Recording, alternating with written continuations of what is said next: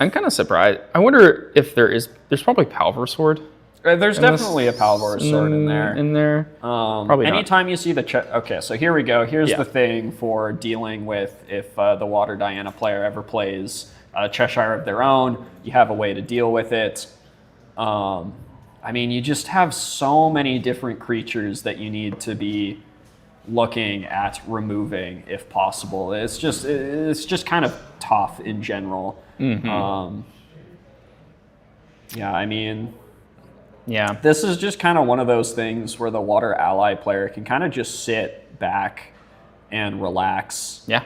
Just let it happen because you just have such an insanely overwhelming board state right now. Even if you're not actively using them to attack every single turn, each of those things is presenting a problem in its own regard. And there you go. There it is, right? You just, any float you put into the graveyard is just immediately going to get eaten. Anytime you try to swing, you have an interceptor on there. You try to play your own cat, you have something with True Sight on the board. You play a Crystalline Archer, it only has 2 health and is really easy to clear with basically anything on here. Yeah. Also, Philip does run like Heavy Swing. It's there. Yeah, I mean, if you're playing CL, you might as well. You like it, the board. The numbers might be small at the moment, but Archivist could just be like, okay, I probably got like 2 or 3 more turns. I'm going to take 3 or 4, and then Philip says, no, take 9 or whatever. If he's got a sword. Yeah, so we see Refreshing Charge come out, which is good. Time to play more Grand Archive. Let's take the game longer. You give yourself a little bit of room. Philip plays these slow decks because he just loves the game so much, right? He just why wouldn't I want to take more game? Why wouldn't I want to play more game? This fire aggro stuff, it doesn't make sense to me. It's only people who hate Grand Archive play fire aggro. They just want to get out so fast, So, okay, so we see a Cheshire of Archivist's That's some board presence, which is good because they still have the inert sword out.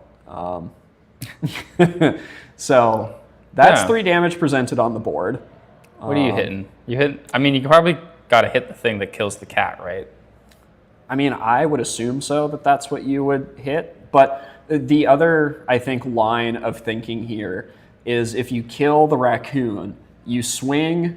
Yeah, so you swing with your Aqua Mirage Whisper, and because the other raccoon is tapped, you would theoretically have a little bit of time that you can maybe make use of the one singular float you get in there. Mm-hmm. Okay, yeah, and you shoot the... You shoot the thing that can kill the cat. And then, if you have enough cards, that means you could theoretically drop a Crystalline Archer, kill something else, draw a card off of it. Okay, but we see the... yeah, just try to claw your way back in, but...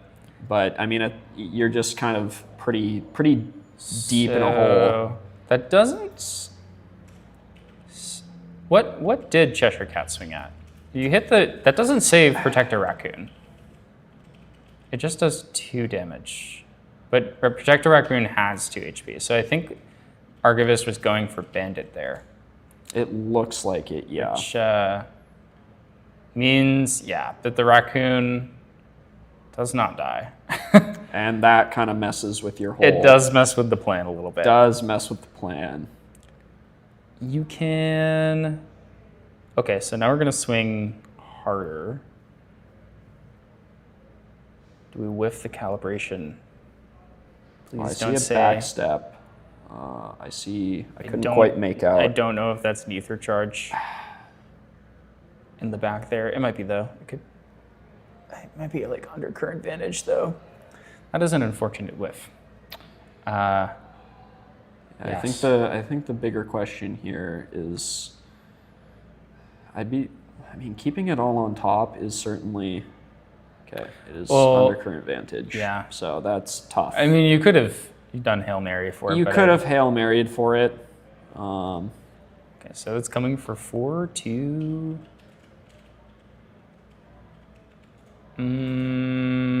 Oh dear. Yeah, and there's the there's the Song of Frost. Oh, that came out completely on top for Philip, unfortunately. For Archivist. Oh man, and there we go. There's the other float gone. Yeah.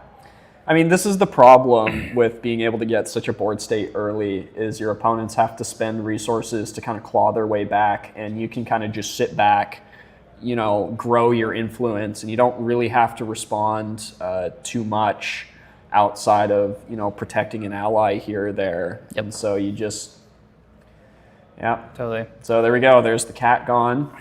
I think maybe what you could have done there is sort of try to trick your opponent and swing with Diana into the Protector Raccoon and be like, oh, like, I'll just let this attack go through, and then they'll mill something and it'll banish the float, but the Raccoon will actually be dead. Yeah. But that's sort of like, I don't know.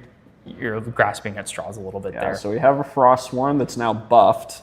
Oh, is that an unyielding Wraith Guard in here? It is an unyielding Wraith Guard. That's so dirty. It's so mean. This is. Yeah, a Taunter that when this dies, it comes back once because it's ephemeral, and then 2 Frostwarns. So swing with the 3, keep the 2 up to protect yourself. So I'm just playing it safe. Like, I'm just gonna hit you for 4. But actually, it's pretty good now. It's like 6 every turn. So yeah, basically, it's just I don't think there's a way to get past all of this. You just don't have the influence at this point to do much of anything, right? Which is just tough. You can once. And Aetherwing, there's the other cat gone. Kind of plays like an allies deck, where if you force them to be lower than 6 influence, it becomes very difficult for the deck to function. No, it becomes really difficult. And the problem is sometimes when you have these early board states like this, like I've been in this position where it feels like you have to be doing something to be to bringing the board state back, and so you're spending your resources to try and get it to a manageable state. And it just drains your resources for the mid game, and then you just can't do anything else. You have like one card you're looking at playing each and every turn, sort of thing, and it just feels really bad. Right. So, and if you're in like the middle of the game and you have managed to do 10 damage to them, you have 5 influence, you have a cat. Sometimes you just slip through, right? Yeah. Sometimes if you're really lucky and you can get kind of that early damage. Early on, it's good, because then they always have to be aware of the cat strides combo. But here, with you being at 0 damage, I mean, he just doesn't have to worry about that basically ever. No. Right. And Armoire is actually super good in this deck. Armoire in general is a really good card. It lets you take one of your omens and swap it for a card in your hand. But what that means is you can say, sure, you killed my Trapper, I get another one. Sure, I use Song of Frost, I get another one. Like, normally this is used aggressively. You see, like, people put heavy swing underneath it, so you can swing multiple times, or, there's many people who are familiar with Foe Awakening, Oblation Ciel, using this Regalia to combo, but this is like a very interesting defensive way to use it. Okay. So, I mean, you basically have 1 turn at this point, if you're not already dead this turn. And Snow White will. And there's Snow White coming in. Snow White, I think, it's very scary. The Diana, if you do have Charge the Soul, like, you kind of get out of it, right? But if like we were saying, if it sticks, it's behind a double Taunter. You're probably not attacking for the rest of the game. No, you're not. Unless you find exactly the right combination of cards. It's actually something we haven't seen, is just Charge the Soul. Yeah. I don't know if it's like ultra standard for Diana. It definitely is, and it should be. I think this is probably just an unfortunate series of draws to not see it, because, I mean, you just get, it's a 1 cost, it does a damage to something, so in the case that, someone played something protective, you can still, hit it with that and kill it, and you load it into your gun. But also it deals with a lot of the smaller things that a lot of the decks like to play. Like it deals with Windmill Engineer, it deals with Snow White there. It's super, and you can even if you don't have any allies that you want to hit, you can still charge the soul someone in the face, and over the game, I mean, that's 4 damage presented off of the 1 damage there, and then another 4 damage from the card itself being loaded, right? So I personally think there's a lot of value in that card, and it sucks that you don't see it. And it has float, right? I think it's also float. Yeah. So pretty good in a lot of ways. I mean, earlier in the days when playing against a lot of Razorgale, I used to run Ignite the Soul in Merlin, and the reason for that is like playing against Razorgale or something, they try to reclaim their Windmill Engineer, you kill it. Yeah, you kill it. And then they're like, what do I do? I can't play Ace on Protector anymore. I can't. Yeah, you can't bounce it with Ace on. Sort of went negative for this. I mean, I guess they technically get a float with the reclaim, but like it sucks that you don't get any extra value out of it, right? So. Yeah. But back in the day when you were playing like big cards like Razorgale and Cloud Striker, it takes a lot of influence. And if you're taking away that card, it means I have to commit to this. And I can't do anything afterwards. So I don't know. Just getting in there with strides, I suppose. I mean, just drawing a card, hoping you draw, I guess, just literally anything to help you survive one more turn at this point, right? You can I don't know. I think you have to wait and hope to not die, which is, it's looking like die this turn is fairly likely. That's what I was saying. But if you could get you just die. If you get in a situation where you get 3 float and then an archer and a cat, and because you're not swinging, the archer has to do the job, and you kill 2 Taunters, Frostborn Paladin. You'd be good. I think you'll get there. I think they're probably asking for a lot in this situation. Miracles can happen. I mean, true. We have. I feel like there probably have been crazier things. But I think at this point you're kind of praying that your opponent makes a pretty, and there we go. Scoop it up. That's it. Yeah. Good effort. I appreciate the sticking through it as well. I think it can feel very disheartening sometimes to look at board states like that and keep playing. It definitely is. It it also can feel really bad, especially when it's as kind of dominant as that, getting just locked out of the game that early. It just like you're just kind of sitting there going, man, what do I do? Why am I sitting here right now? Sort of thing. So, kudos to Archivist for sitting through, and honestly, kudos for with the board state surviving as long as they did. And in game 1, they were within striking distance for a little bit there. And I think if Philip even misplays 1 too many cards there, you're staring down the barrel of that, that cat ranger combo. So I mean, kudos to Philip for really playing it super well into a deck that can be pretty highly aggressive on turns and whatnot. So kudos to both of them. Yeah. Well played. I am interested to see. I think the rim is pretty good for Philip in general, right? Like we have multiple Aetherwing players. Just what he's looking for. We've got Genbu. We've got just a lot of decks that are dependent on their graveyard. Then on the flip side, we have decks that aren't. So I don't know. That's one of those weird decks where, like, I think it was so strong at a recent tournament because it was exactly what he expected to play against. He's like, I'm going to do Rizzigo, I'm going to do Water Aetherwing, and probably some other things in between, and it's going to work out for me. But when you're in a situation like this, you either high roll and you hit all your good matchups, or you don't. It's hard to tell.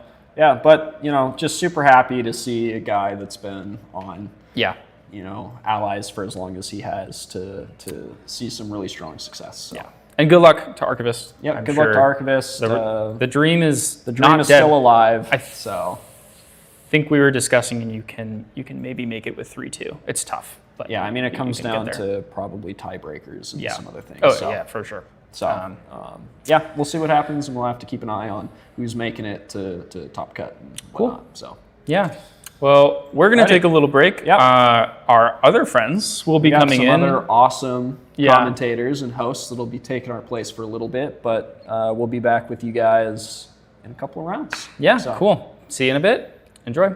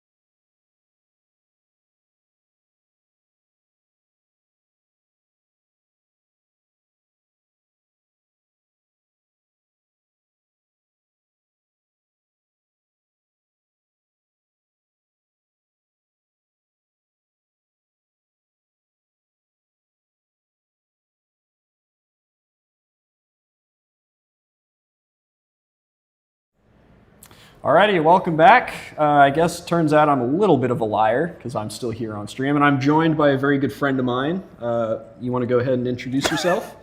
Yeah, I go by Mafifia. Some of you guys might recognize me from previous streams. I also go by, do you tell me your name? Or is that secret?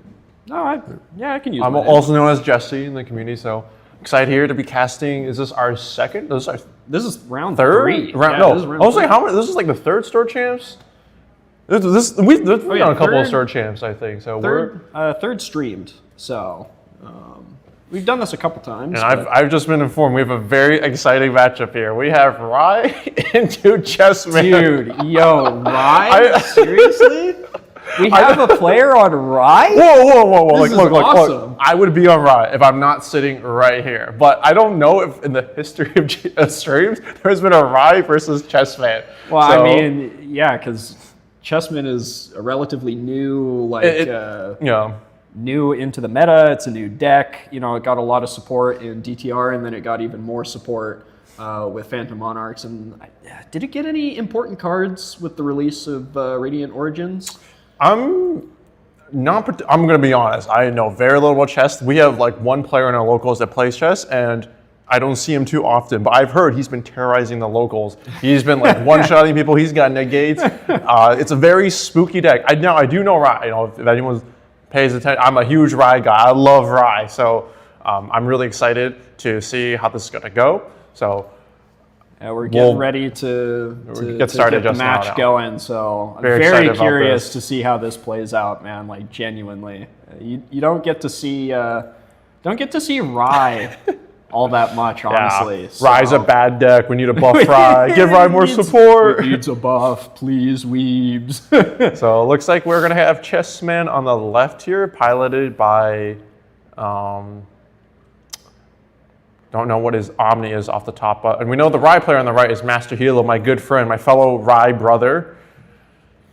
Look at those beautiful Rye sleeves. Do you know those foil Rye sleeves cost $200 for a pack? Those are some vintage things. I'm not kidding. Are you serious? I got a pack too. Only true Rye players would have that as well. Only true Rye levers. Oh, and they tie the dice roll. I think this matters a lot. Oh, no. Look at the hesitation from Master Hilo. Yeah, he saw the double sixes. He knew it was in trouble. He knew it was Jover. Now, the thing I do know about Chessmen is that this is a deck that can just kill you on the turn to you if you have no interaction.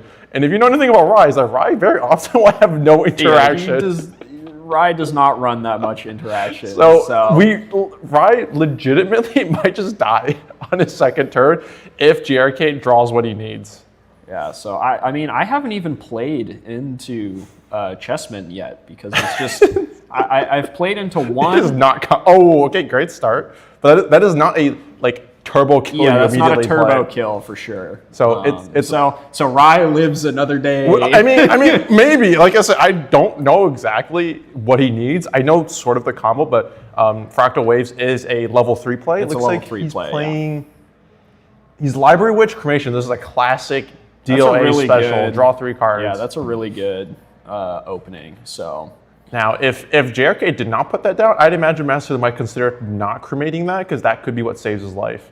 He's putting 2 cards down. Oh, and look at that. This is one of the new RDO cards. Angel Attendant. Yep, and it gets Frozen Dismissal, okay, so it's immediately gone. 1-for-1 trade. I mean, getting rid of Frozen Dismissals early is not the worst because it's just one less card you have to. Is that another Frozen Dismissal? Okay, Dismissal. So the reason why that's good is Rye really heavily relies on dungeon guides, right, to level up. Yeah. So you don't want to see Frozen Dismissals if you have dungeon guides. So getting 2 of those out of the way early is honestly value in my opinion. So that does tell me that JRK may not have. Ooh, but is that? It's hard to tell with is that the Radiant Origin card? I'm gonna be real. It's gonna be hard for me to know what cards JRK is playing because I'm just simply not very familiar with the Chessmen cards. I mean, like I said, I've only played into a Chessmen once, and that was like a wind Chessmen, which was using the the spindle. Okay, yeah. The wind Chessmen. Yep. But other than that, I mean, I just haven't seen it. This is a much more slower paced deck. This is a deck that if you play against could definitely go into time. Looks like what he has on the board is a golden pawn. So as long as you control another Chessmen unit, it has taunt, on death, draw a card, and it has a special on-hit effect. If it hits for 7, it transforms into the queen. And that's sort of like the wombo combo, is you use a command, you swing for at least 7 with the pawn, transform into queen, which is awake, it has attack, has command will 6. If you play another command, it can swing for 7 or more than 7. And that's how you just kill someone in the spirit. Yep. Looks like he is sacking it with the Chessman Cremation Ritual. So he just draws 3 cards. This is the Chessman version of Cremation Library Witch. And drawing cards there, very solid. I mean, both decks have had some really good kind of draw early on. So I'm curious to see, who is using those draws to their advantage. So JK doesn't look like he is going for a early kill setup based on what the cards. He's gathering cards. It looks like he might be going for that's the bishop. Okay, I think that's the bishop. Let's see if he puts a counter. Okay, that is the bishop. This card, that's not the bishop? He put a 6 on there. I'm not sure if you, okay, it is the golden bishop. So I do know this card is crazy. Every time you hit a opponent and it has an odd life stat, it gets a charge counter. And then with that charge counter, you can remove it and block the next 2 instances of damage. So this is a very powerful defensive card. Defensive card, yeah. And Rai only had, no, I mean, he's level 22, so it wouldn't get a charge counter now, but it's a great defensive card. Yeah, and there's the dungeon guide. Does he have another? Guide. So, like I said, and that's the reason why it was kind of really good to get those frozen dismissals out early, because if he had one of the frozen dismissals, Dungeon Guide is a premier target for that. So it makes you wonder. Master Hilo is going very quickly. Now, I know that the Chessmen deck is a slower paced control version of the deck. But the one deck that you don't want to go slow against is Rai. Because Rai is one of the I would say it's like a hyperscaler as a deck. It is the deck that, if you give it 5 turns, can do the most damage in the game. And here he plays his Pot of Greed. He's going to draw 2 cards. Careful Studies. The Rai a certified Rai classic. We love to see it. Draw 2 cards. Oh, I love to see it. My opponents don't love to see it. And make sure to bring out his Lost Providence. This is a mark of an experienced player. I had to learn through pain when I forget to bring it out. There's been many cases, because I haven't played level 3 in a little while since Lost Providence came out, where I go to level 3 and I just completely forgot to bring out Lost Providence, and it's tough when that happens. Fracturize? So. Okay. There you go, JK's got a fractal now. So two fractals to play with.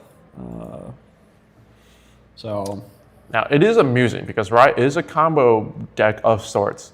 And so you would think it is weak to negates, and negates do affect it, which JK runs a lot of. But because Rai scales with level over time, he will get to a point where you can start playing cards that cost 0, or you play cards that you have to negate every single one, or they will all kill you. Yeah, I mean, the other thing that's important to note is a lot of the negates that Water runs are, pay 2 or pay 3. Exactly.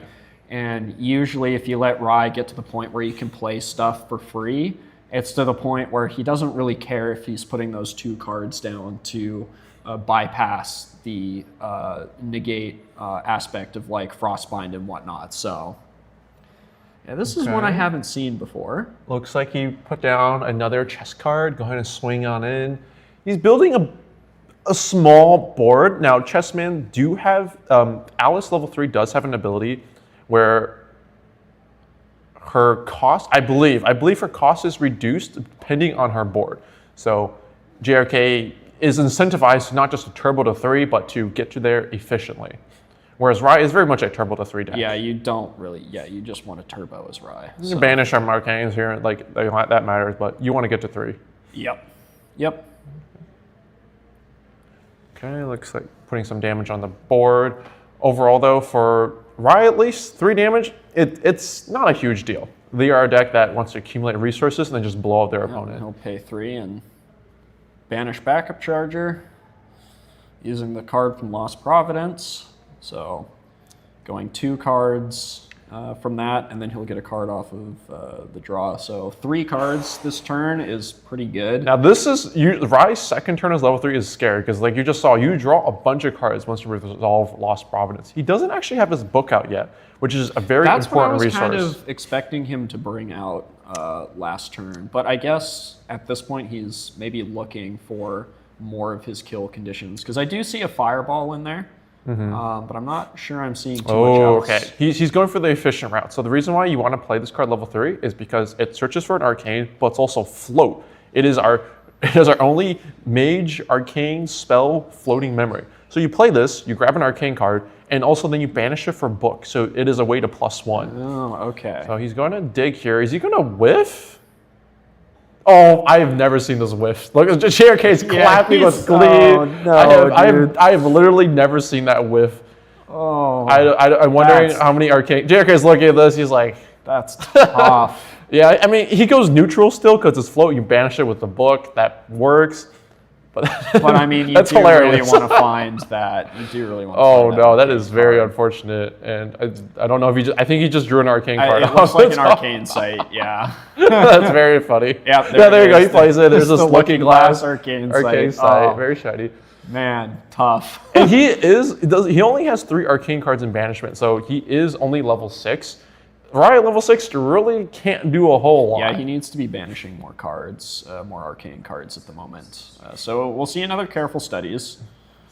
Okay, so he's going to start drawing cards. But we're going to see, it looks like Jericho, this is probably something that you want to respond to. Is that an engulf? Yep, looks like that's an engulf, I think, which is a just hard negate. It is a card that costs 6, but if you're level 2, it costs 3. So a very powerful card that just came out in RDO. He's going to cremate Dungeon Guy. That's not really going to do much.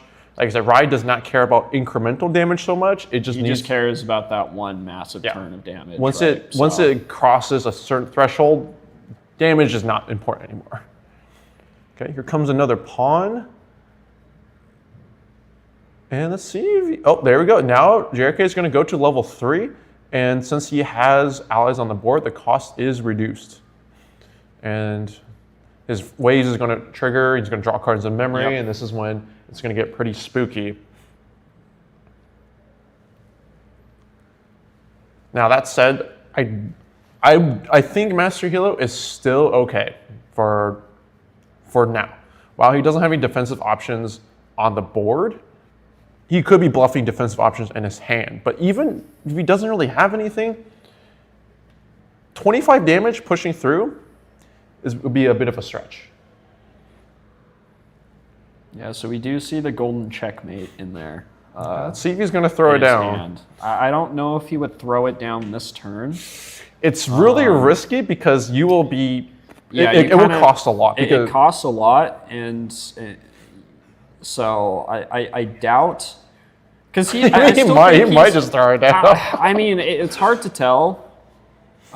Because he's still in a relatively decent position at the moment with multiple allies on the board and stuff like that, but it's kind of one of those things where with how Rye functions... Rye doesn't care if you got allies on the board. He just doesn't care.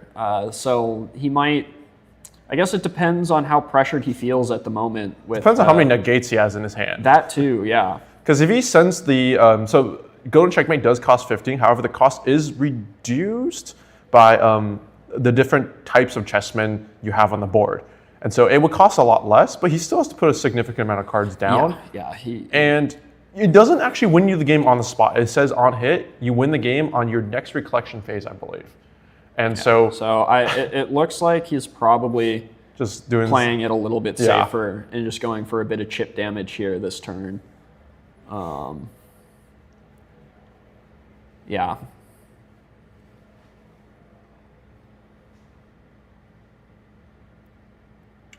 Oh, he's... Interesting. I'm not sure what's going on. Can't quite tell what... I mean, I'm just not familiar with those cards, frankly. He brought out... I wonder if that's a pawn. It's definitely another pawn, I think. He brought out a pawn.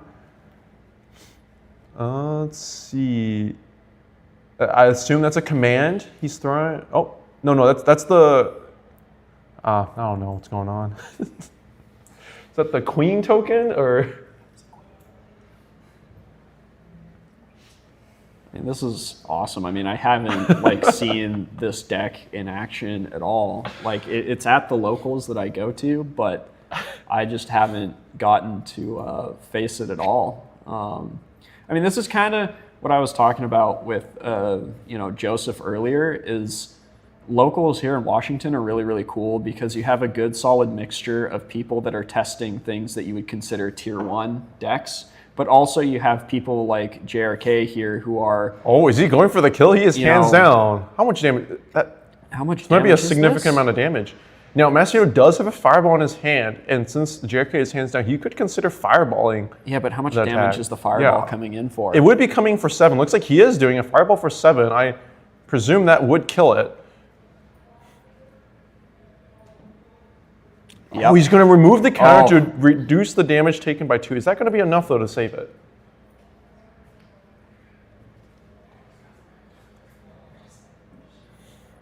But yeah, you have just such a good mixture of tier 1 meta decks and people just willing to test out things that nobody is really thinking of at the time.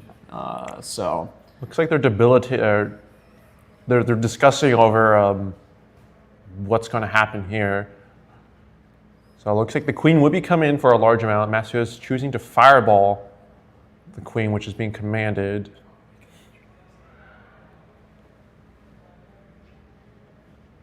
And then both players are hands down. Okay, so it looks like the fireball does resolve. And kills it. And kills it. Okay, it looks like Masio's like, okay, I survived another day. He lives one more day. Now so there's the tone. It is Rise time to shine here. There's the tone. He's going to bring out the book. There's the Arcane banished. He's going to put him at level... So that's at 4. He's going to be at level 7 now. And then the book will be able to banish another one, so hopefully be able to push to level 8 with an Empower 1. Once you're at level 8, that's when you can really start doing a whole lot. Let's see what's he got. He's got another... He's got a... Okay, there you go. I think he's resolved 3 of those so far. Yeah, because the one got banished, or the one got negated, and then he's played 3 others. So. That is a high roll. That is a good feeling. You've just played like a bunch of pot of greeds. He's tapping the book to empower 1. Then he's going to activate Tome of Sacred Lightning from his memory, which copies all the effects, including the on-enter. So it will draw another card in memory. Before that resolves, tap to banish. He's got an Arcane there. And it's going to get a charge counter, Shattering Discharge. So he can now activate that to do 2 damage to his opponent. So, I mean, a really good sequence of events here for the Rye player, I think. Now, can he kill, though? I mean, that's the question. I think this is kind of the turn where it's do or die. Yeah, he does. He is level 8, but the damage... I think he has 1 more fireball in his hand. But I don't know if he's going to need like a fireball and an Arcane Blast really to get there. Cremation, I see a Careful Study. An Angel Attendant. Yeah, that's not quite going to get there. What's he playing? He's putting 3 down. Is that an Arcane Blast? 3 down would be 4. 4 down. What? Is he adventing? Oh, he's erratic Pulsing. I did not think he ran this card. This is a DOA Arcane card.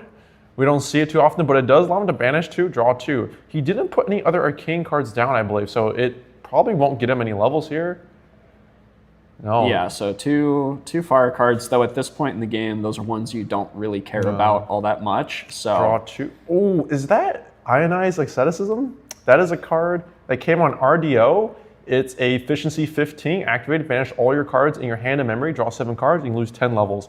It doesn't kill the opponent, but it allows you to draw 7 cards and banish everything. So you could get more levels and kind of buys your time. He's looking at the Lineage releases now for the Alice player. Yeah, Alice has a couple Lineage effects. One of them reduces damage taken for every awake Chessmen unit you have. But which he doesn't have. Yeah, which none of them are awake at the moment. So I almost wonder if JRK could have ordered it differently, because I know he was considering the Lineage release. Yeah. So maybe that was why he was thinking about it for quite some time. So you do see a spell shield. I do see a spell shield. Now that would be pretty spicy if it prevents a good amount of damage.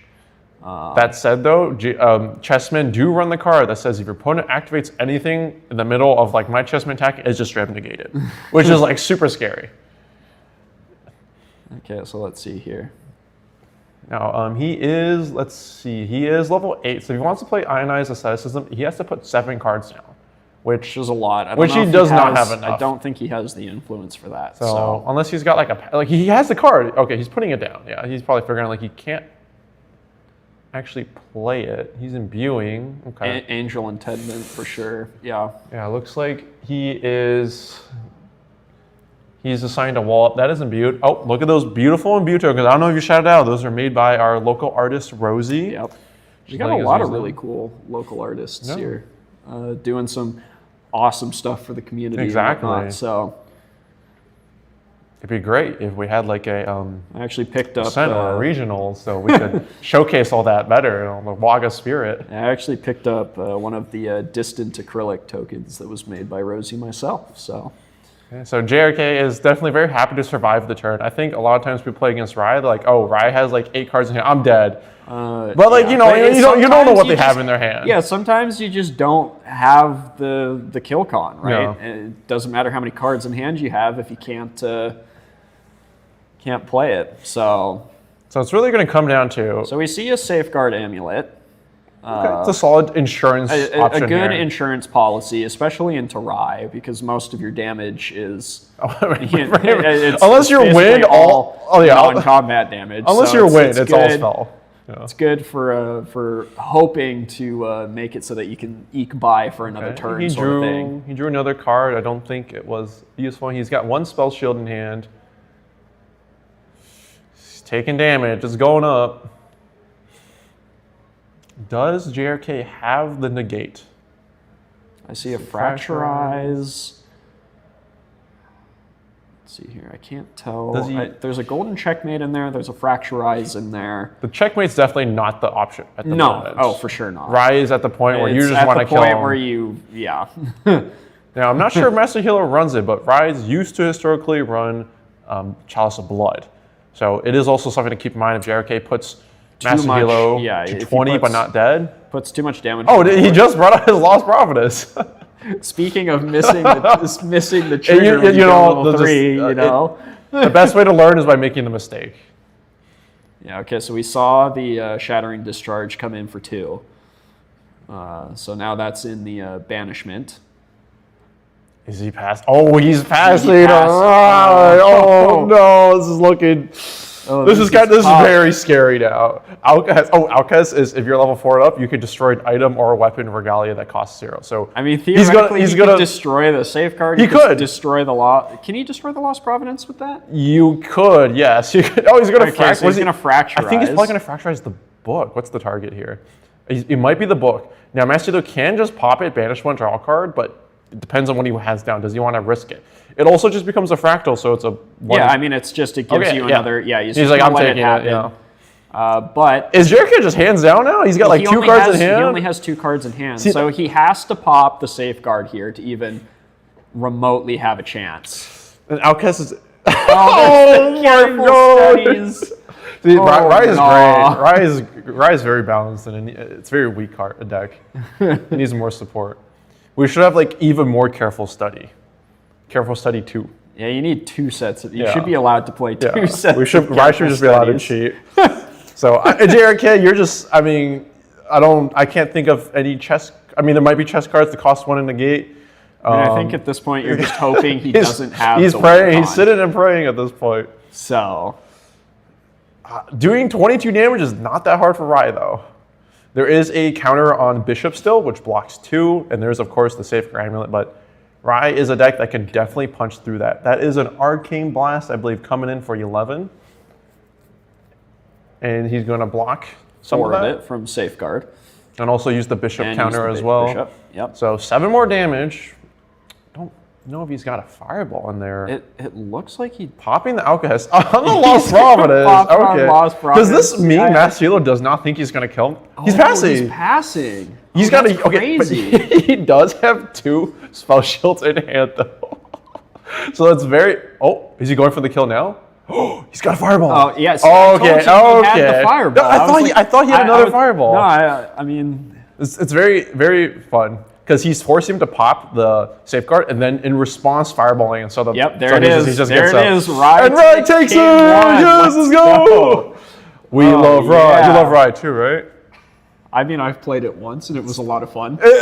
We love Rye. He needs more support. It's the Soldar, please hear our prayers. It's just a very high rolly deck, and the dopamine you get when you hit all of your draws and are just careful studying is just nothing quite hits like it. Yeah, it's a very, very fun deck to pilot. It's a deck that goes the nuttiest when it goes, but also can just die and do nothing. You could just absolutely brick on the deck, so.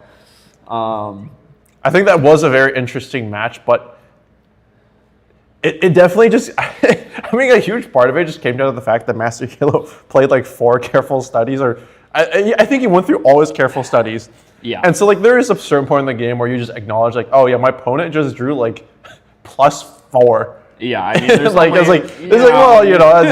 okay. You just kind of accept that. I do wonder if the golden checkmate had been played earlier, what would have happened. That's true, because we saw Master Hilo was not there quite was there. a point where he wasn't there and he did not have that many cards in hand, and it looked like it was a fireball and nothing else that was defensive. I do wonder if maybe JRK played it just a smidgen too slow. It could be, but at the same time, it's going hard hands to down. tell. Yeah, going hands down against a Rye is like super tough. So. Yeah, and so it's just something you have to like. That's why he thought about it. He thought about it for a long time, and it's sort of like a risk thing. It's like going hands down against a Rye. You have to do some. There's a lot of risk management calculations into any time you're playing into Rye, especially because the deck, while it stays relatively the same, I've played into it a bunch, and there's been quite a few different versions that run different defensive options throughout like since I've been playing. Like for a while there was everybody that was running Rye was running Peaceful Reunion and stuff to just old school Rye. School Rye was just running Peaceful Reunion every single turn and stuff like that. So just you just kind of have to do the calculation, and sometimes you just have to gamble, and if it doesn't pan out, it doesn't pan out. So I think fireballing, that ally that was coming in for a ton of damage was really the turning point of the game. Like that is what really I think won Master Hilo the match there, because it let him just sit for another couple of turns to build up his influence and get to the point where he could just start arcane blasting for a ton of damage regardless of the safeguard amulets and the protective ally on the board. So JRK definitely committed, wanted to go for the kill there, and the fireball, I don't think he probably assumed if he had response, he just called it like, if you have it, because he did go hands down for that play, and so it just worked out. Yeah, it's like I said, you sometimes have to make that call. Sometimes you just have to gamble. Yeah. You just have to gamble. And if it doesn't work out, you just got to kind of tip your cap and be like, you know what, you had it, nice game, move on to the next one. So we'll have to see what JRK brings in for the sideboard now. I don't know. Rye is a deck that is so different from other decks that most decks aren't pre-sided for it. Like if you're usually decks run like defensive for allies, because you'll see a lot of that in the current meta. So I assume we're going for the a lot of defensive here. cards are coming in that are specific to like spell damage. So we'll see what's going on. I did see Master Hilo side in like 4 resolute stands, so he is upping the ally defensive options. Which I mean, it makes a lot of sense. And I think when you're going to store champs, Master Hilo did not draw a playable card. I think he drew two careful studies and I think a hand of Arcane. He's going psych. He's going second. He drew another Arcane card. He just passed it. He's not doing anything. Oh, man, that's funny. We might see a couple of legendary plays. We might see the backup to level up, or the just hard play, careful study for 8 to level up. Either of those two options will probably be coming out. But this does afford JRK just a bunch a of lot of freedom, opportunity. a lot of opportunity, a lot of freedom to just do whatever he wants to set himself up for the mid to late game. So. You just know Rai is not going to do a whole lot early game. So it looks like he does have a golden good level 1, and that is the pawn. Yes. I've been told that token is the pawn he brought out, and I believe that is the field spell rank and file. And that card is pretty crazy. It does have, I think, 4 durability as a siegeable domain, but Rai is not a deck that's going to deal anything about it. He's not going to be doing anything against a siegeable domain. We said before, Fractal Rain means JRK is probably not going for turn 2 kill. This is the turn 2 kill card. Yeah, this looks like... This is one of those things where I think you have to... What is he? Oh, he's doing it. He's doing the hard play careful study at level 0. This is insane. Dude, okay, this could be it. JRK sees this. He is like rubbing his hands together. He's like, oh, it's time to feast. This man is doing nothing. He is feasting. I would not be surprised to see a command come down, swing, transform into queen, and then swing again, and then we go to game 3. Okay. 3 down. Oh, he might be going for influence because he's trying to get for the influence to go for the turn 2 kill. You know, I would love to see this. I would love to see a turn 2 kill. I mean, I'm really hoping for a turn 2 kill. So.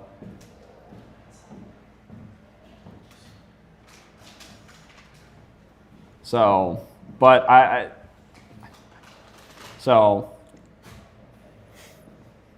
mean, there's not too many decks that can do turn 2 kills. Well, right? yeah, it's very difficult. We had one that was banned. It was also a water deck, amusingly enough, but looks like he survives. He's leveling up. So honestly, a little bit of a letdown. What do you? I mean, yeah, we're getting more GA. We're GA. He's not out of the woods yet. He had a horrible start for Master Hilo, so we'll have to see if he drew playable cards. Or are we going to see a? I mean, he did banish an Arcane. I mean, he just drew another Arcane. We're going to see a careful study for 7 now. Do it. Come on. He can draw a bunch of cards though, so we'll see. He's going to dig into cards he wants. Cremation, not useful right now. Nope, he's gonna do it again. More.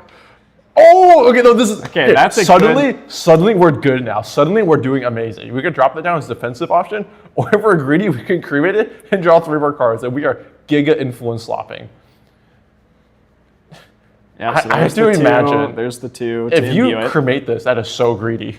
It's like that is so greedy right now. I feel like knowing that what JRK is trying to do. Okay, yeah, he is fascinating. He knows that it's a lot of just regular combat damage, so keeping the Angel Attendant up is, I think, pretty important as a defensive option. I'm not gonna lie, I don't know if I'd be able to not cremate. I see that draw 3, I'm like, we gotta go, we gotta send it. You are so greedy, man. So it looks like we're going to Alice level 2, and this is has on interior glimpse 3, reveal the top card of your deck, Chessmen, put in your hand. And then if you don't control pawn ally, you can summon one that's a tap. So he does have a pawn ally. He does have a pawn. He's not gonna get that effect. Won't do anything. He's putting down.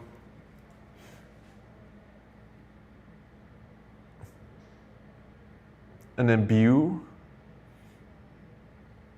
And okay. It makes another chess a pawn token. Yep. Fast speed. Collects draw for turn. So he's going to intercept it. It's taken 2 damage. So yeah, this is solid. Because that's exactly what I was figuring. And the pawns can't. Oh, so one of the pawns. I know rank of file gives attack on summon and attack on command. So one of the pawns does have 2 attack and can clear it. And if he plays a command, it would swing for a lot. But I think due to the way the combo works, he may not be able to transform into a queen. Yeah. Because he needs one of them to kill the Angel Attendant. So that 1 life remaining on it is a pretty big deal here.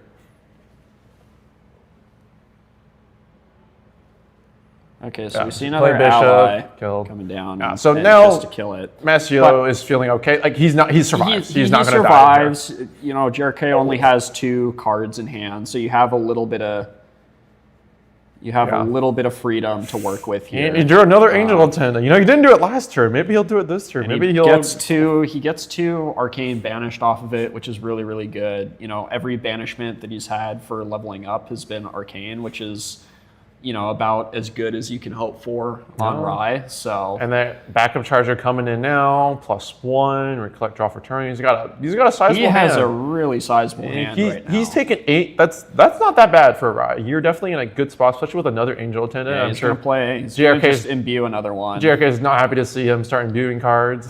Because you know when he's imbuing it that another one's about to come down. Yeah. And amusingly enough, he is level 2 with a Fireball, so like if he attacks with a pawn that's charged up, he could just Fireball it for 3 and force something. JRK does have Bishop, so it would be able to protect. Actually, it would not be able to protect a pawn, because pawns have 1 health. So a Fireball would kill the pawn. Because I believe Bishop just blocks 2. Yeah, blocks 2 damage, so Fireball for 3 would kill a pawn swinging in. I mean, that's pretty good, so... Sorry about that. We have some room service. Yeah, we got room service for bring us the caviar. For our tech crew here. Another pawn. So He's got another 3 pawn. pawns. So he has a ton of pawns out. Is he level 3? I feel like he can go level 3 for free now. I can't. I'm not sure if he's level 3 or not. But at this point, yeah, he's got quite the board. This is where Chess wants to be. Yeah, I mean, yeah. So he is level 3. Yeah, Lost Providence. You remember this time? He did not forget the Lost Providence trigger. So he slaps it down now. Which in the previous game, if he had gotten it down earlier, Alcahest wouldn't have been able to be used to banish it. So that was actually probably a pretty significant misplay, actually missing that trigger, not getting it out early. And it was also a big deal because if Lost Providence would have went, JRK could have had 3 cards in hand on the turn Master Heal Fireballed him. Yeah, exactly. And if he had a defensive option, he would have been able to use it there. So, all right, Creative Shock, draw 2, pitch 1, get a counter. It's Mage Spell. Yep. You could pitch now. This is non-targeting too. So he pitched a fire card. JRK cannot respond to this because this is non-targeting. So you have to respond to the activation. Immediately just kills a pawn. Yep. JRK may not have acknowledged that. A lot of people just use Creative Shock just to pitch one. They don't realize. Yeah, they don't use that when it's a mage that uses it. You get a non-targeting, just 2 damage to put out, which very is nifty just here. Really interesting. And the meta has shifted in a way where you're just not seeing a lot of Merlin. You're not seeing a lot of Rye and stuff like that. So. Looks like he's bringing out Weiss, which is the water Chessmen King. This card costs less for every 2 pawn allies you control, and it has a bunch of effects. You can tap it to buff a Chessmen card, draw a card, put a buff counter on a Chessmen Knight ally, and also you can change the target of an attack to a Chessmen Rook ally you control, and they give it +2 health. Now that one doesn't matter, but the buff counter, the buff counter, and the draw. I mean, the draw one card is also the very draw solid. and the buff counter are exactly what JRK cares about here. So this is both a damage and a resource engine, which is what you need, because if you're not going to burst kill Rye, which looks like we're not going for that, you need to be able to compete on Rye's resource efficiency engine. Yeah, I mean, Rye just has one of the most crazy resource engines, though. It's so hard to keep up with that. No, it's very balanced. In fact, it's underpowered. It needs better cards. So it looks like he used the Bishop effect to draw, and now we're banishing. We do have a Fireball down there. Let's see if it gets hit or not. It does get hit. It does get hit. That's tough. It's okay. He's got 5 cards, 5 Arcane banished, puts him on level 8, and that's the magic number for Rye, because that makes Careful Study free. But we know he's already played them. There's the Arcane Sight. Oh, this is very spooky. He's putting down Topsy in response. Yeah, so he's going to give himself Spell Shroud off of that. This is very preemptive to throw it down. Since it's imbued, he's probably going to rip one from memory as well. Oh, yep. Ripping from, you either have to put it from your hand or your memory. Okay, and he just pitched a float, which I mean, that's honestly okay good. Yeah, that's good. Because you can use that, bring out Tome. Yeah, you're going to bring out the book. But it was mostly, I think the only thing he really cared about there was just the Spell Shroud on his champion. Spell Shroud's a big deal because if you start out with like an Arcane Blast and pop that, they can just Fireball you in response. And that's a very common bait. Now, we do see one more Fireball in his hand. We see a Creative Shock. We do see 2 Spell Shields, it looks like. So, I mean, Yeah, two spell shields, two spell resolute shields, stance, and a careful resolute, study, and a careful. I mean, and a I rag ball. think- Oh, Master Hilo is he's probably feeling pretty decent right now. He's got a lot of options. He has a lot of defensive options. The issue is he's going to crack Enfeebling Orb here, and so that just means you have fewer because you have to put 2 down. So now you have to be really intentional and careful with exactly what you're responding to. But here's the thing though. Master Hilo does have enough cards to play 1 shield, have it negated, and then still play the second one. Yes, and you also get Resolute Stand for free because you're level 3. Yeah. So he as bad as putting 2 cards down is from Enfeebling, I think you're still sitting pretty, with where you're at. So, and plus he's only taken 9 damage. Like, GRK needs a command. He needs a command, a pretty hefty command to come out, and he needs to have a negate for it. He needs a command into a queen, into like another command, and I don't. So here we go. Here's a command. He's going out. in, and this is the one that the bishop put a counter on. So here comes the first so spell there's shield. the spell shield. Does JRK have the negate?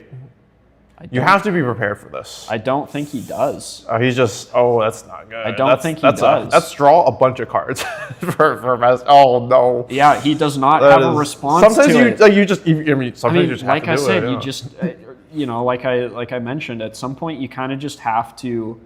If you're in this situation, you just kind of have to gamble and hope that they don't have a response to it. And in this case, with 2 spell shields sitting, it just really tough. And it's in the situation where JK could be saying, like, I need to send it now because I already popped a defensive card and I may not have enough to survive another turn. Because Rai is a mystery deck. You don't know, like, if they could kill you or they could just do nothing. Yeah, I mean, that's also what makes Rai so much fun. Is you just each turn is like, your opponents do I sit live? in fear. Yeah, you just your opponents are sitting there in confusion and fear. And you have like waiting. 3 dungeon guides in your hand, or like scratching your like face, like I don't know what I'm gonna do. I don't know what I'm gonna do, but they're still sitting there in fear because they know the sheer raw power, the sheer Rai power, if you will. Yeah. The Rai power. So now we're level 9. We hit the second turn of level 2. So there's Tome coming out. This is a massive power spike now for Rai. So here comes another Topsy. Here's another Topsy. So which honestly, Fire Rai doesn't care a whole lot about this because we could also just go the Advent into Fireball during your recollection phase, and you're just dead either way. Yep. So, but it does at least protect him for the time being. It protects him from Arcane Blast and also Radic Ball, which we know Master Hilo does have the Radic Ball in hand. Yeah. So using it preemptively, is a really good.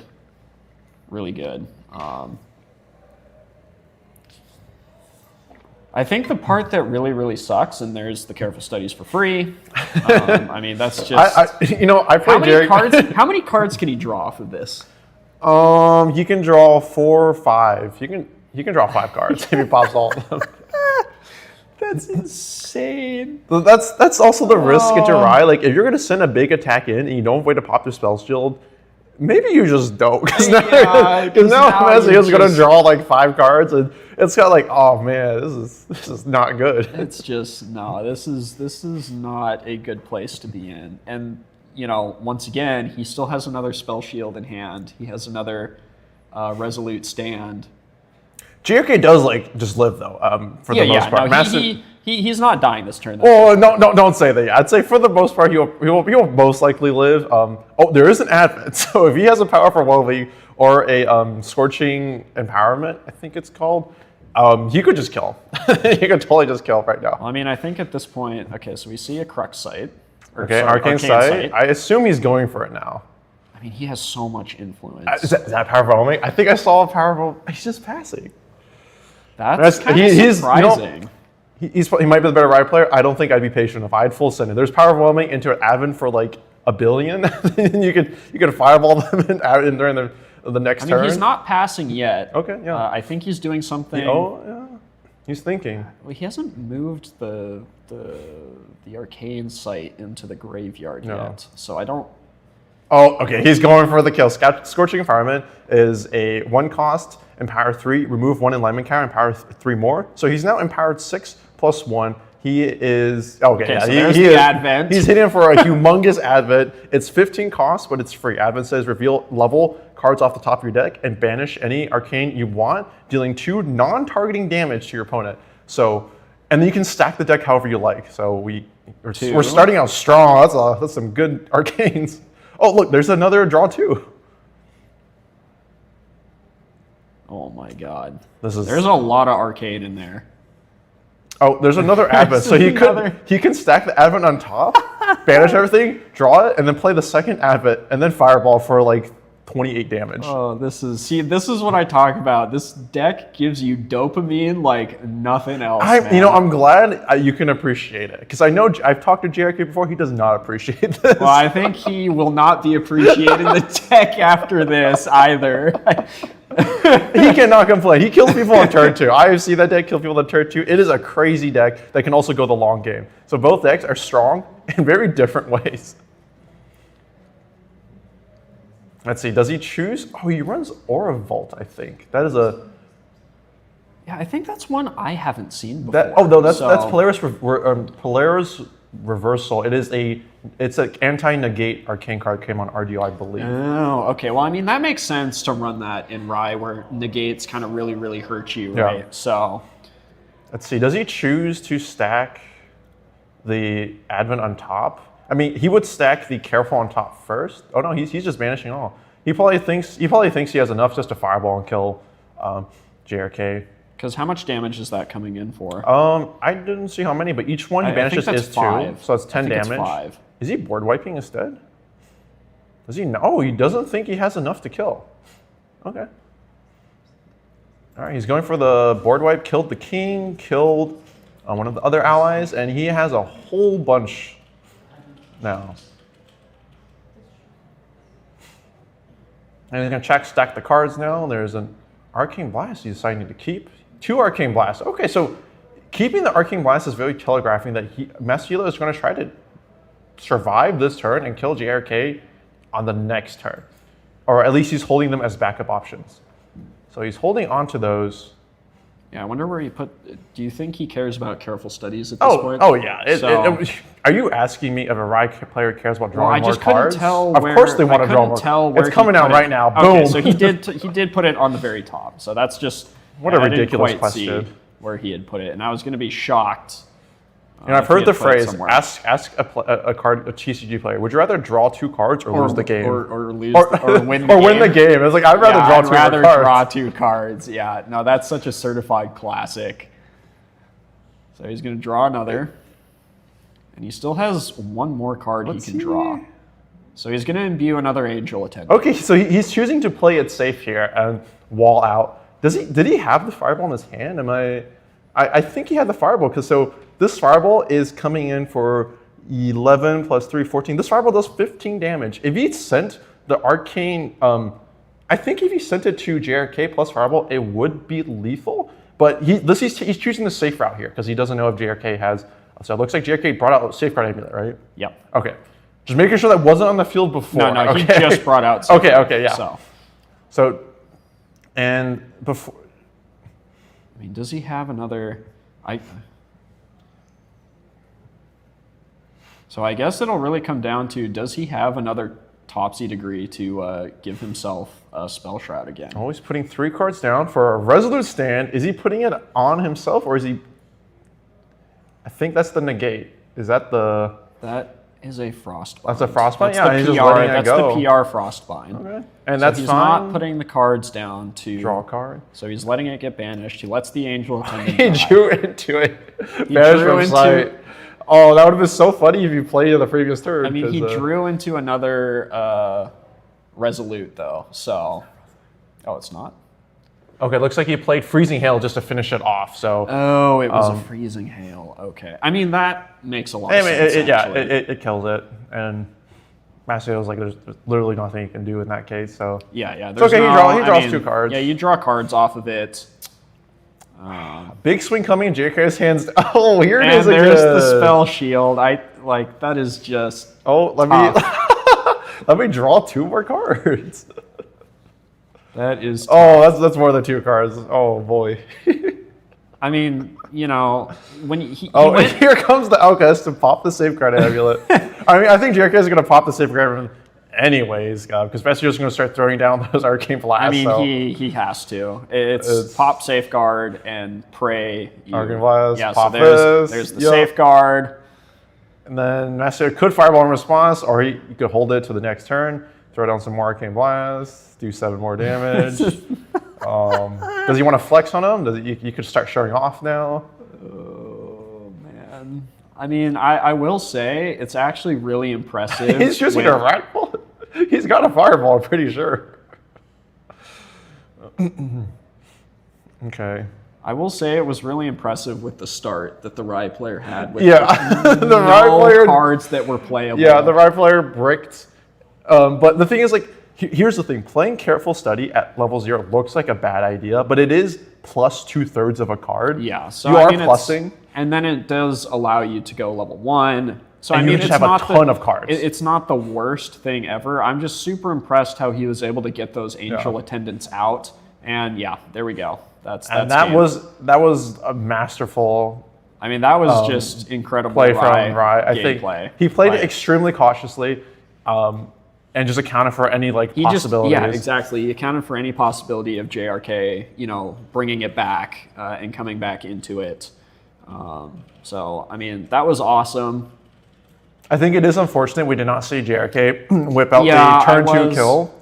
I was really hoping to see, some crazy command stuff with Chessmen, but I think it's still such like a deck that's so early, in its life cycle that I think people are still kind of testing it out, figuring it out, and things like that. So I can only assume that JRK is going to get better with the deck as time goes on. Oh, he has been working on this deck for such a long time, and for the longest time, this deck, like I would say, within the wider community, was a joke. It was just like a meme deck. But JRK, it's actually scary now. He's genuinely one of the pioneers of the deck. I would say sure.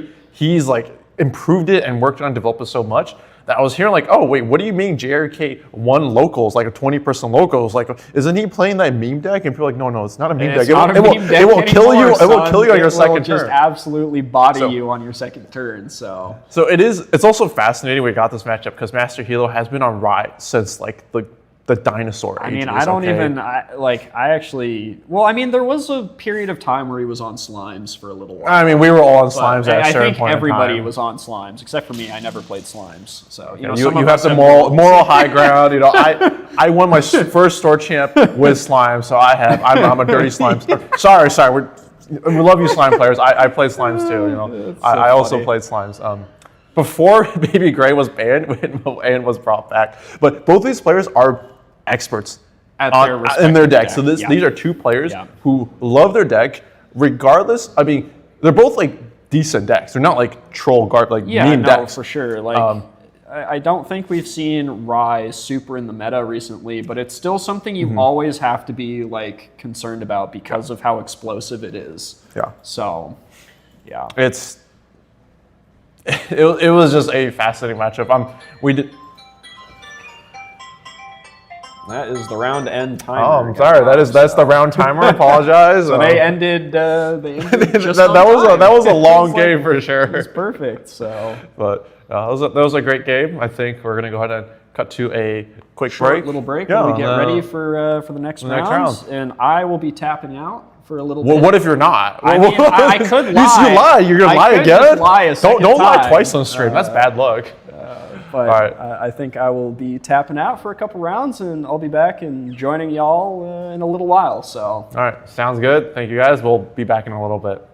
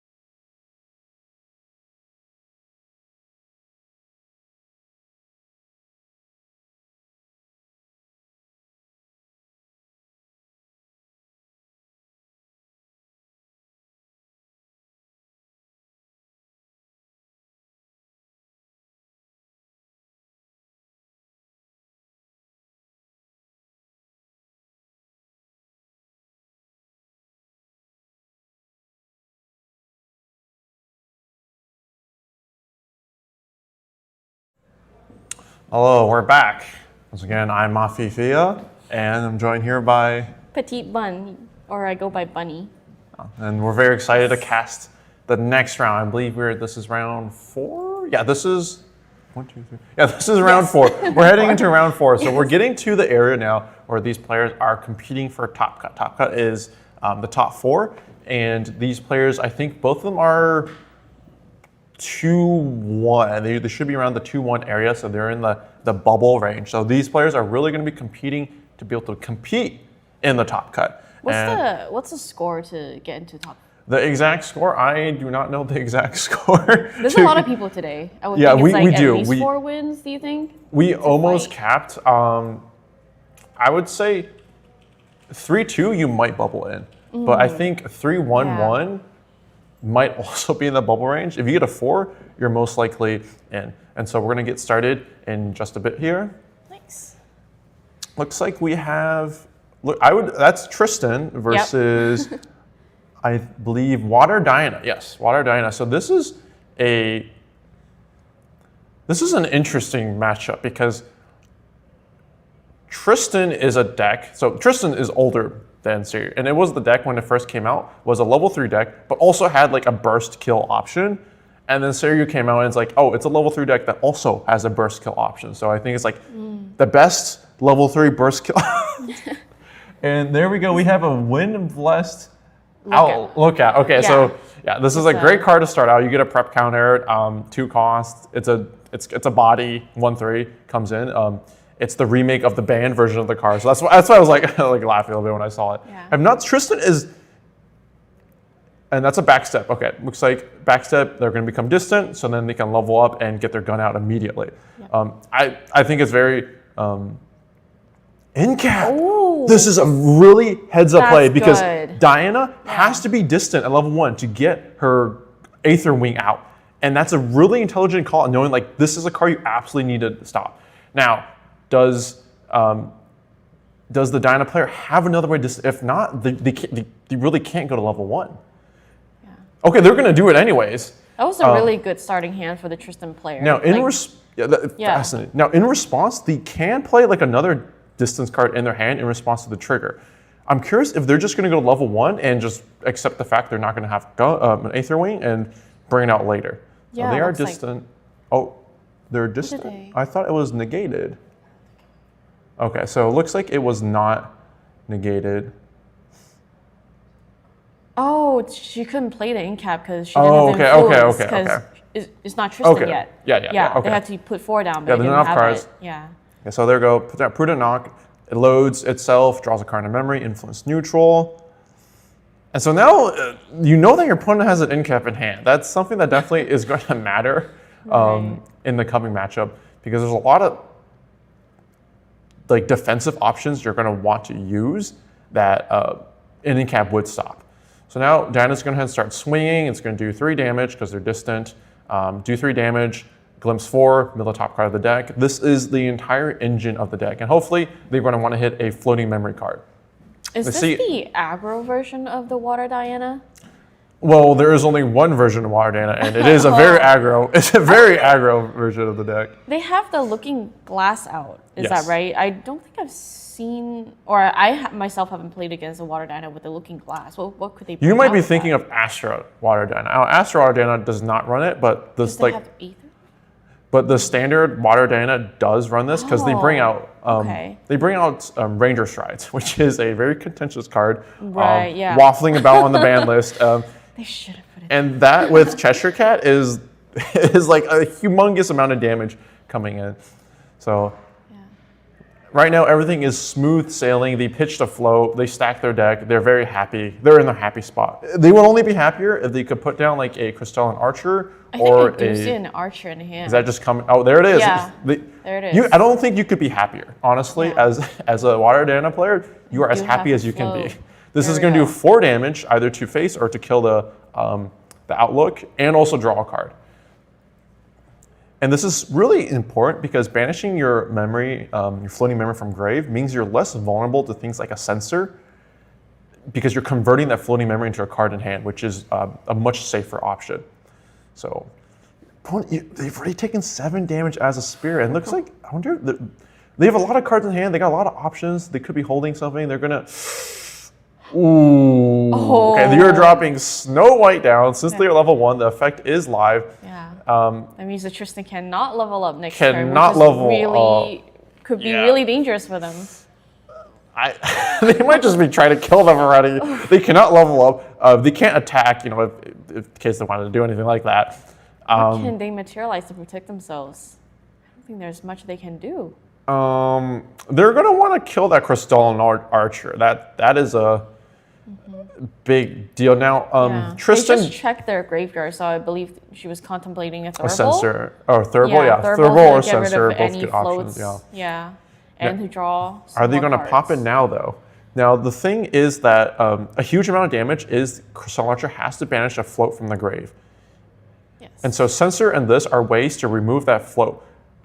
This deck can pitch float very easily. They can attack, dig 4 cards, pitch a float, or just play like a distance card that has float. And so...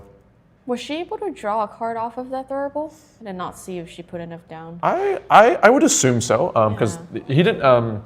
TG didn't have any float in the grave. Oh yeah, it looks like they're swinging, killing Snow White, but it's fine. It's already served its job here. So now it's really up to Exia if she can survive, basically, and start stabilizing. Yes. It's a lot of... 4 down. Oh, okay, this is really good. This is solid. Yes. This is 100% a defensive option here. Crystalline can trade with it, but it will make it a lot more difficult for them to kill. And so I think as a level, as a spirit, this is pretty good. It's hard to ask for more, and I do see a Veiling Breeze in hand. So if they do push through that, they have ways to make sure they don't die. Yes. Quite a protective hand this turn. Hopefully they can survive until the next turn and level up. That is definitely where we're at. Exia did also play things fairly, very influenced neutrally. So it's not like they wasted cards doing this. I also see a Fairy Whispers as well. They can use that to put more cards in a memory. Oh, Ranger Stride's coming out. They don't have any float, so they got banished from memory. They might be trying to go for. They might be trying to kill. Yeah. Now they could have also materialized Smoke Bombs. I'm not sure if they run it. If they want to go at face, so maybe they're just bringing this out now to go for a kill later down the line. Because the Smoke Bombs on Aeson straight to face could be lethal, but. Maybe they recognize that the person, Exia, could have a, let's say, like Veil Braze, or even, they know they have the end cap. So these are things that could be spooky. Charge the Soul, ping 1, but it's also a float, which means you guarantee to have fuel for Crystalline Archer. And this is all still pre-recollection. Yeah, this is all pre-rec. Water Dino loves to play things pre-rec. TG does not have the largest influence, though. So their options are going to be a little limited right now. They pushed a lot of damage. Yes. They could probably play one card or maybe 2 if they could squeeze something. But the tricky part right now is that I think the ping was to face. If they swing with Dinah, that does not. I don't believe this kills Aeson. No. Because the ping was to face. So Aeson has 4 health. This is an attack for 3 damage, which means Aeson will live, and they can also retaliate for 3 if they wanted to. There's it's like they're veiling. Are they choosing to... So assume they attacked them directly and they're choosing to not intercept and to veil that instead. This is a very interesting play because it denies the Aetherwing ability to do anything. If you intercept it, they still get the mill. They're not going to do damage to you, but they get the mill, which may be what they really want. So they're denying the mill. Right. And also this puts... Also the glimpse, right? It's if the attack. Yes, it's a glimpse. At all. It's a big glimpse, and it's a mill. It's an extremely powerful effect. Yeah. So now they have 1 durability left, but they still have a float in grave. So it looks like they're swinging on Aeson. Yeah, they can definitely trade this out. Into Aeson. Yeah, 4 damage, trade it out. Not a bad deal, really. Does the retaliation kill the Archer? Yeah, it definitely does. Archer only has 2 health, so retaliate, trade out. Not bad, not bad. She survived. She survived a very explosive play by TG there. That was frightening. So now it's going to really come down to if Arcea can stabilize. Losing... Got a 1 slice and dice. Yeah, that's... Very important card for this. That's not great. The thing with Slice and Dice is that it allows you to kill really early. I believe that was her only copy. I think I only saw the 1 in her hand this whole time. But at the same time, it's something that maybe she's just not choosing to go for that route and putting it down. Because Tristan is a very flexible deck, and that's really one of the great strengths of it. So they do have, this does put them at 3. So if they had the Slice and Dice, it would be live. What's a dungeon guide? Nice, that's a good I think draw. I saw a Dream Fairy in there as well. Yeah. Dream Fairy is pretty good into Waterdana because Waterdana only runs like 2 allies that you really care about. I mean, you really only care about Crystal and Archer. That's the boogeyman. Now on this Tristan deck, do you care to try to go to level 3 fast or? Well, Tristan 2 is unique because you need to, well, not need, but if you have 4 prep counters, you draw 2 cards. Right. If you have 2, you only draw 1. Okay, so they're Looks going. like there's going to be 3 prep counters only. So That's they don't true. Get to draw What? They could fast speed play something. I see. There's a Surveil the Winds. That's a fast speed. Get 1. Now TG is holding a whole bunch of cards though, so it's really risky. Like they play any kind of gate or whatever, and they're like, okay, you only draw 1 card. So let's see if they're going to interact with this. I presume they got something. That is a Frostbind. So Arcea could pay for this, but that means that they cannot get the additional prep counters. Looks like, are they going to take it? Looks like they're going to pay 2. Okay, so DG's going to resolve unless there's another Frostbind. There is a Cerulean Decree, but they have enough. Oh no! Hands down, just to negate that dungeon guide. So 2. She has 2 cards in hand, so she could pay for it. Yeah, just making them put their whole hands down to level up. Okay. That way they can do any more interactions or any attacks after that. Yeah. Forcing Arcea to go hands down, so it's just completely random, banishing and see what do we hit. Shadowstrike, and cannot tell what the other card is, but losing Shadowstrike, that's one of the late level 3 kill conditions, so that was a rough level up as well because they do not have the 4 prep. So yeah, only drawing the 1 card. Their plan was completely turned off. They had a whole thing going there. TG is just messing with Arcea's game plan. Arcea wants to do a bunch of things, and TG is just not letting her do any of that. Right, and now Arcea doesn't have any protection for the coming turn. They could just burst and win here. She is hands down. There is the boots on the field. That's at least 4 damage. If they load 1 bullet at 7, that puts them at 16. Yeah, they could easily get there. Yeah. Load some more stuff. Put down a Crystal and Archer. Many options. Even a Cheshire Cat. Duplicate the boots. Let's see what they're going to bring out here. Backup Charger. Okay. So bring out Backup Charger. I'm seeing that they probably don't. They may not have a Cheshire Cat in hand then, because if they had Cheshire. Oh no, they didn't have 2 cards in hand. They could have brought out Inert Sword. Swing for more damage, but looks like wasn't able to do it because they went hands down to negate. Right. Let's see. So you did 2 Fracturizes. What else do they have? Can't quite see that. I think that's a distance card on the top. I feel like there's not many interactions going on here with the hands that they have.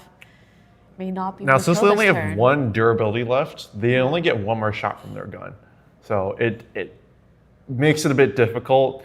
Technically, you can still utilize range by swinging with a sword, which I'm sure they do run.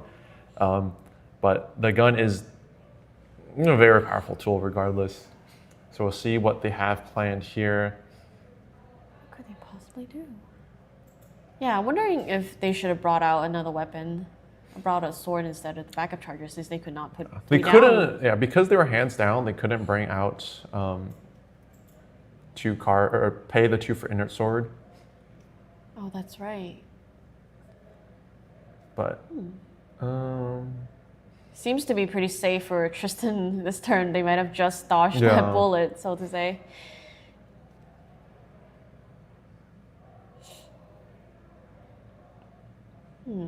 Yeah, they're considering distancing, and like distancing is fine, but that's only 1 more damage on. Yeah, it's more damage, but they have nothing loaded at the moment, and I can't quite tell if they even have a thing to load. The distance card they're looking to play under current vantage. It's floating memory glimpse 3, and they're just passing. And just pass the turn.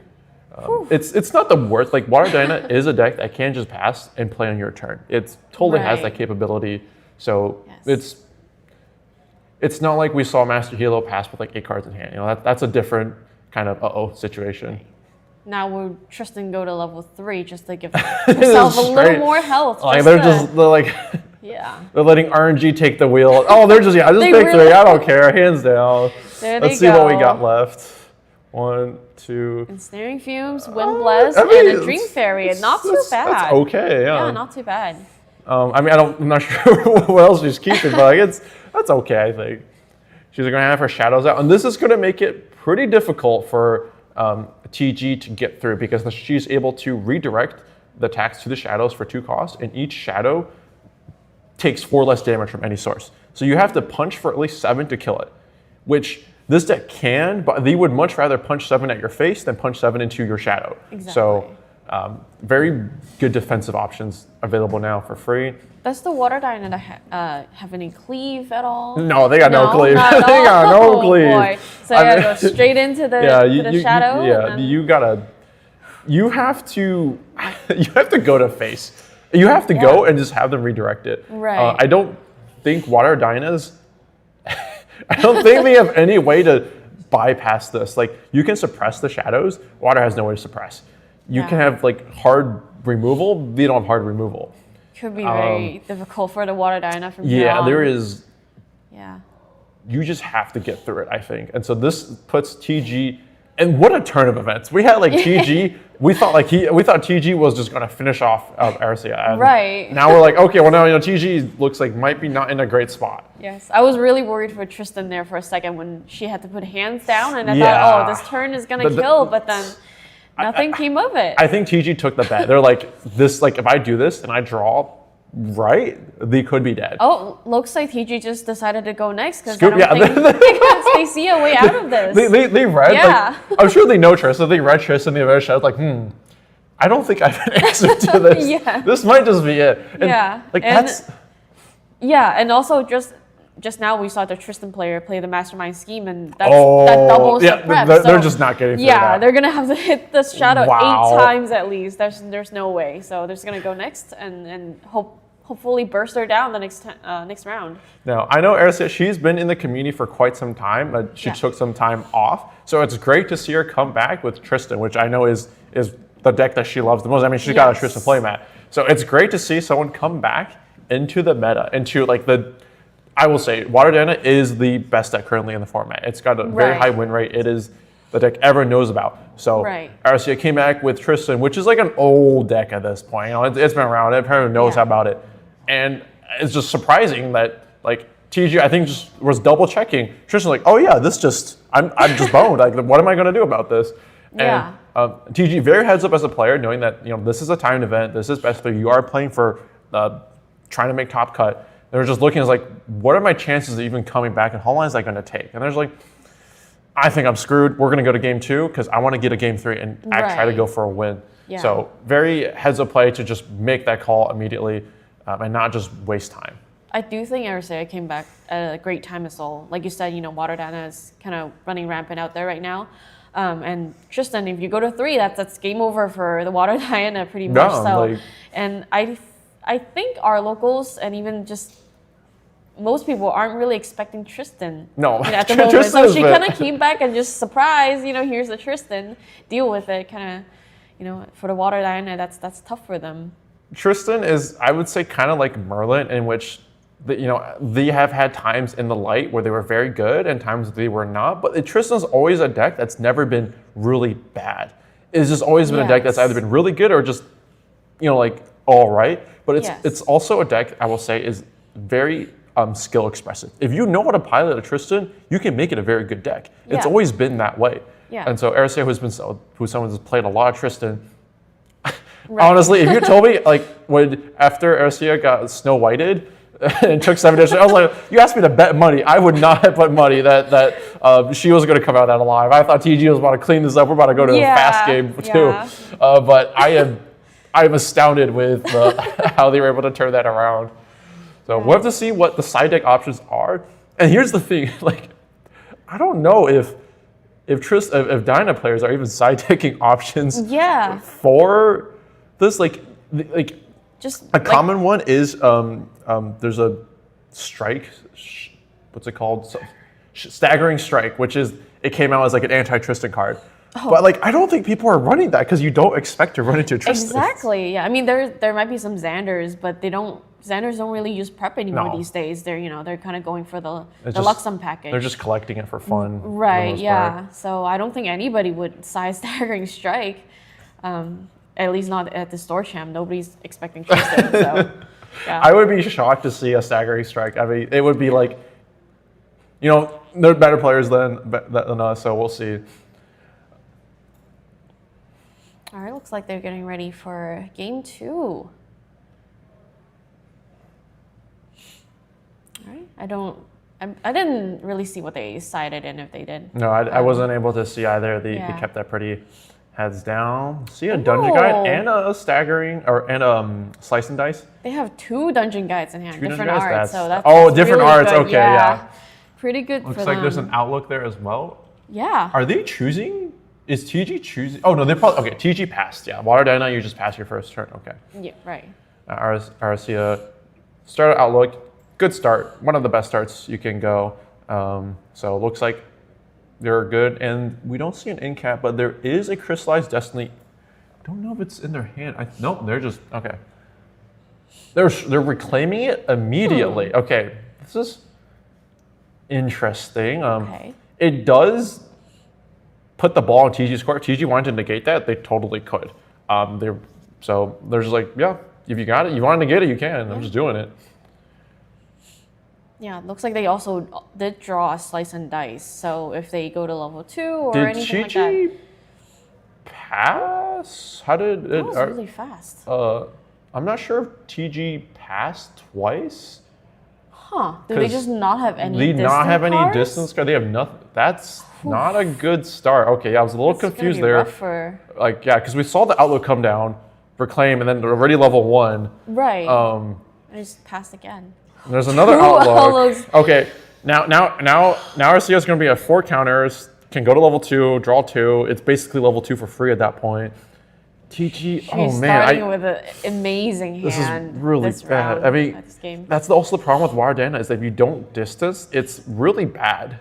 You can technically bring out the gun, or sorry, the Aetherwing and level up, but it's a tough position. I feel like they got to try to do something.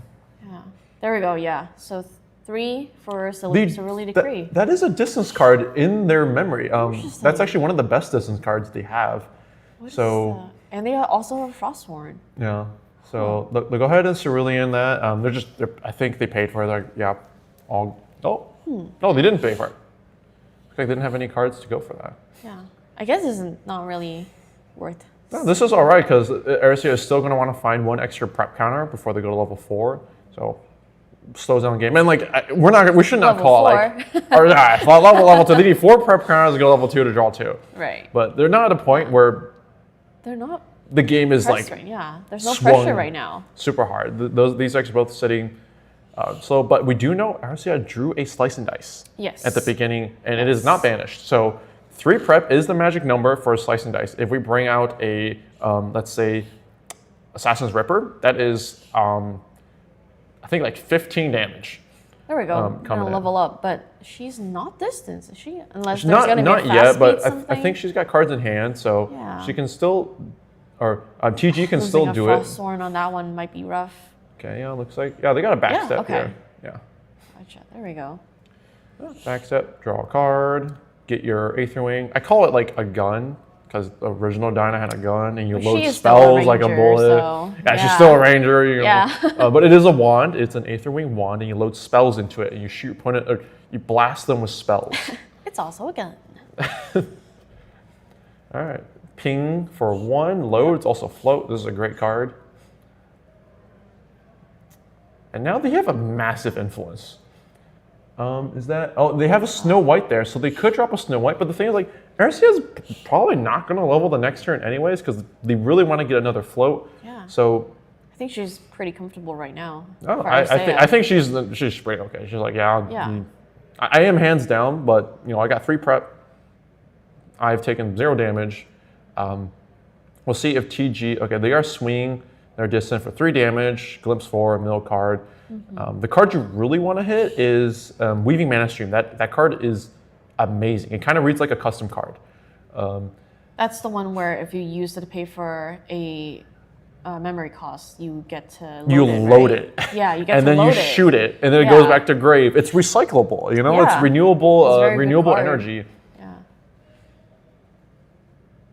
And we do know that TG has one in memory, so like next turn, they can distance themselves and then use it to bring out stuff.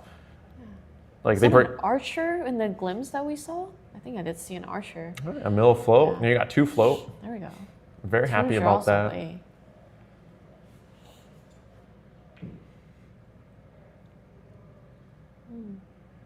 Do you think they're gonna go for the Snow White? I don't think it's not really worth it. Yeah, I think RCA is very okay just sitting there for not leveling next turn. They're not pressured. They haven't taken a bunch of damage. They don't have the prep they need either. That's the most important part. They have 4 down. And it looks like they're playing. Is that a suited card? It does look like a suited card, isn't it? I am not familiar with this tech. What does it do? They put 4 cards down for a suited card. Is this the one that draws 2, or is this the one that wakes up? Okay, this is 8 of spades. So if you're level 1, it costs 4 less. It is a 3/4, and it costs 8, and you can wake it up. So it's just coming in for damage. I have never seen this iteration of Dyna before. That is fascinating. Yeah. So that represents a good chunk of damage. Plus, if you have the influence to pay for the effects, looks like Ercia just thurbled all the floats away from TG. So. Lovely. Thurble is a incredible card.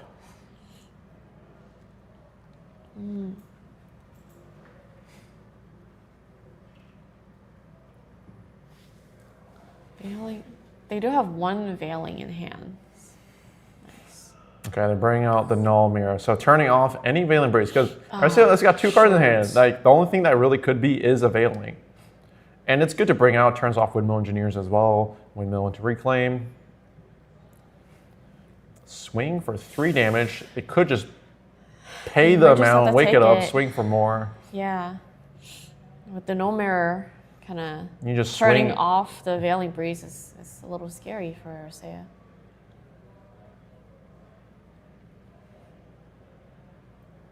And here comes the Snow White, so Ercia cannot level up next turn. They also cannot attack, so that means TG cannot get hit with the Slice and Dice, but Slice and Dice would not kill, even with a Assassin's Ripper at this point. So, is that Terrafring? Okay, Terrafring coming out. Okay. It's a good choice considering the Water Dyna only have, what's like 6 influence? Yeah. Yeah.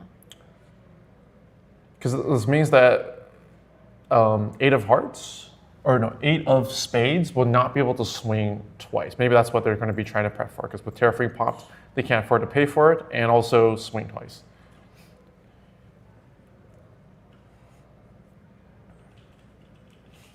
Looks like TG is distancing, putting the Weaving Mana Stream in grave, and this is really the entire engine. You're able to banish this, draw a card, loads itself, and like I said, it's renewable energy, renewable resources.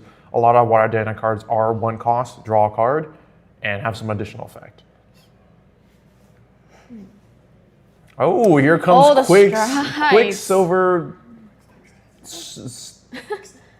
Quick step. Quicksilver step. Quicksilver. It's the new RDO card. Quick step treads. Okay, I always thought it was Quicksilver. Quick step treads. When it says that if you are distant, if you are distant during your turn, your opponent has to pay 2 more to play anything, and so it's a very powerful protection card. It's basically like a Vertigan Trinket, but for everything, as long as you're distant. Now that I think about it, Dyna has got a lot of boots, doesn't she? She does have a lot of boots. How does she put all the boots on? Like, she swap them off? She's like, okay, I'm distant, put these boots on. I'm going to attack you, put on Ranger Strides. she's gonna go for the kill. She gotta look good, you know. Yeah, fashion counts. So what does it mean when Cheshire Cat copies the boots? Like she puts She the boots also on. puts the boots on, Oh, I she think. puts the boots Yeah, on too. yeah, Like there's like, she has like, or maybe she puts the boots on her hands. So she's like, she's got 2 pairs of boots on. That's why she does so much damage. I can see that.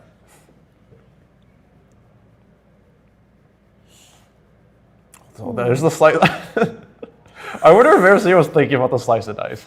Oh, this is That's huge. good. That's Return all allies to the owner's hand, and it's also a Yeah. float, so it's a great card to play. TG committed a lot of resources to put down 8 of spades, but the thing is, like, this does return Snow White to hand, which means TG could just They could play it play it again. again, So yeah.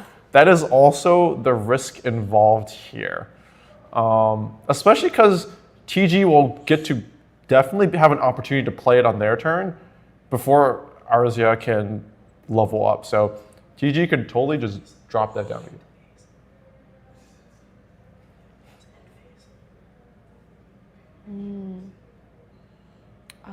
Looks like they lost a Oh, looks like crystallized they destiny. did that during the end phase. Okay, so they were okay. So they use that during end phase, you can level up. Just to get rid of Snow White so Yeah, they get can rid of- level up. Yeah, Snow White is gone, but it is back in hand. So that is the part you have to be worried about coming forward. Looks like TG tapped no Oh, but mirror. they have a dungeon guy. They can just go to level 3. Yeah. They're going to just be able to bypass the Snow White. Now TG tapped a no mirror at the recollection. What does that do for Tristan? It hits what's it called? The Windmill Engineer. Hits Windmill Engineer. Yep. Gotcha. Because okay, they're going to have their turn that's true. after Arcea, so they're going to tap it now anyways. Here comes the DG. DG's like, yeah, that's unfortunate. My Snow White is. I don't think I've not seen gonna a be used single again. windmill engineer in Arisea's hand since we started. That's true. I wonder if she runs any at all. You know, maybe they don't. Maybe- Oh, wait, maybe- there it is. There it is. Oh, yeah, She speaking of just windmill put it engineer, down, okay, that's yeah, why. yeah. There we go. All right, we're going to level 3. This can make things difficult for the Water Dynamo once again. How are they going to come back from this? Yeah, because now we're in the kind of the same position as before, where if you want to hit Arcea, you have to get rid of the tokens, the shadows, or you just have to exhaust all of their prep counters because it costs 2 to redirect. So you either swing for 7, kill both shadows, which is a lot to ask for, or you just keep on swinging and exhaust them enough times. And just Is that looking Mastermind at- scheme? No, that's the Shadow's Claw. Oh, the Shadow's believe- Claw. Okay, yeah. that's the Alter Shadow's Claw Yep. coming out. Also, And remember to Lost bring out their Providence. Lost Providence. Yeah. And just, from previous turns, I don't think TG has any really good allies to do any big hits onto Tristan. But there's nothing that they and can there- swing 7 for in one turn. Right, and they have Unless no it's like- floats at all. They're gonna have to play some cards to Yeah. get the float, and if they have an archer, they need to get that float. All right, they're playing. Oh my! I know this card. I run this card. It's called Tactical Retreat. I literally run this card. Turning Tactical Retreat. It ends the combat phase, and it also makes you distant, and it's also floating memory class bonus. So it's a good card to play. It's going to stop the swing, and that's important because the shadows have an effect that they can only attack if Tristan has hit a target. So the shadows are not able to swing in for free, basically a bunch of damage.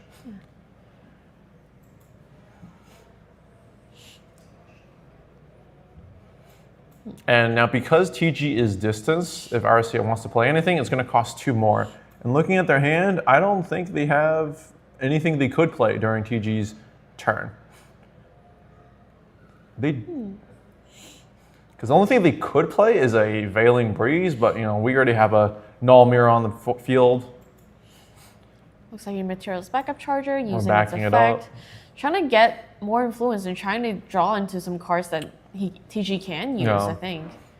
I think one thing that would be good here is just dropping the 8 of spades. Because if you swing for 3, Arcea is probably not going to redirect that. But it's 3 every Right. single turn. Little chip and it's- damages that it's she's not gonna- It's damage that you don't have to pay to use. And that's kind of like Yes. Dinah's thing, is that a lot of her, like using her wand, you have to invest cards to do it. And eventually it will break.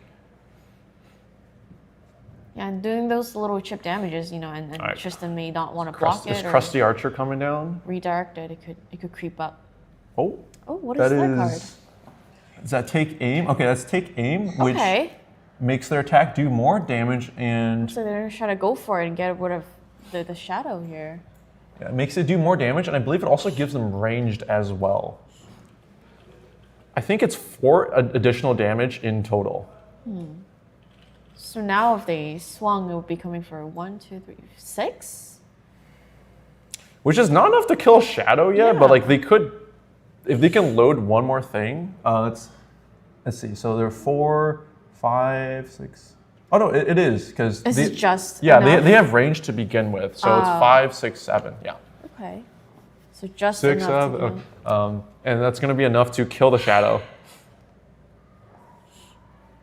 Are they going to redirect it?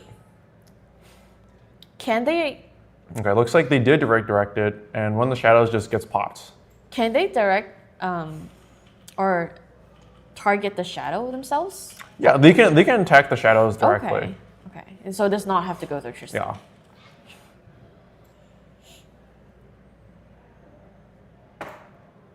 But no, actually, it looks like it was redirected because they lost the prep counters for it. So Yeah. So there's only one more. I was. And she did get 2 shadows, right? When Yeah, she you leveled- get 2 shadows when you hit level 2, and so one of them is gone now. Now for Tristan, the main kill cons you're going for, you either like kind of build a board and beat your opponent down, or you just poke them enough times with shadows, or you get a lot of prep counters and you do a massive Shadowstrike. The problem here though is that we don't quite have a lot of shadows, nor do we have a lot of prep counters, and so we're in a situation where the tides might be changing. TG is definitely in a much more commanding position than before.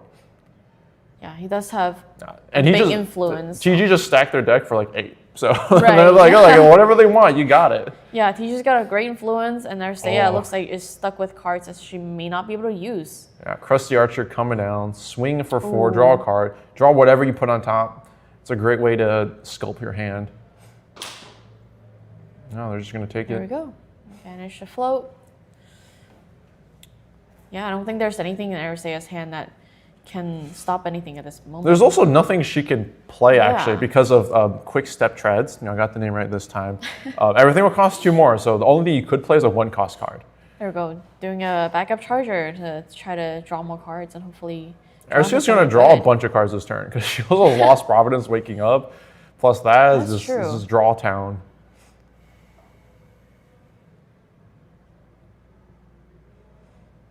Now I think she has 3 in caps in hand at this point.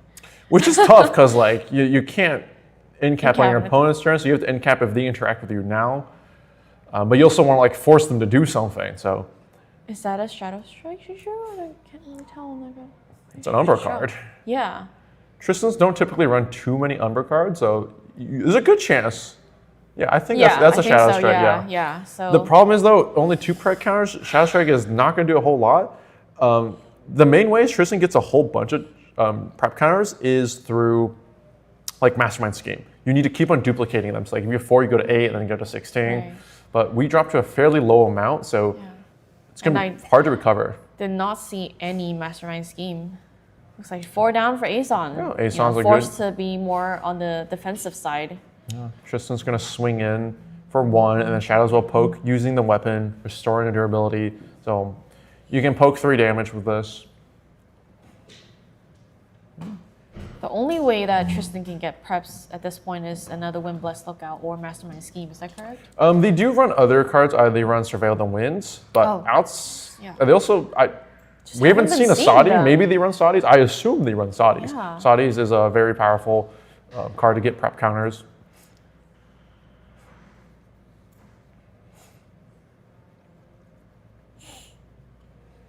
Oh, right. There's also the Windwalker boots.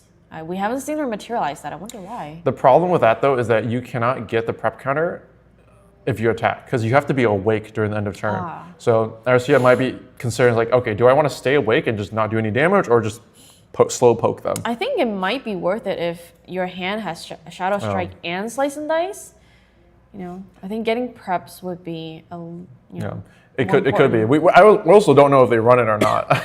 That's true. Oh, That's looks true. like looks like they negated the Weaving Mana Stream, so they Yeah. are no longer distant. It does still go to grave and it still gets all its effects, so it's like it's Yeah. okay. But that means that Arcea could have played cards during your opponent's turn because they don't get the quick step treads effect. Yeah. I think I do see the boots in the material deck. Okay. The Windwalker boots. Yeah, it's So it's it a may be it's next a turn. staple. Yeah. Oh, Flash Grenade. Okay, Flash Grenade is a defensive card, but it also just says banish a card, draw a card, which honestly is what you're really looking for here. Banish Weaving Mana Stream. It loads itself, and you draw a card. And that's the one where if the champion is distant, they become stealth? Oh, Or if you are distant, you can pop it, and it's a reduce any damage you would take by 3. So you were to get hit, take 3 less. You get hit with a spell, take 3 less. It's a very powerful defensive card. That could, if the Tristan doesn't have a weapon, that could just stop slice and dice, right? Yeah. Oh, yeah. It was just stop slice and dice.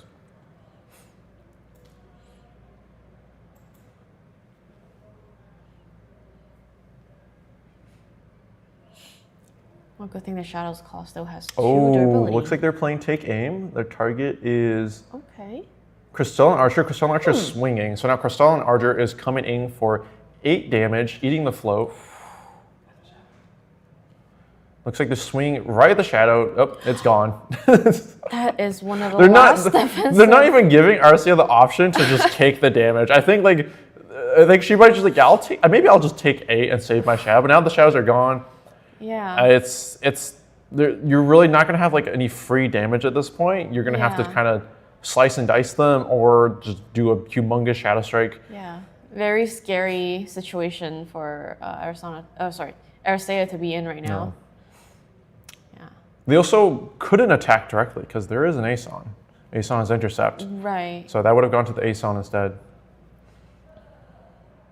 Is another Crusty Archer coming down? Wow. That's Crusty, gonna get rid of the Aeson. Crusty Archer came out and like it wasn't even played, but it is such a powerful card. Looks like they're eating their Weaving Mana Stream, which is not optimal, but you know, it's not a bad play. As long as you have 1, it's okay. Yeah. Any float is good. I mean, the Archer is just Okay, so here strong. comes out the boots. They're going to be trying to recuperate their prep counters. Yeah, since the attacks aren't gonna do much anymore, and no more No, shadows. no more shadows. Like I'm Yeah. probably not going to swing. Oh, there is a Windblast lookout as well. Looks like they can start to build some prep here. Yeah, but the thing is, like, are they going to survive to that point? That is the Like question. you don't got your board got That is the dismantled. TG's got Yeah, and they don't have Crusty any Archers. regalia removers. That nullifying mirror is just always there Yeah. for the Veiling Breeze. so your most powerful protection card Oh. is just not available. Oh, they're looks just like scooping. Tristan just scooped and said, "Let's go game 3." And Yeah, again, very she heads up. They didn't- recognize they're like in a Right, pretty yeah, bad she spot. just didn't see a way out of that. Wow, what a turn of events! I really thought Tristan had a really good start, and then suddenly ties just turned like that. Yeah, Yeah, you just never know. Oh, there's their event pack. I wonder if they pulled anything good. Our production team said that there was a boots diff. You know, back when Tristan only had the Windwalker boots, we call those her Nikes. You know, bring out your Nikes. She got the better boots, and now Diana's. She ain't got boots with the fur. You know, Yeah. TG's got those. Diana's got those dazzled out Yep, boots. they said fit check, and Diana just, she got that drip, man. You got She fit it. checked. Yep. Damn. Get boot mogged. Boot mark on stream. For real. But this is still a very close match. I mean, both players are 1-1, and both Yeah. players won extremely decisively. So Yeah. it And really now Tristan gets to go first, next Yes. game. It's a very good Tristan advantage gets to go. for, I think it's yeah. amusing. Both games started out with the winning player having like a pretty bad start, and then they're just like coming back. Right, yeah. So you really can't just say like, oh, you had a bad start, it's over. So it's hard to call it so early. Both games were just really surprising, I think. Just did not see that coming.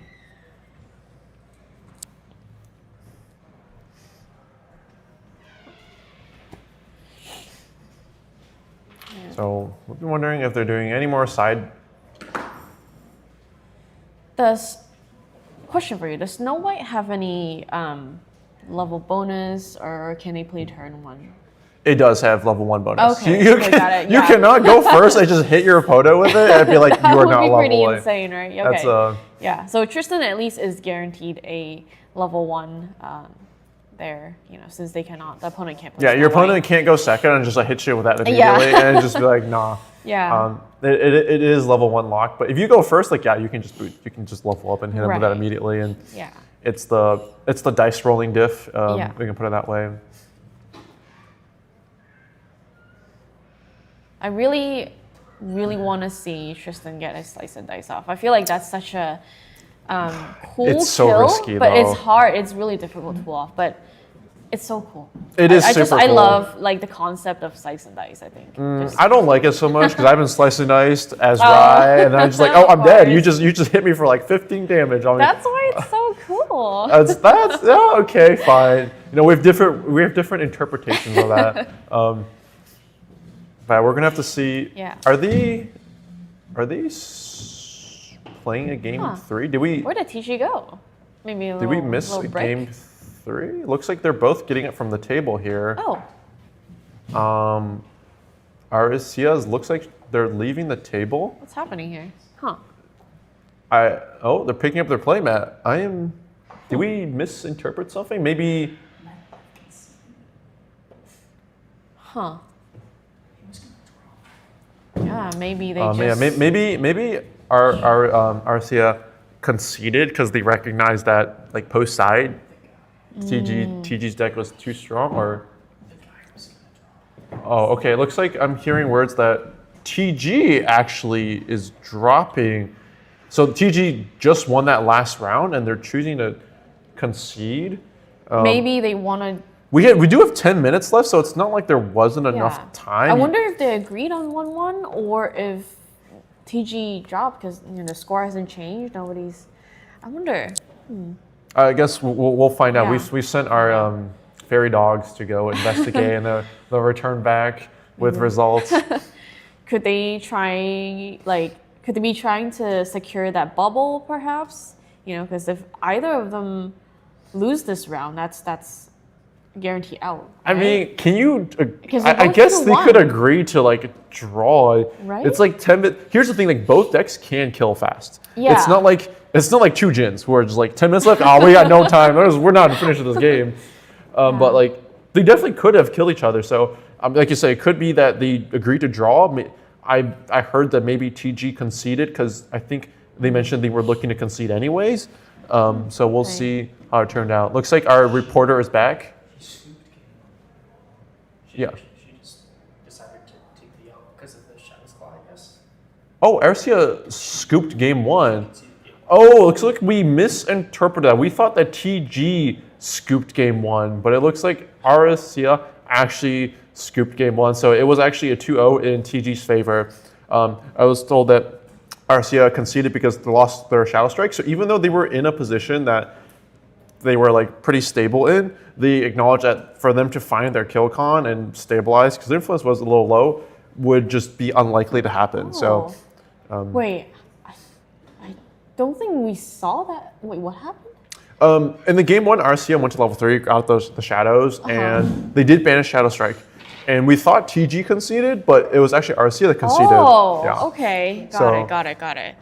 Yeah, that's Oh, did not. goodness. Sorry, we misinterpreted that. That was. Yeah, I thought odd, it but- was the game 1 because they went to level 3. I thought TG just didn't see a way Yeah. out, but apparently it was Arcia that Yeah.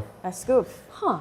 Yeah, I think that was like the shadows definitely present a problem, but as we saw, like TG Right. can deal with that. They can just swing A and start clearing the shadows, and once the Yeah. shadows are removed, you're in a difficult position. So like it buys you time, but if you don't have a kill option, Right. you kind of just sit there not doing much because you're not able to really build a board and get passive pressure that way. However, I feel like since there were 2 shadows still out, I think it would have taken at least 2 or 3 turns for TG to have to clear those. So there was still time for Arcia to draw another one or do something else.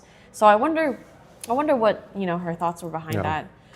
So I think those were very interesting games. I think we're gonna cut to a quick break before we have our game 5. This would be our final game before Yeah. Top Cut. So Yeah. we'll see. Hopefully, we can get a bubble match. It'll be very exciting. So we'll be back fairly shortly. See ya.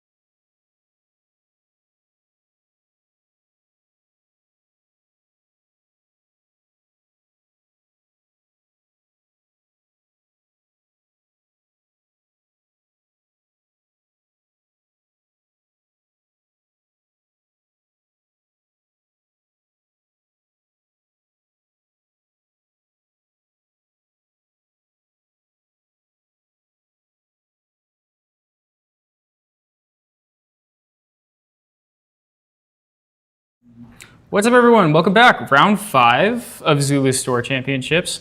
Once again, I'm Jay, and I'm here with my friend. Hello. This is Bread Bunny. We are going into our final round. I think we're either going to be doing someone on the bubble who needs to get a win to get into Top Cut. We'll have 4 rounds of Top Cut following this. Or we'll see who's on the top table. Looks like we've got Ender Zone on Jin, probably Mill Jin, versus Force on Fire Suzuka. So that's kind of an interesting matchup. Watermill Jin is a pretty new deck on the scene. It exploded into popularity when they released a new card in RDO called Dynastic Whirlpool, which is a 3-cost spell that lets you mill your opponent for 15 cards. Which is pretty good, since Jin is known for being able to live forever and stall out the game. So that, combined with Regal Inquisition, just lets you never hit him and mill him out if you want. But at the same time, Jin also scales with damage, so there are some opportunities for Jin to come in and swing big. I don't know if we're going to see a game where we go very long, though.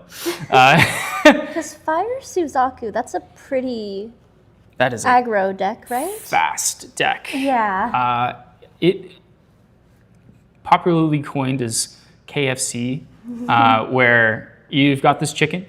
It's a 4/3 that one of the Guoja Fate Stones. So every turn you are able to damage your opponent and get a quest counter. You played KFC for a while, actually. And then each non-fire source, non-combat piece of damage you do gives you a quest counter. Once you hit 7, you get to flip the chicken. And past that, you can hit him for 4. And then it also has this ability where if it dies, you can banish 3 fire cards from your graveyard. So it's a little bit of a combo with Pepper Chef, which lets you hit for a lot if you want to. So I think pretty much what Force is going to try and do here is end the game before Jin becomes invincible. I'm interested to see how this goes. I think it could honestly be in the favor of Suzuka a little bit, because generally ally decks struggle against Jin, as he can only die in his end phase. But if you hit him with a spell when he's in his end phase, he just goes down, bringing him over his life threshold. And Suzuka is like... It's pretty much all spell reactions, right? Exactly. Like, there are many, many ways to get it done. So Ender Zone has to have kind of a pretty good start to not die in time and make it to level 3, which could be a little bit tough if you're starting on 6 cards. But actually a pretty good start for Ender Zone. Fractal Waves, also a new card from RDO. It's a reservable fractal, and then when you level to 3, you can banish it and draw 2 cards into memory. So it's like a dungeon guide that sits on the field and is a little harder to interact with. And there's also just a dungeon guide itself. We'll see what the opening is. We got a 3 of hearts, is it? Yeah. Yeah. Yeah, exactly. 2, 3. You remember playing this deck a bit. What's the prime opener for Guoja? I'm going to be so honest, I don't remember. That's totally fine. Usually it involves a liminal guide. So something you can do with 3 of hearts is you play it, and then in response to your level, you use its ability to draw a card. Pitch the liminal? Yeah, exactly. And then you get a card back. Looks like no liminal to start, which is a little too bad, but it's... Oh, nope. There's the liminal. We did find it. We got there in time. So this is kind of the perfect opener for Suzuka. This is not what you want to see if you're Jin. Because your influence is often pretty low with Suzuka. You're usually running around 6, maybe 7 cards, and if you can refund that initial card, it can unlock some pretty solid combos for you at the beginning. If you're Suzuka going against Jin, is your goal at this point to get him before he goes to level 3? Yeah. Honestly, even if he makes it to level 3, like, of course, you're just trying to do as much damage as possible. You want to stop the show before he can even do anything, really. But if he makes it to level 3, chances are he's going to be, like, pretty damaged Yeah. by the time that happens. And you can usually finish it off with some kind of fast speed damage. And you have plenty of those cards. Yes, you do have plenty of those cards. Another really Kino thing that is very scary for Jin is a card called Fiery Interference. Jin he does a lot of healing, and especially he's got Serene Spirit, which means that he can release it to heal 6, and if you Fiery Interference and stop him from healing, it can be a huge tempo swing, and possibly even kill him, honestly. But looks like Force has got a Coiled Fate Stone, which is a very funny card. It lets you randomly discard 2 cards from your hand, and then for each fire discarded this way, you draw 2. So there's the Fiery Interference. Ender Zone went for a Spalling Cleanse, which is a float and heal 3, but Fiery Interference just says, nope, you take 2 damage instead and you don't heal at all. So, yeah. And a nice little quest counter. And a nice little quest counter. I wonder if Ender Zone is considering dungeon guiding here to try and get out of range. Jin is pretty good at reclaiming influence once he gets to level 3, since all of his regalia generally draw him cards. But if you go too fast and you leave yourself completely defenseless, sometimes you just get run over. Would he be dungeon guiding himself to level 2 Jin? Mm-hmm. Yeah. Something interesting too that possibly could be done is one of the regalia that Jin gets access to in water is the name is completely escaping me actually. It's a 0-cost 1/1 spear, Eventide Spear, which if your opponent controls 2 rested units, you can activate it from your material deck. And Jin's level 2 ability is on enter, he gets +1 attack for the turn, or his next attack gets +1 or +2, and then on attack wake up Jin. So with certain units, you can level up and clear board with the spear. But I don't think there's any dungeon guide, nor does he have a second unit. But if you dungeon guide to 2, you can clear some allies, which can make a lot of difference, honestly.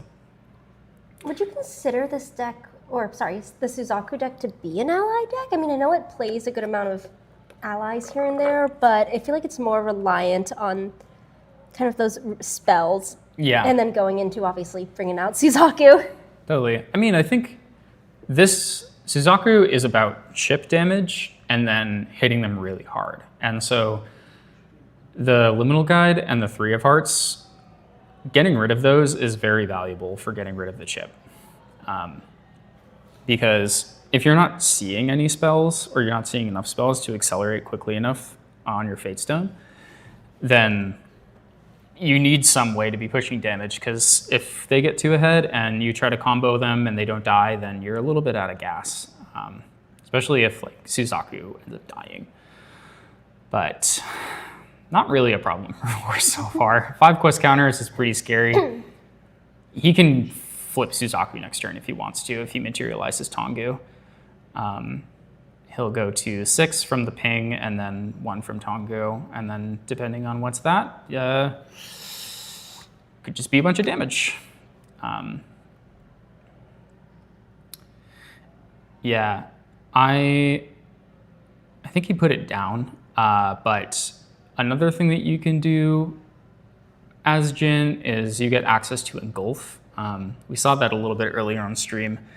It's just if you're level 2, it costs 3, and it's a hard negate for all cards that aren't attacks. And that is very valuable. This is also a very scary card to see. Vermilion Decree is one of those kind of like, I mean, you run 4 of them, but I feel like it's a high roll card because you get 2 quest counters out of it. It hits 2 things. And out comes Suzaku. And here's the bird. Oh, with a Suzaku's command in hand.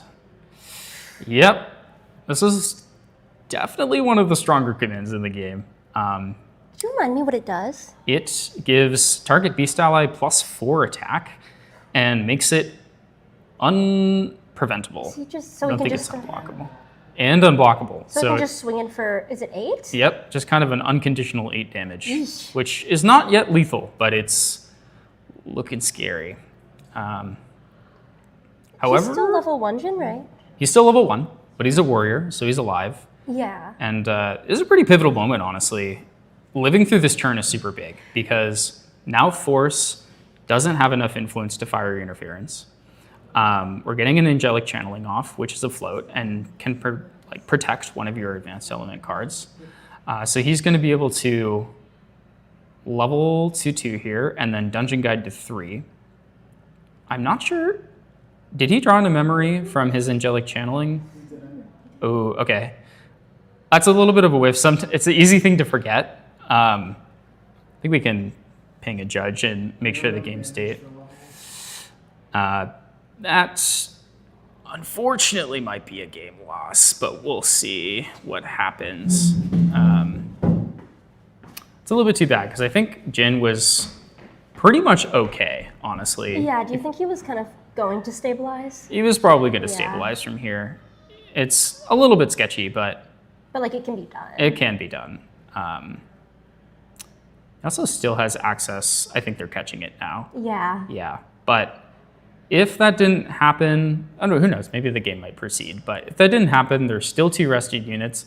If Enderzone is running the Eventide Spear, that could mean bring out Spear, attack Suzaku and kill it, wake up Jin, and then there's no way to attack again, but Dungeon Guide would get +2 attack and could possibly do something else. And he can easily bring Suzaku back, though, because you banish fire from your graveyard, right? Mm-hmm. Yeah. I'm sure he's got, plenty of fire. Yeah, Suzaku would absolutely come back, but it's... just, think of it like bullets in the gun, right? You only have so many fire cards. Yeah. I think they're trying to rewind this, actually. Which might be possible, but he drew for turn, so a little bit sus. See what happens. It looks like they're rewinding. Okay, going back, rolling. It could be, it is reversible. Like, all of it is a matter of drawing 1 card into memory. And if they can, it'd be awesome to see this game continue. Because I'm really curious what Jin does from this point. Because you hit the situation, right, where Suzaku doesn't really have a lot of ways to defend itself. And if you choose to make Jin go up to a billion damage, Jin is then allowed to materialize Shangji, which is his weapon that it gets +4 attack for every 5 damage you have, you get +1 in attack when you use the spear. I'm a little confused as what's going on. I think they're trying to reverse the game. Okay. So a lot of the time what happens is that if you're able to revert to the point where the memory and influence is correct, usually the opponent gets to choose which card to remove from your memory if you're going to banish one. Got it. In this case, it doesn't really matter because Dungeon Guide was protected in the hand, but it also just gives information to Force. Cool. Looks like, all right, nice. Looks like we kept the game going. Let's go, Jin. Or is that the same DG? Yeah, so they rolled it back to the point where Jin was level 1. Okay, got it. Yeah. Used the channeling, drew into memory.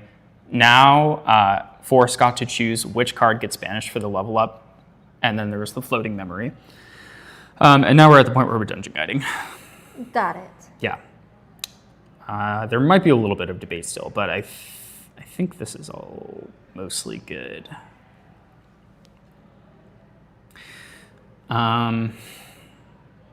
Yeah. So past this point, both players, honestly, let me think. I'm thinking about how much instant speed damage. Oh, maybe not. Okay. It's a game loss. Never mind. They tried. It was a valiant attempt. That's okay. Stuff happens. But going into sideboard, Jin has actually some really good sideboard cards for this matchup. What would he typically, sideboard in?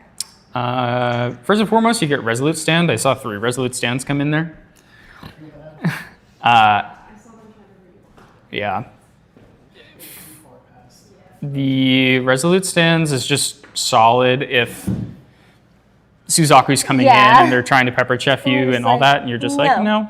A lot of the time it can feel scary to play it because if they do have a Suzaku's command, it's just unpreventable. Yeah. So it's and going to then smack it's just you. like, well, Yeah.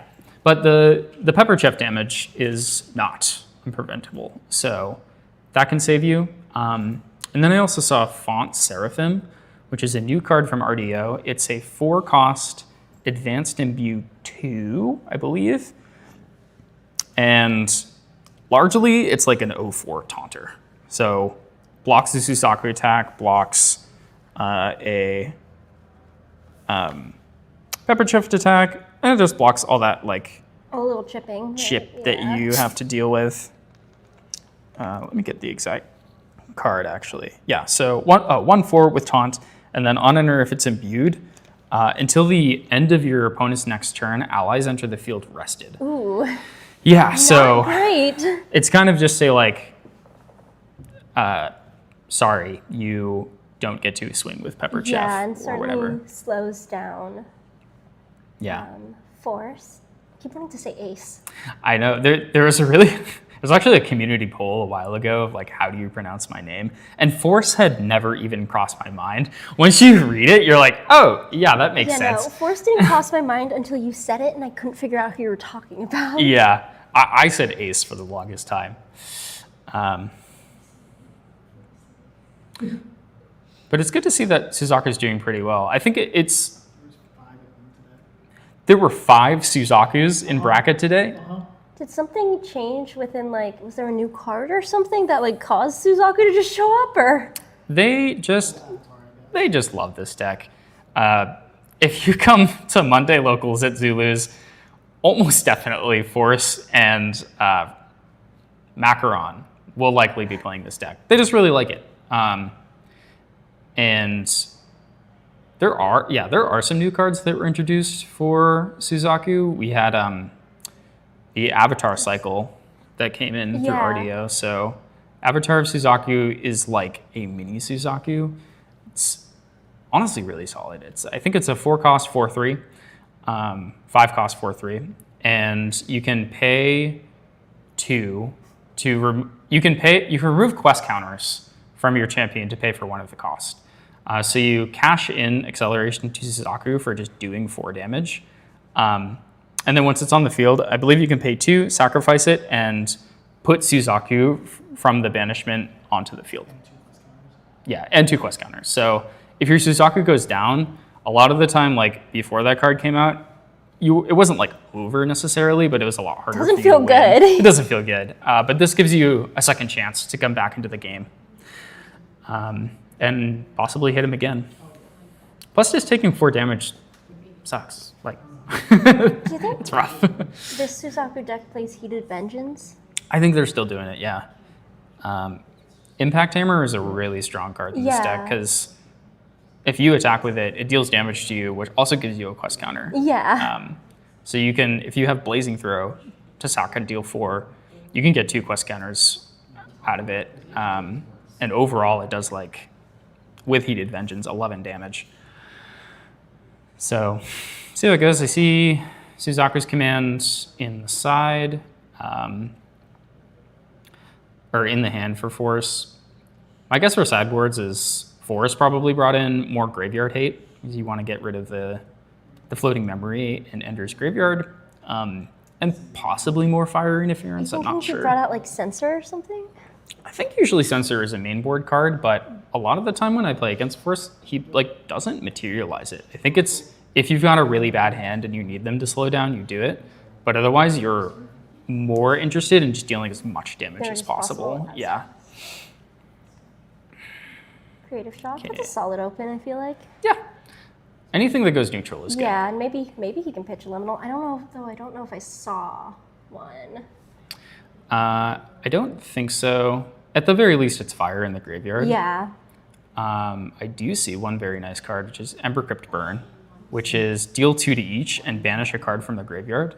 So that's kind of what I was speaking to earlier with the graveyard hate, is like, sure, you can materialize Censor, or you can just do that and get rid of their float. Yeah, exactly. Just eat it.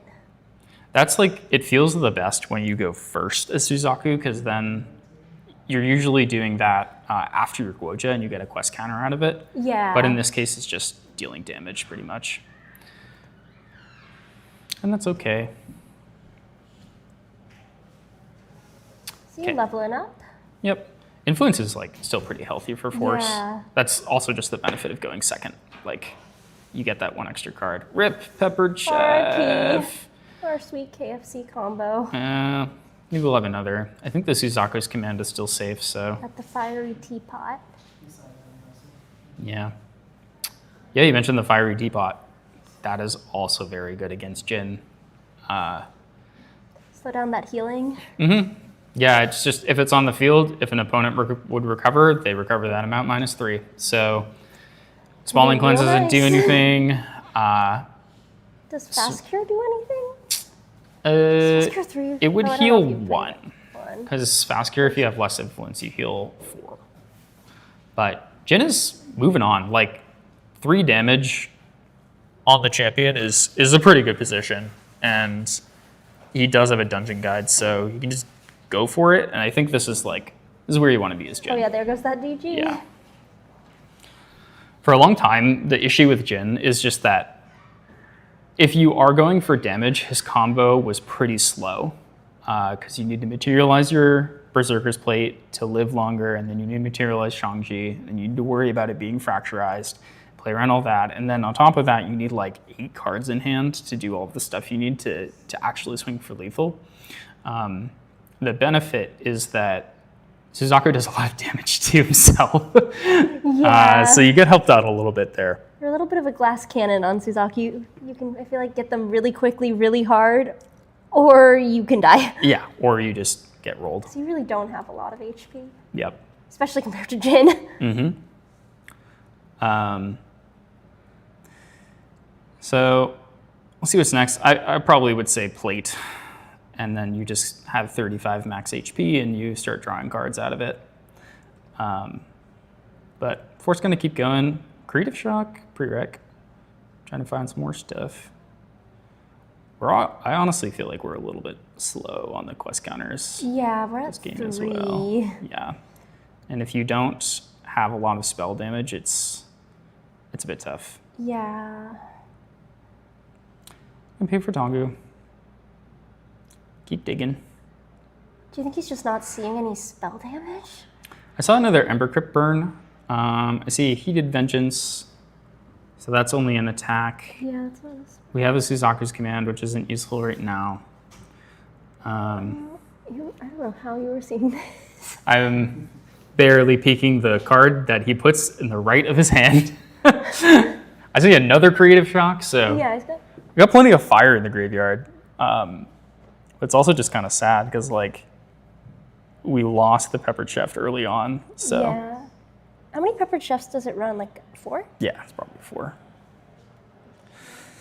Okay, Banish Providence. So plate on enter, you take 5 damage, draw a card. And then this is a very good new card that was printed in RDO. Oh, you take 3 damage from plate. So not the best hits.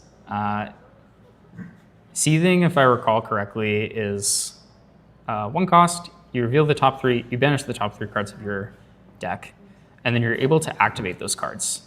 Each time you do, you take 2 unpreventable damage, and I think the first turn you do it, there might be a damage condition on this, but they become a little bit cheaper.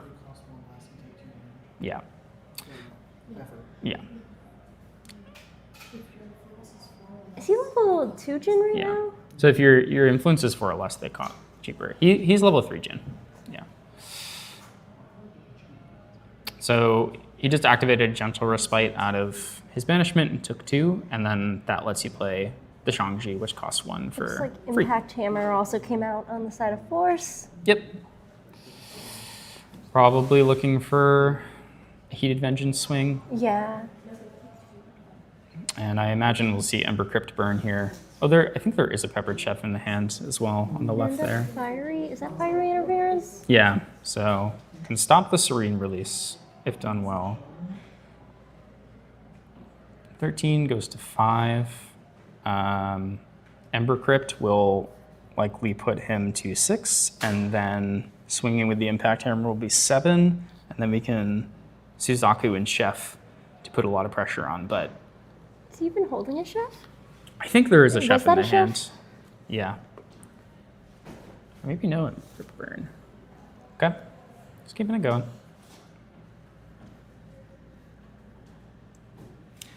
Ooh, Searing Truth. It's also a scary card. What's it do? It's just deals 2 damage to target, I think, either champion or target unit.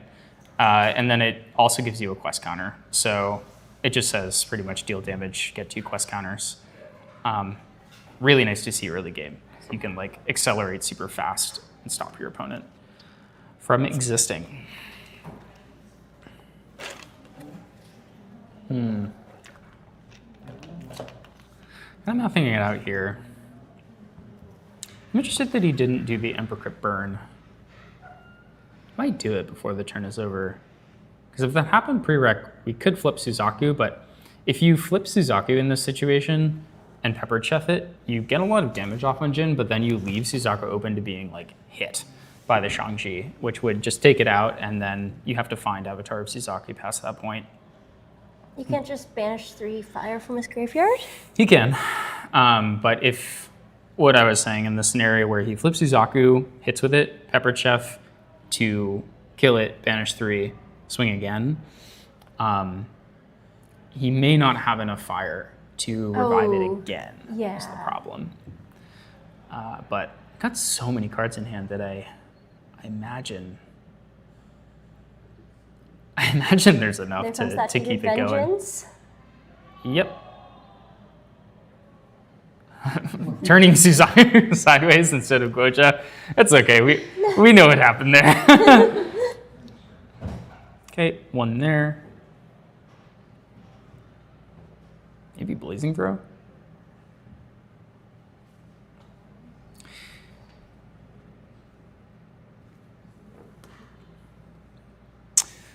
Yep, Blazing Throw, so that's just another 4 damage.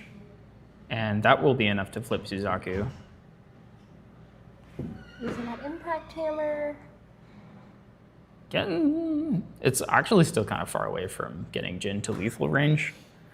Also notably, Jin is now past 20 HP, which is the threshold for Chalice of Blood. So Now he can't draw off of it, right? no, he can. He can draw off of it, yeah, which is big. He could find a defensive option to try and get We him. got that pepper. We're gonna pepper. Are we gonna? Yep. Yep. So we're gonna do We're it. gonna pepper Chef Suzaku. Okay, yeah. So there's still 3 fires in the graveyard. So even if Suzaku goes down here, You can bring it back, right? yeah, you can just bring it Yeah. back. And now Jin is over the HP threshold, so I think So forces. Yeah, there you go. So if he doesn't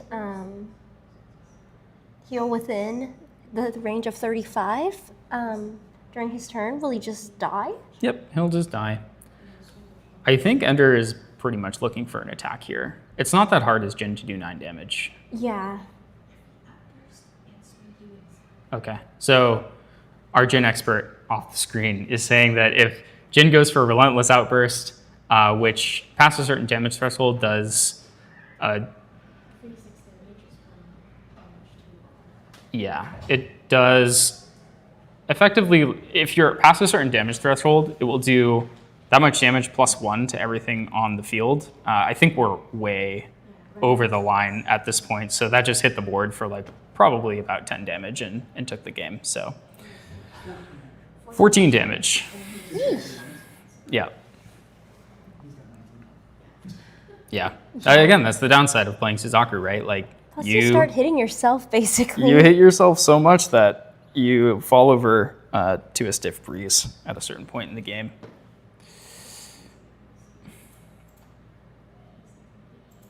Guess we're going into game 3 now. Mm-hmm. Yep. I mean, Force is doing something with that sideboard. Yeah.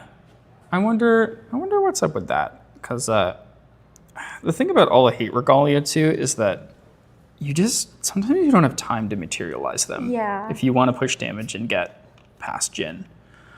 But you really materialize all that much in Suzaku? I mean, you're not leveling past...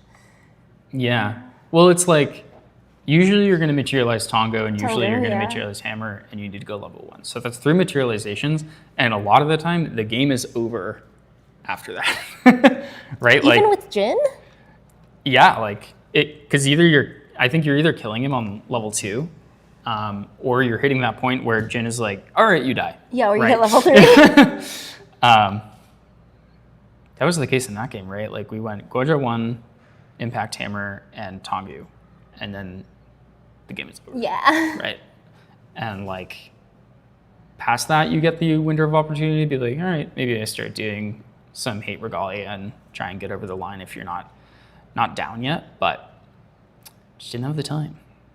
So, okay, interesting. I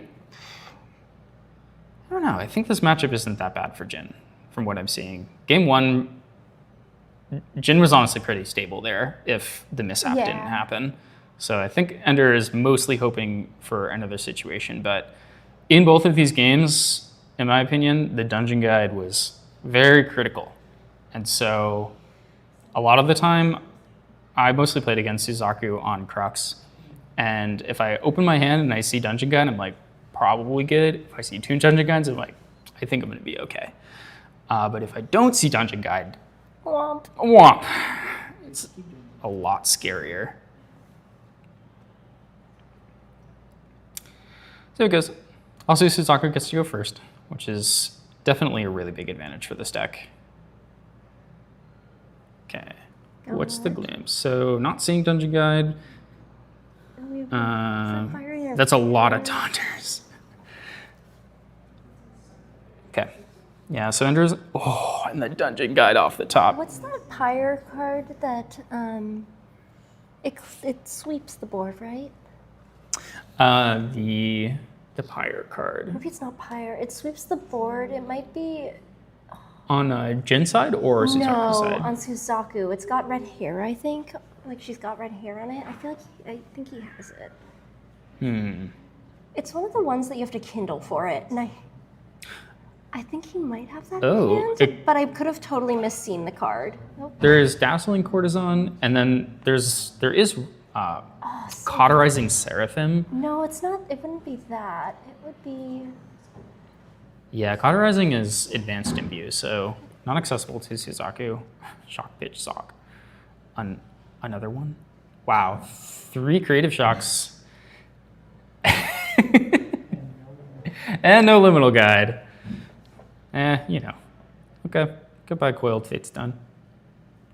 I don't know what card I'm talking about. Yeah. I know the image, but I don't know the name. This Seraphim, I think, is going to be really big.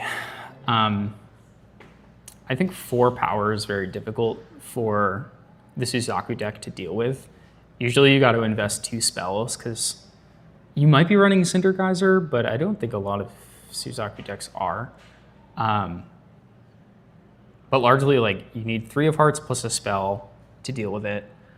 And if you don't open 3 of Hearts, there are mostly your avenues are just dumping a bunch of damage into it.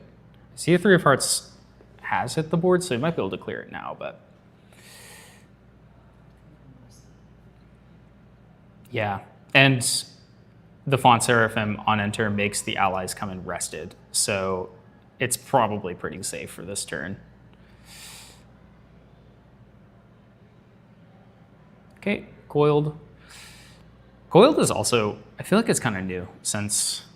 That's what I was... Suzaku went through a lot of iterations. The earliest iteration kind of on release was just using these Fatestone cards, and sometimes they would be cremation ritualing the Suzaku to recycle it instead of Peppered Chef. Yeah.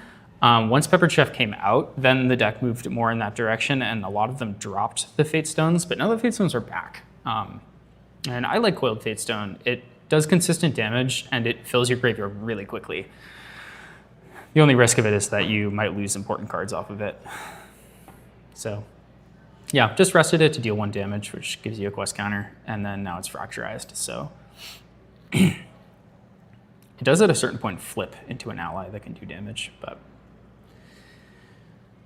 Okay, here's the probably font seraphim number 2 if I had to make an estimation here. Which is also very sad. Oh dear, it's just so slow for the Suzuka player now. And like earlier in the day we were talking, yeah, also just attacking face, like Ender recognizing you're not going to be able to clear these. You don't have any allies. They're going to be rested. I'm just going to get some damage off of you and push you past that number. He's keeping Relentless Outburst in hand as well. So there will be a certain point in the game where he'll probably have a lot of damage on him, but he can just make the same play and take out the Suzuka player. I do know that these decks often run Safeguard Amulet, though. And Safeguard is a very good answer against Relentless Outburst, unless the Jin player has a Fracturize, because it'll just completely blank the damage from it.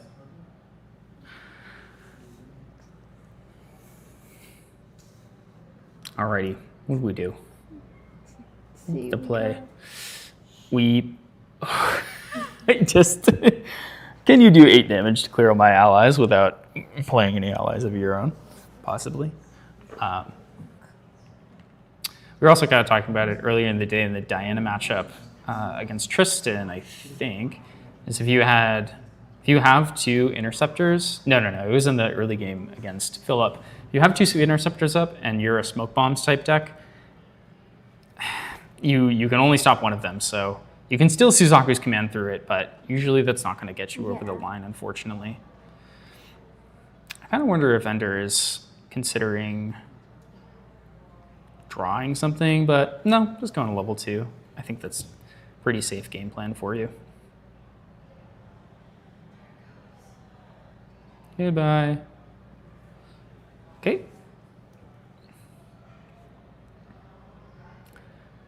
Recollect.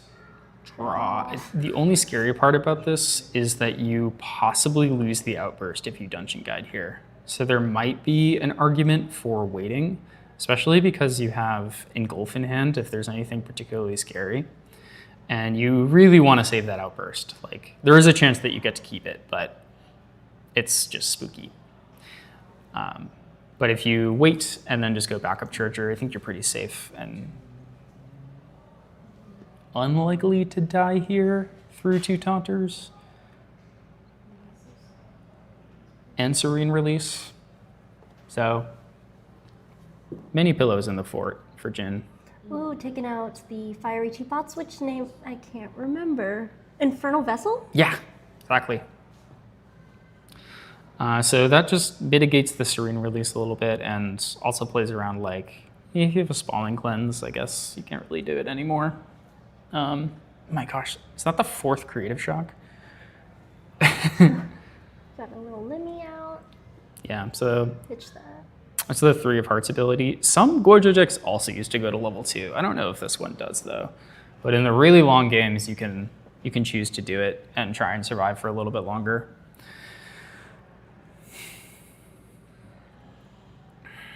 But I probably expect to see more allies coming down this turn if possible to get rid of the Seraphims. Oh, it looks like we've got some 2 peppered. 2 peppered chefs. Okay, so there is Cinder Geyser. So Cinder Geyser is able to clear a Font Seraphim conditionally. I believe you have to have a certain amount of cards in your memory, or they have to have a certain amount of cards. I believe it's 4. So not online. Oh, here comes out Avatar. Oh no, it's just, Suzuka. this one is just 4 Clearing damage to one of target unit. those. Also a good ally. Yeah. Cinder Geyser is just cheaper if you have the class bonus.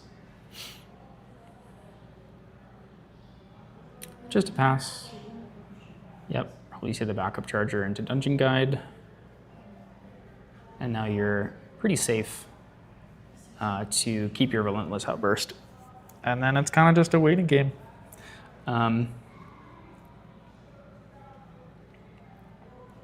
my gosh, and he draws the Fracturize. All right, so this is like perfect setup, Because you honestly. can just fracturize that teapot, right? You can Fracturize the teapot, but if Force goes Safeguard Amulet, Oh, we can just fracture his and he safeguard. just fractures Safeguard and plays his kill spell. So I think we're once again in that situation, though, where you need to... You risk... Okay, interesting.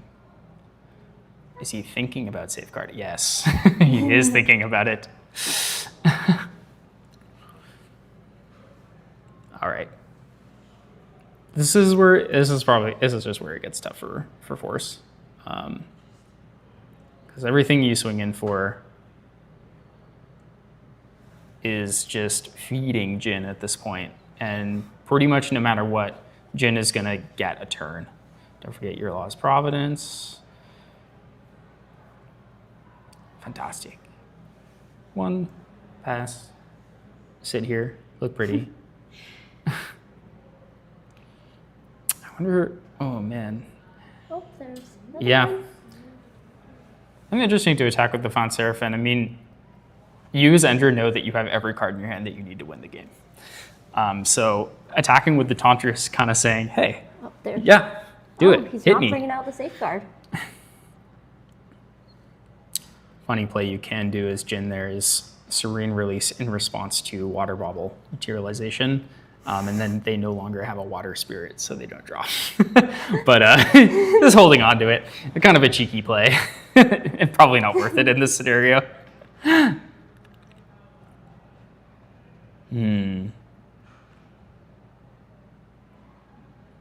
Force in the tank. I get it.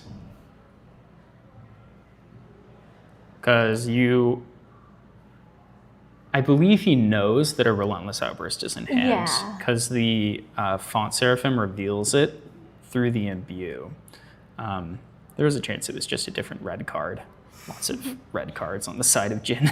And they're usually shouty and contain a lot of weaving light and stuff. So sometimes it's easy to get them confused.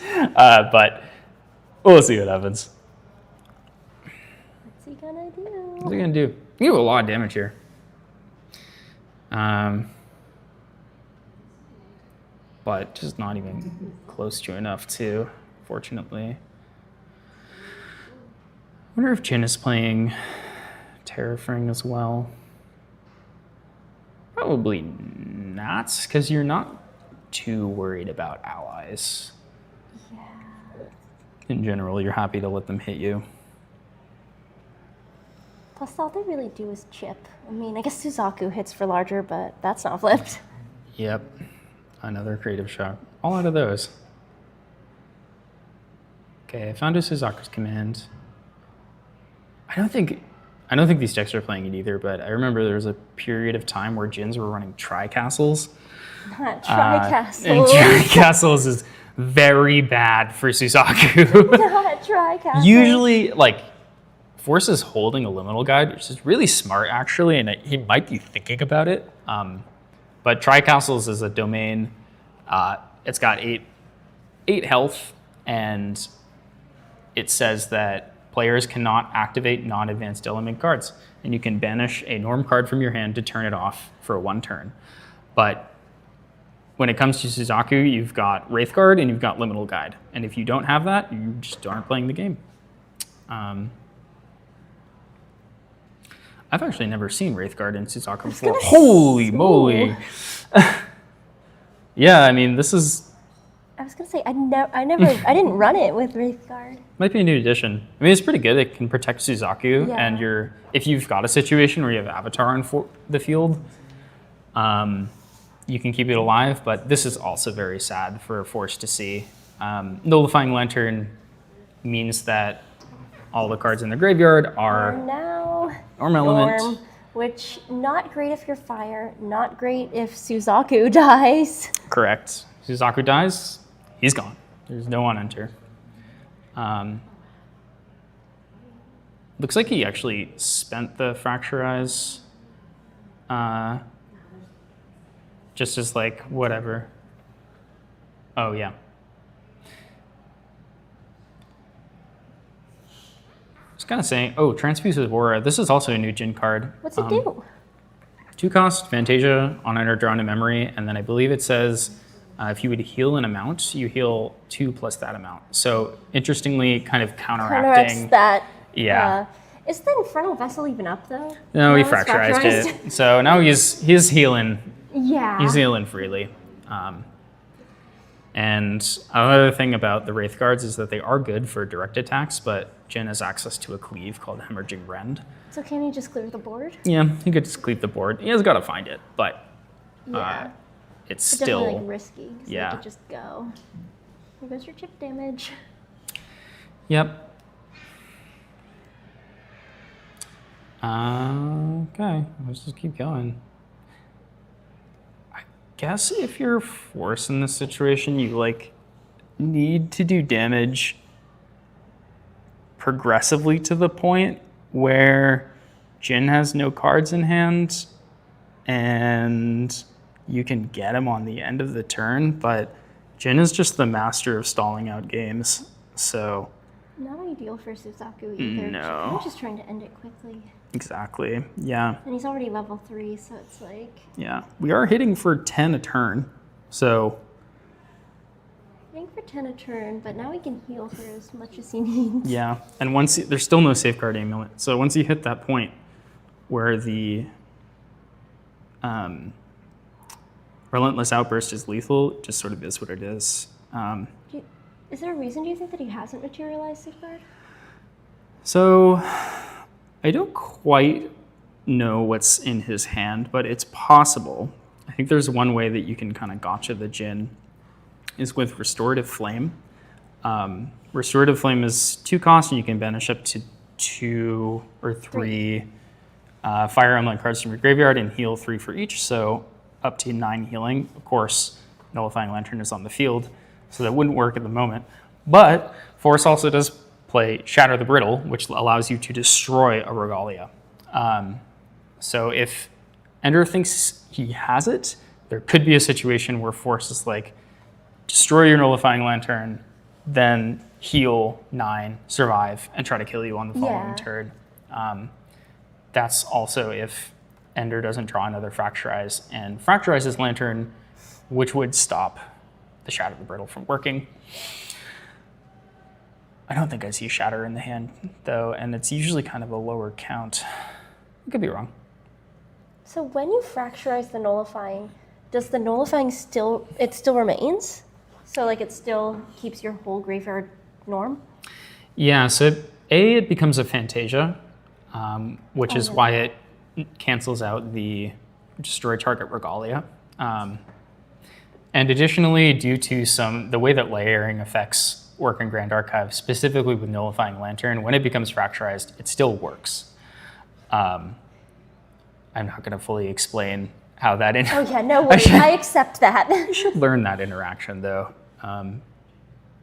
But yeah, fracturized Nullifying Lantern is tale as old as time for these decks a lot of the time, and it's tough to see. Because I did see Expel the Departed, which enforces sideboard, which is a way to take out a Fantasia, but I don't think he sided them in. Even though they're not the worst. I've capitalized a lot against Water Djinn by destroying the Fractal of Waves before. You should just really set them back. We got Enfeebling Warp coming up. Yep. I'm just trying to limit the options of Ender Zone as much as possible.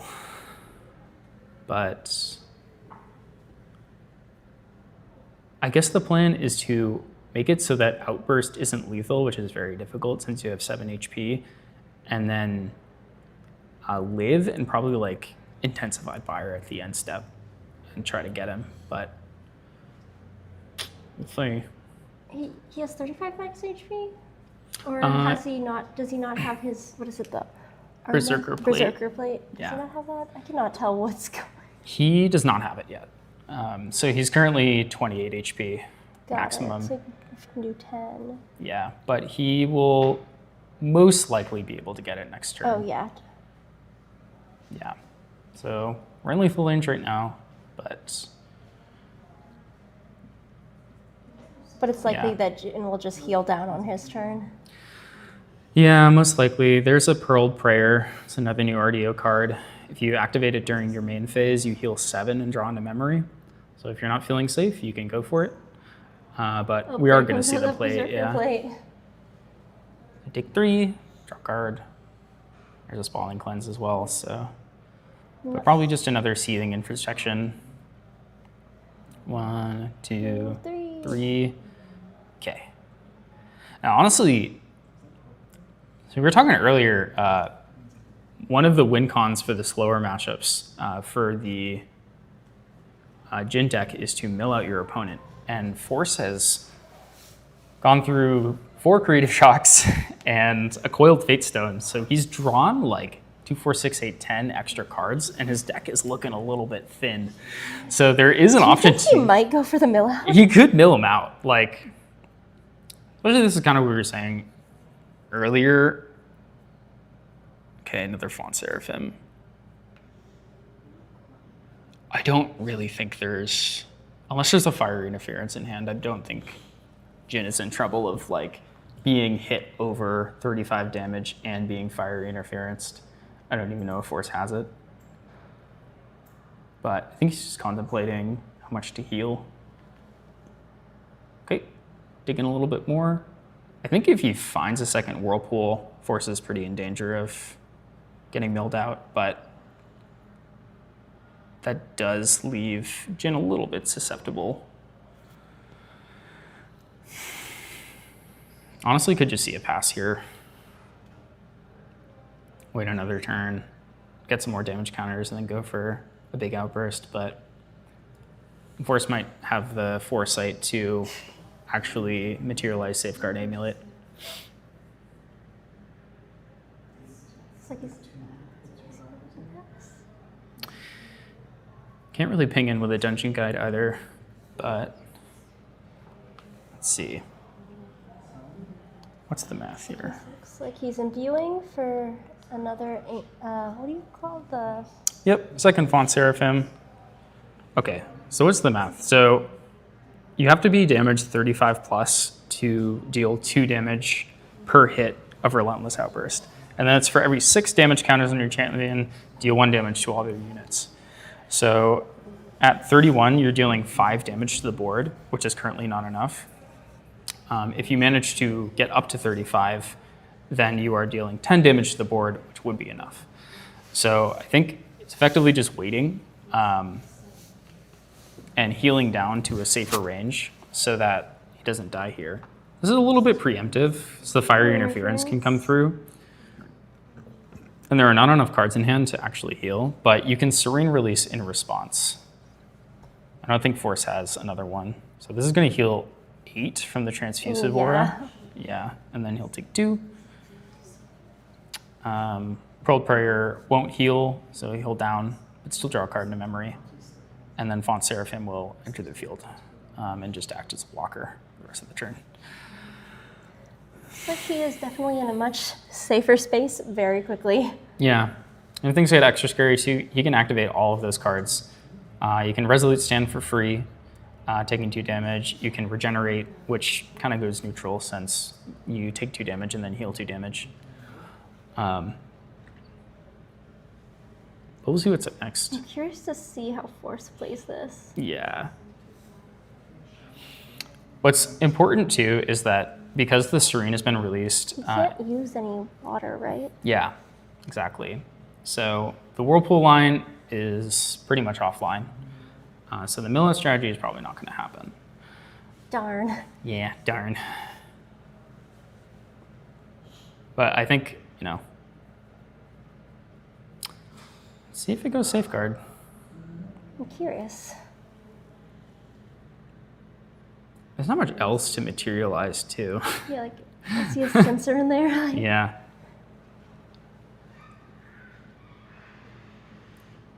Okay. Here. Here Comes down there that it goes. Safeguard. Okay. Now Ender does have to find a Fracturize, which is unfortunate. Neglect draw.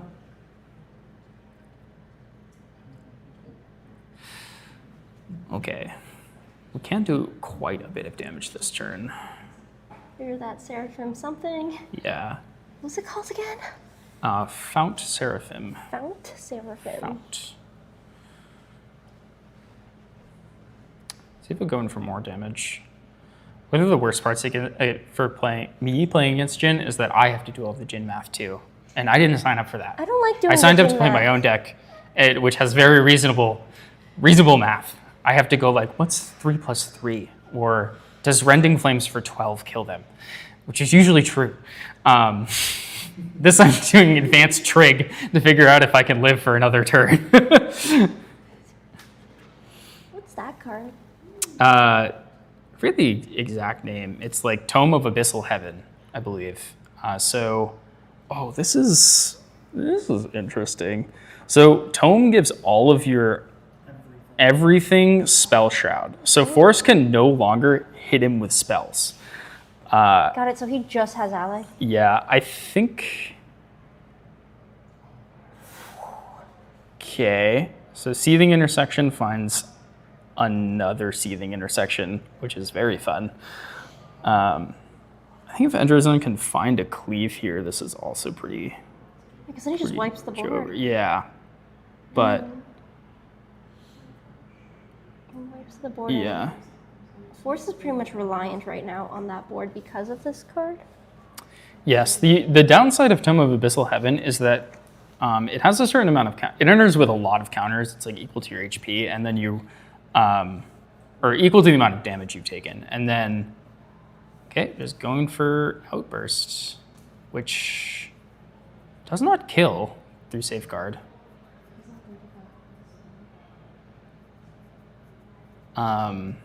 It's interesting. Okay, so the board goes probably popping Safeguard here. Oh, not. No. Oh, because it's not lethal. Those both come back. And then probably just hang out, I guess. But so if you run out of counters on Tome of Abyssal Heaven, you lose the game. So he has to make sure those. He has to win, or you can fracturize it yourself, I believe. And then, what happens if you fracturize it yourself? You're safe. You do not lose the game. Got it. So you would just go like right before you lose the counters, just fracturize it? Yeah, but he can't fracturize because he doesn't have access to water. So this is a little bit awkward of a position. I think he's hoping effectively to find a second Relentless Outburst. And just do it again for lethal? Yeah, and clear the Wraith Guards. Oh, but there's that Intensified Pyre that I've been thinking about for like the entire match. Yeah. Intensified Pyre can't hit Jin because he has Spell Shroud. So it just doesn't. I don't think. So he's pretty much just stuck. It is a spell. It is a spell? It is a spell, yeah. Okay, it's not a So skill. No. Some of the sneaky ones are skills.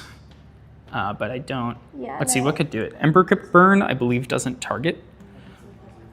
It just deals 2 damage to each champion straight up. What else? Okay, let me see your hand. Yep. Probably just rip all of it.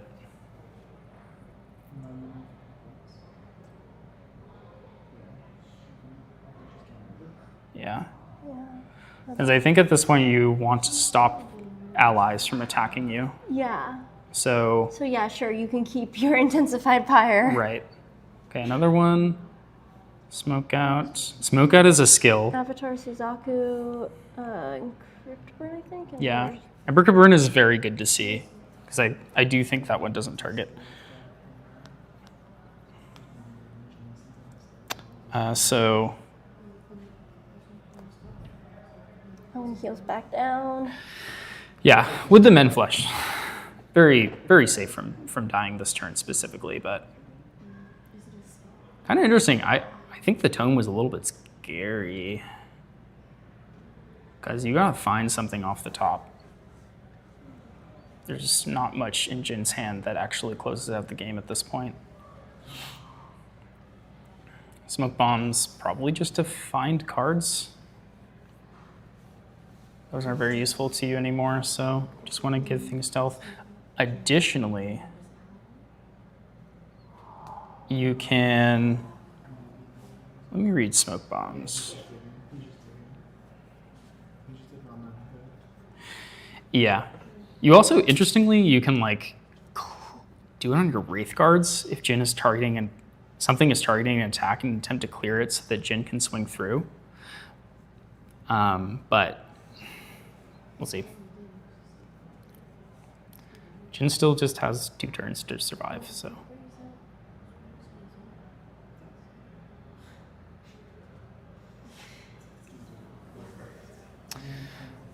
Thinking hard.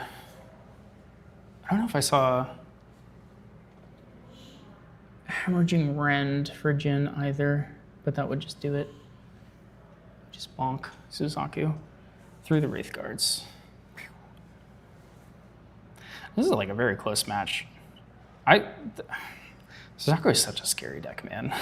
Like, a lot of the time, like, in the olden days of Grand Archive, if you were playing Fire Aggro and you didn't kill Jin by this point, the game was like super, super over.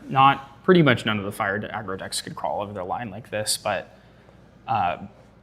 Suzaku was still able to just claw through in that end game. With their little 19 health. With their little 19 health. Yeah. Okay. Got something going. I wonder if he's going to go for Is that a Heated Vengeance? Yeah. I wonder if we're going for a Pepper Chef. Just take out one of the Wraith guards. And just push damage. Although, I'm not sure what else you can do, really. Like, I mean, yeah, because he can't. What's he gonna do? Spell damage? No. No. I think that's all he really can do. Yeah. I personally would leave the Wraith guards because I know my opponent's going to die in 2 turns, and I think killing them is a little bit out of my hands. But they might just end up dying themselves, and then that would be that. Yeah. So I have to imagine with another Seething Intersection, though, unless Ender Zone draws really badly, he'll find something to finish the game. Yeah. Okay, we're Pepper Okay, Pepper Chefing Chef. the Yep, send Wraith guard. it. 2, 3, 4. I mean, like, what else can he do? Yeah.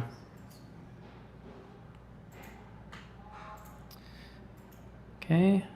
Do you think he's just gonna try and send as much damage out that he can in 2 turns and I think hope so. that Jin just dies? I still really just wouldn't pump damage into Jin, like, because the more damage he has, the more he can clap back for.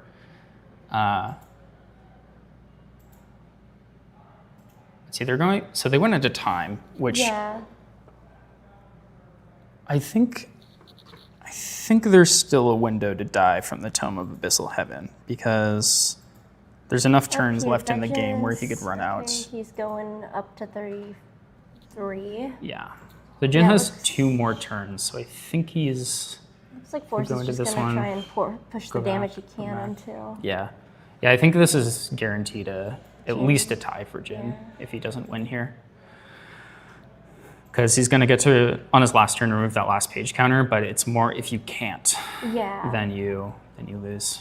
So, Seething Intersection, see if we can find something else. 1, water card, 3. Another Angelic Channeling. Oh, this is good though. You can play the Dungeon Guide and clear the Wraith Guard with your other Dungeon Guide, and I think you can swing through for lethal. Oh, just swing with your Dungeon Guide. Yep, that totally works. Bonk.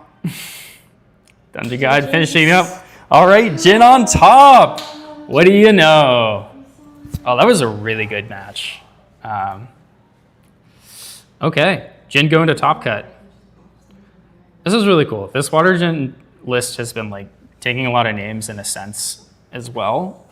So it's interesting seeing Jin played more often because I feel like that was a deck that I almost entirely knew nothing about because I never saw anyone on it prior to like RDO. Yeah, I mean we have our local player Angel. Yeah, and there's someone else who plays. Gar, Kevin. There's someone else other than I think they're newer because I played against the Jin recently. Oh, you don't say. I lost. Figure that. Oh, that's right. Yeah. Dirk? I think there's some Ds in the. I think you're right. It's a new tabletop village player. It's a tabletop, so I couldn't see their name. Yeah, super cool deck. And just the option to have a win con in water for Jin is really useful because water just adds so much utility, and lets them survive the long game. A lot of those times, like those water cards healing Jin down were really important. So, yeah, good stuff. I think we're gonna take a little break and then we'll go into our next game, starting our top cut. Cool. Thanks for watching, y'all.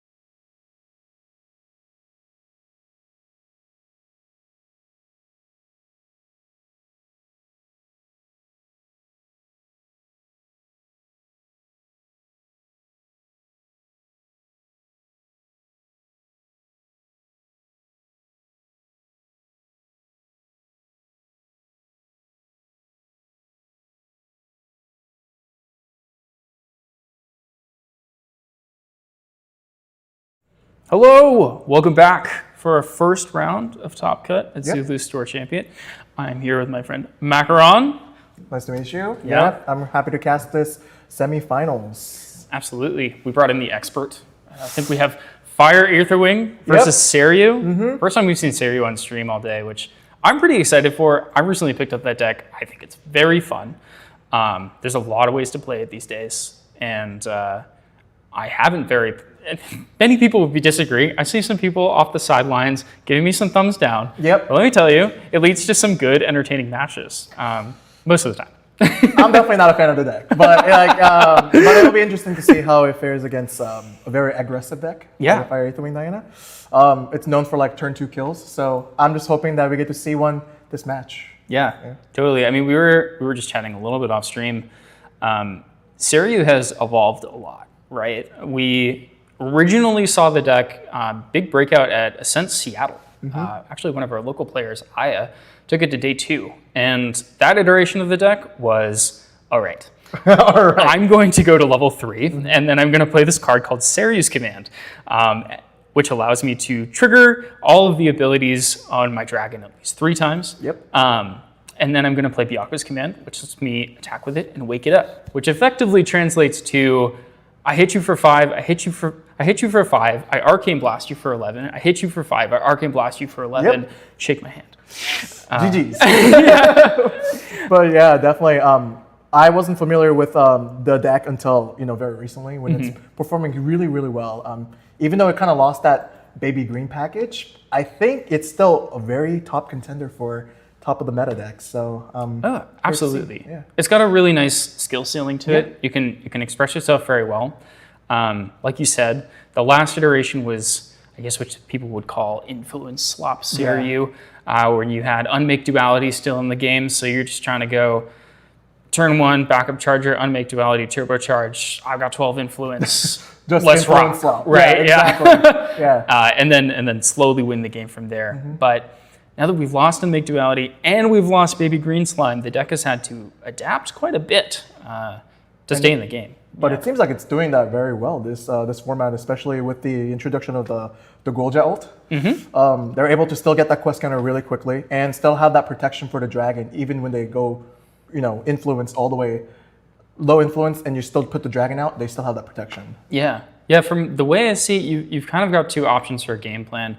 If you're really pressured, yes, you can use the Guoja ultimate to accelerate your quest counters and just level as quickly as possible and try and take your opponent out. But another really big card for this deck is Angelic Channeling. Yeah. It's honestly that card provided more utility for that deck than I thought it would. I mean, banishing cards but replacing themselves and gaining quest counters at the same time. It's just crazy. I don't know what they're thinking with that card. Just my opinion, but yeah.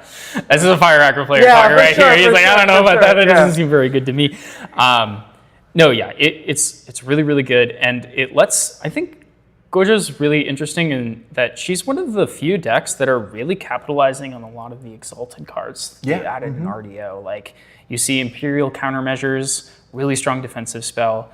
Royal Oathguard, I believe, just a 3/4 with Intercept and Vigor, solid stuff. Tri-Castles. The Tri-Castles. Very strong. Crazy, against certain decks, and specifically this one. Luckily, our Fire Aetherwing player is running some Norm cards to turn it off, but his count is mostly going to be Fire. So it's going to be interesting to see how he navigates the Tri-Castles once it actually comes out on the field. Yeah, totally. And also, in the old version of Turbo Seiryuu, we didn't have Lost Providence. Yeah. And so now you're pretty able to say, okay, I'm going to turbo to 3. I got 4 cards. Make Lost Providence. Next turn, make Incandescent Reliquary. And then I'll draw 3 cards. And now I have 7 cards in the end. No big deal. That's I'll go down low influence. I'll just gain it right back when I go to level 3. Pretty fun. But I don't know. So I'm actually not that familiar with the turn 2 kill on Fire Aetherwing. Do you want to walk me through that? Well, there's a very specific line you got to go through. Okay. Obviously, your opponent has to stay on Spirit. You got to have a Distant Enabler. Yep. You also got to have the one that does 3 damage across the board, which is going to be usually a Mana Flare Barrage. Yep. So what you do, you make yourself distant. do the Mana Flare Barrage, where it does 3 damage to the opponent's opponent, and you have a couple of ping Aether charges like Charge of Soul, that does 1, and there's also Inferno Mana Streak, I believe that does 3 when you're distant. Yeah, so that's already 7 damage. 7 damage, and then you add, and if after you load that all up into your Tributary Dreams, that's going to be swinging for 8 for perfect 15. Yeah, Explode. And on top of that, you got like Cat you got Cat and Boots. Yep.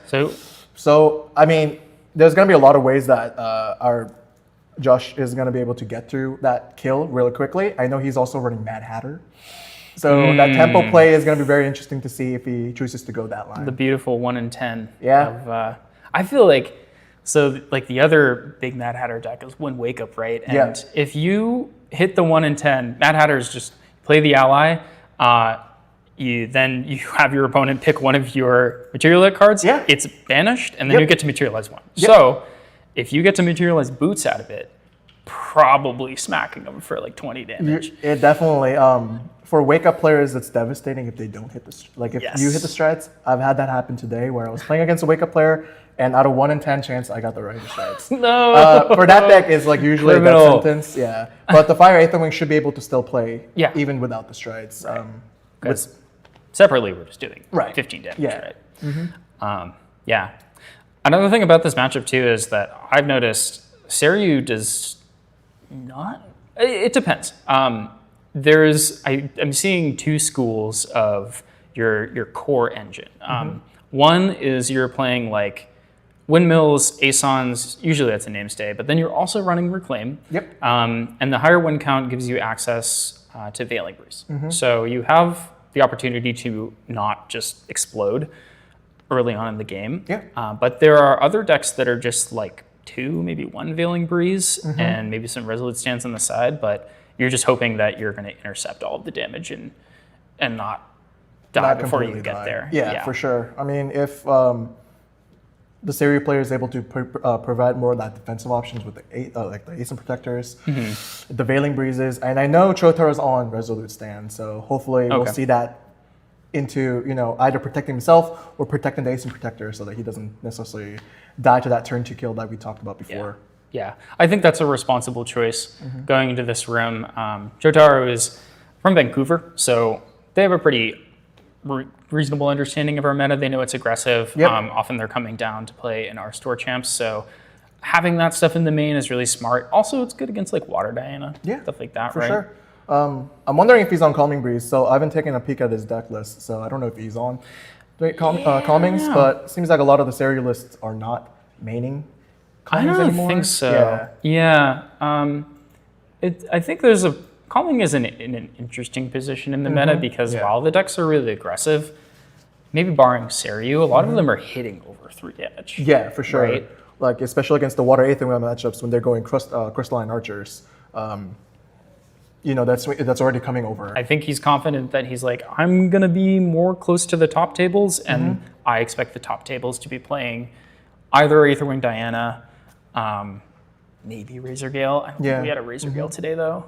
I don't think so. I don't think we had a single Razor Gale player today. Maybe Fractals, and we had a 1 or 2 Fractals players today. Calming is definitely good into that. But For sure, yeah. I know he's really hoping to get the store champ back from us because one of our players did go up there last season and got the store champ win from the Vancouver folks. So I wonder if it's going to be like a run back where we kind of trade store champs here and there. The ball's in their court, but we'll see. How are our Aetherwing players doing? Did Marcus make it to top cut? He did, yes. Yeah. Okay. So he's in there. So I believe it's Water Aetherwing, the Watermill Djinn, the Seiryuu deck, and then the Fire Aetherwing in the top 4. Got it. Interesting. We'll see how it plays out. Yeah, I think of the Djinn. I don't know. What do you think? Like who? Okay, so if Djinn wins and Fire Aetherwing wins this one, I think that'll be a hard matchup for the Aetherwing player. Yeah. Like they don't really have a way to kill Djinn on their opponent's turn unless they're doing that distant Mana Streak Barrage or like a Charge Soul kind of ping. But like they can also always just like heal that damage back. So it will be kind of tough. Like we'll see how it plays out. Yeah, I was I actually haven't seen very much Jin versus aggro, and we just saw Jin versus Suzaku. Both decks have access to anti-healing cards. Yeah. Like Diana's got the Ash Wound Shot, and Suzaku has the Fire Interference. But I was surprised, like, Jin made it through Infernal Vessel and healed well over the amount that he needed to close out the game. I think it's Infernal Vessel's not enough for definitely the Pro Prayers or Men Flesh, where they're healing for over, like it's gonna be healing for 8 or 7. You -3 from Infernal Vessel. Okay, I'll just heal 5, heal 4. Yeah, Doesn't all good matter. with me. Yeah. Especially if you've got Fracturized, which the Infernal Vessel did get Fracturized, and you're like, well, dang. Because What do I do now, right? I've got 1 or 2 transfusive auras on the field. I Serene release for like 10. Yeah, for sure. I don't know. I was watching that matchup and I just kind of felt bad. Like if you Yeah. don't have the fire interference, you just watch them just kind of heal out of position. Yeah. I feel like Suzaku is a little bit worse at Fire Aetherwing than killing early in the game. So that would be my only bet, is that Aetherwing can probably just take Jin out before he can level reasonably. But as you said, like there's less spell damage to kill at instant speed afterwards. For sure. So it's tough. But Watermill Jin versus Seiryuu, that's an interesting one. That's going to be an interesting one for sure. Like, I feel like at that point, it should be favored towards the Mill deck, just because they can survive the onslaught of their Arcane Blasts, and then I can either heal back or try to mill the opponents. Because as a Wind player, you are drawing your cards with like Fairy Whispers and like Windmill Engineers, so you're like kind of thinning your deck out more. So Dynastic Whirlpool is going to be hitting for, more towards that goal of just milling them out. Yep. Yeah, I was playing against Ender. He was on Watermill Alice, and now it's on Suzaku. And I definitely only took that match because he misplayed. And on top of that, Alice, you can just explode her, right? Like, if you get a command, she can heal a lot. She can heal a lot. The abnegations are like 15 or 14 or something like that, which is crazy. But she does have that lower health threshold, like unlike Jin does. Where he's sitting at 28. Plus with the Berserker plate, he's at 35. Yeah. And Immortal, so it's definitely We'll see if Jotaro's on Incap. That's also kind of a big thing. Ooh, if you're fighting against some healing and you can overkill the Jin and just hope that your Incaps get you there. I'll take a peek at the deck list since it is public now. So excellent. Full idea. So yeah. How's the season been going for you so far? Are you just on Suzaku? I'm just on Suzaku. All day, every day? All day and every day. But, love it. Like I love aggro, so I'm glad I can come back to playing aggro instead of playing like usual control decks like Luxem or like Fractals. So yeah, I'm like pretty peaceful at where I'm at with aggro right now. I'm surprised I haven't seen you on the new Oblation.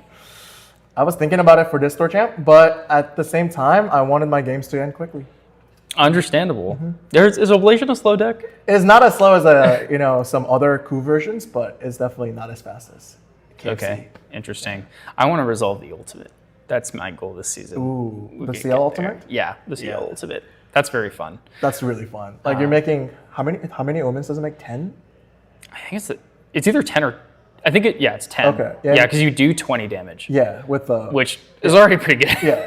But then you get to loop Foe Awakening infinitely. Yes, and I'm actually really curious to see if you can ever get that resolved, because that's a free win. Mostly. It's an automatic win once you get that ult resolved.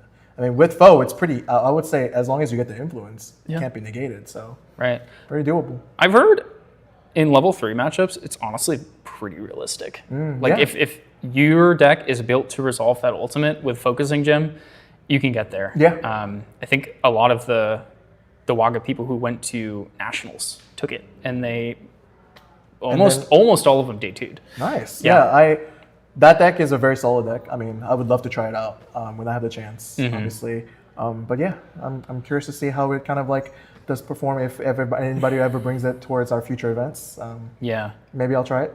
I don't know. It's one of those weird decks where it's a little bit like Razorgale, and if you're like teching against it in your sideboard, you have like a pretty good shot, as well as having experience against it, which I think is why it's like a little difficult when you bring it to a bigger event because people are thinking about it. But bring it to a locals or a smaller store champs, people, if nobody's been seeing you play Oblation, they're like, No well, one's expecting it. I don't know. I mean, you'll get like people might run Topsies, but like Oblation cuts through that pretty easily. And I don't know if everybody's like running Crystallized Destiny these days, but a lot of people I are. always run a little bit of Crystallized Destiny, mostly because I don't want to be hit for 15. Yeah. No, that makes sense. Yeah, me too. I don't want to be hit for 15 that goes to Spell Shroud. Honestly, I started the season doing a lot of water decks because Engulf is very fun. Engulf is very feels fun. really good. Yeah. And it stops a lot of decks in their tracks. So I got really used to having interaction. I was like, okay, I'm going to go back to playing Fire for a bit. I'm like, this is miserable. I can't do anything against these guys. They're just killing me, and I don't get to play the game. Yeah. So if I'm on a Fire deck, I'm kind of putting whatever I can into there to like stay alive. But the other decks, they have other options. They're just not as worried about blocking a big chunk of damage like that. Yeah. I mean, I was also on water beginning of the season before Prestige got banned. I think you're the one who put me on that. Oh. Yeah. Where RIP you copy that deck. Dynastic Whirlpool. That was my version of Watermill that I really liked playing. It was But so fun. it was really fun. Like Dynastic being slow, obviously it's a strong card. But because Green Prestige, you can play it as a fast. Yeah. You can do Dynastic, you can just do it like 3 times. And like it feels extra powerful. Yeah. Prestige was an interesting ban. I see why they did it. I'm very sad about it. Yeah, but me too. it must be so hard to design the game around that card. I get it. Yeah, the ceiling's through the roof with that card. You can do anything as long as like you kind of build your deck around it. So it's too strong of a tool for them to keep around. Yeah. For future design space. It's just like every spell you make, you're like, okay, all right, is this broken with Prestige? And that just must be such a headache, especially planning sets far into the future, right? Like it really limits your design space. So I don't know. Understandable. Yeah. So another thing we've been discussing a bit on stream is what do you think the silver bullet card they're going to print for the next set is? Honestly, I haven't done much theory crafting for the next set. Yeah. So, well, you think about the game right now is with RDO we got raccoons. Yeah, we got raccoons. We got Topsy to Cream PTM. So, and there's Censor in the game. Yep. Playing a deck that involves your graveyard and Valver Sword. Yep. Playing a deck that involves the graveyard is like so brutal sometimes. It is, but as you saw with like Water Aetherwing's like statistics, it's still doing very, very well. And I think that's largely due to because how strong Cat Ranger Strike interaction is. So if they do print another silver bullet for the next format, I would like to see them where it kind of prevents you from activating effects. So like that banish effect from the Cat so that they can't copy the Ranger Strikes or something like that. Is my personally my pick. Yeah, I don't know. I'm interested. I think they're slowly, I don't need to like bring it to other card games, but there's a lot of mechanics in this game that are similar to Magic the Gathering, and they've been building in more and more Magic-like cards. And one thing that Magic has a plethora of are graveyard defense spells, right? Yeah. Just like things to block you from, or either block cards from leaving the graveyard, which usually is a bad thing for you in Magic. But in this game could be very beneficial to you if you're trying to protect your floating memory or something like that. Yeah, I mean, I don't think it can be a floodgate card because if they can't leave the graveyard, you can't use the float. Yeah. But it should be something like that kind of prevents from them leaving that turn or something like that. Yeah, so it can't be raccooned or it can't be eaten up with Thurble or something like that. Yeah. One other thing we haven't seen is a counter to distant. Yeah, there is no hit become undistant. Yeah. Yeah. What are the people calling it? I say a step forward, come step closer. Forward, yeah. Something like that. Yeah. There's also, is there one for quest counters? Yeah. There's nothing close combat. That's a good one. Yeah. There's nothing for quest counters. Yeah. The quest counter one is interesting. I don't know. Do you feel like you're an anti-quest counter thing? Well, if they're making for one for every counters, I would say it's the next logical step. If Seiryuu continues to be really strong in the format. But as a soccer player, I don't want that. But that's just me. Yeah. I feel like that's one of the ones that's a little bit tougher to run. Like we have bullet cards like removing level counters or removing preparation counters. So if you're like really scared of Tristan or Merlin, which I don't think anyone is anymore. Yeah. like you saw a little bit of that a couple seasons ago when Tristan was really big. But me personally, maybe if Seiryuu is a huge mainstay in the meta, that's just so hard to fit in my sideboard.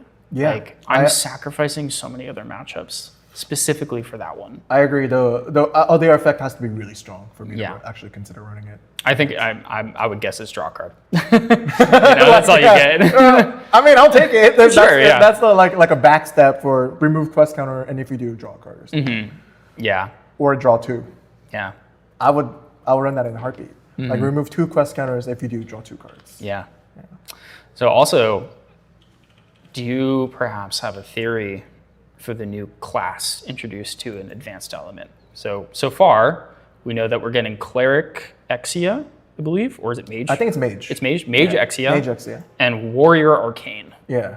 And a lot of the things they like to do in this game is they make cards like from many sets ago that just randomly have another class in their class bonus. Like Carter. Carter was Guardian Ranger. Yeah. And we're like, what's the Guardian for? Like, this is a Diana card. And then we got Ciel. Yeah. So, I don't know. Do you have any thoughts? Honestly, no dots. No like, dots, okay. I know, I think I saw it on, it was either on a post, something like that, where if you see the Arcane card, or I think it's Arcane Sight, it references Lorraine. Yes. So if only you could see what I see, exactly. Lorraine. So I'm wondering if that was like that. a foreshadow of what's to come now, because if she is going to be played as an Arcane champion.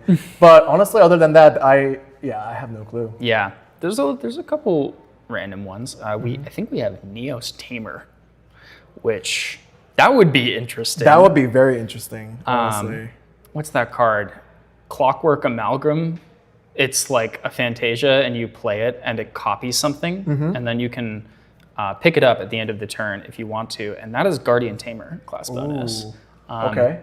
And we'd be getting those Neo slimes. Of course, we get every color of slime. Right. But Yeah. I wonder if that's gonna be like kind of played, because Neos likes to play with like a swarm board. It kind of makes sense to give that something to a Tamer class where, it could be like beasts. Also kind of like known being like a swarm kind of deck. Yeah. Could something to do with that. Yeah, that'd be kind of cool to see. Yeah, like Slime Swarm, all of this baby slime token cards are coming out. I would love to play that deck. I love Neos. Ooh, I want it. Storm's Calling. Yeah, is it the Slime's Calling? What's the one that you make the baby tokens? There's Slime Party, which makes some tokens, and then there's like Slime Calling, I think, is the one that you reveal slimes off the top, and then you can activate them at fast speed. Yeah, and then you can only activate it on your opponent's step. Slime Call Cyclone, I think, is the one we're thinking of, which you just get a token every turn. Yeah, but I can imagine them doing something with the Slime's Party where you buff up your slime tokens. Yeah, that'll be kind of cool. Yeah. So we're gonna get into the match in a little bit. I think there's a little bit of resleeving going on, so no big deal or anything like that. Here's a fun question for you. Yeah. What is your favorite opener in Grand Archive? Across all the colors, all the decks, what cards you want to see in your hand? You already know, I love drawing cards. It's got to be 2 down for Library Witch, Cremation Ritual. Oh! My favorite turn 1 opener. That's a good one. Yeah. Nothing beats drawing cards in this game. I get you.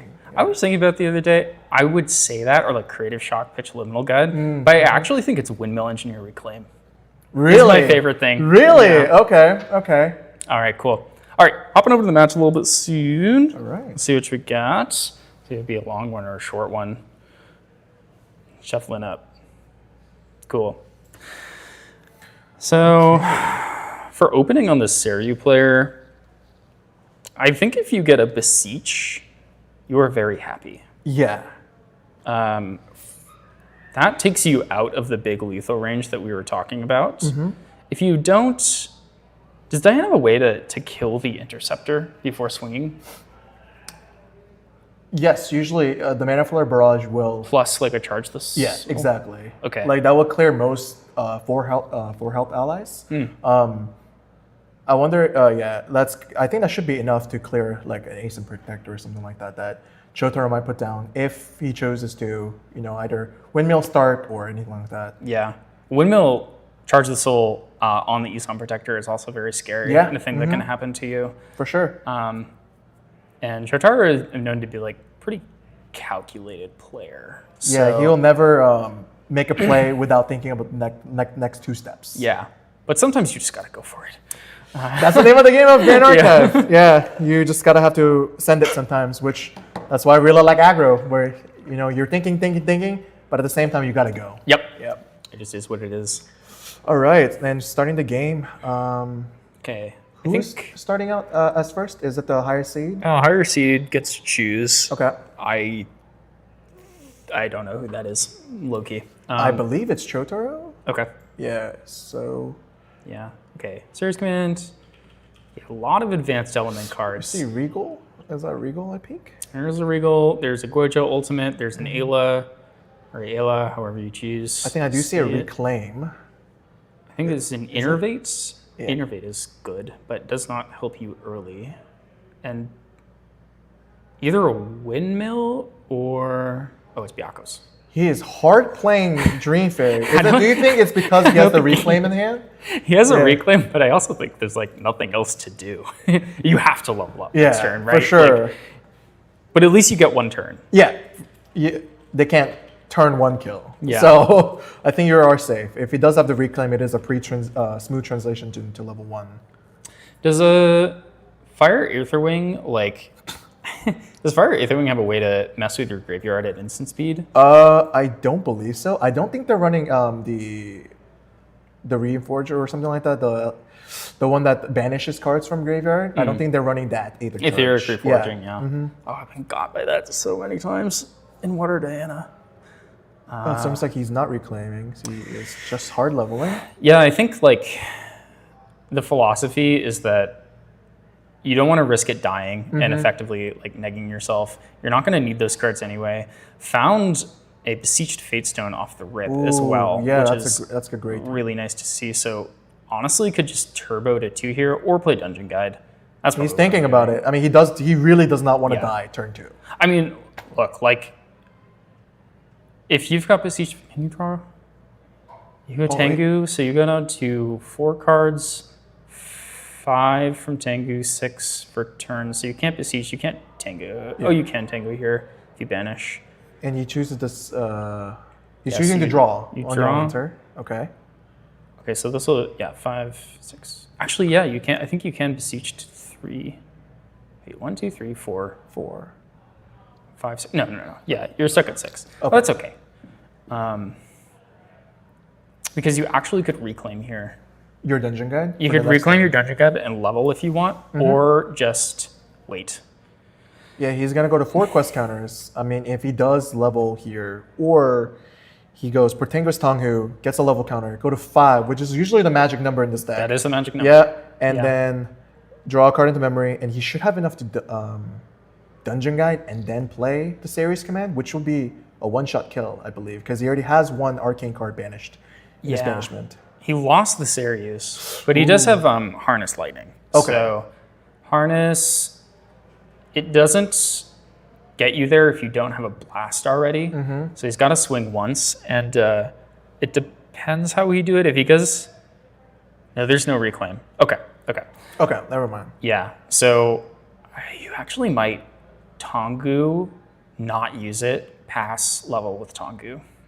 Ooh, okay. Just to put cards down. Makes sense. Yeah. Or you can do the math.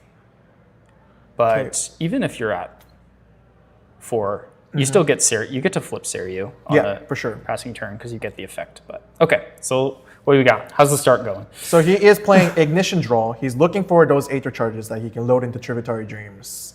He did become distant with Backstep. So he's, like I said, he is looking for that extra Aether charges that he can do. Cheap ones, probably. It seems like he is doing 2 Aetheric Calibrations, which is, I wouldn't say it's bad because they both potentially, Recycle. Recycle itself. Replace themselves. Yeah. Yeah, exactly. Seems like he is doing that effect where he's putting 2 cards down from hand to activate it. He's looking at the top 4, and I don't think he found one, so he's looking at the top, and he didn't find it. It is a blazing throw, but he does get to load that into memory, and he's gonna do the other one. A second chance. Yeah, let's see it. No, okay, he did find it on the top. Yeah. Another calibration. Yep. Jeez. Bottomed some like useless cards there too. Yeah, I think I for saw sure. like Ignis. I mean, the Blazing Throws are nice to keep, but He only usually really needs 1, I would say. Yeah. Yeah. But he might opt to choose to keep both on top, depending on what he thinks is how much damage it could do. yep. Yeah, a nice thing to more influence math, but one really powerful card in this matchup for Seiryuu is the Ayla, because the Triumvirate Dream does not have Spell Shroud. Correct. So if you manage to land Ayla and it lives, there's no mana streak or anything like that, you can just be like, nope, don't attack, don't attack, don't attack.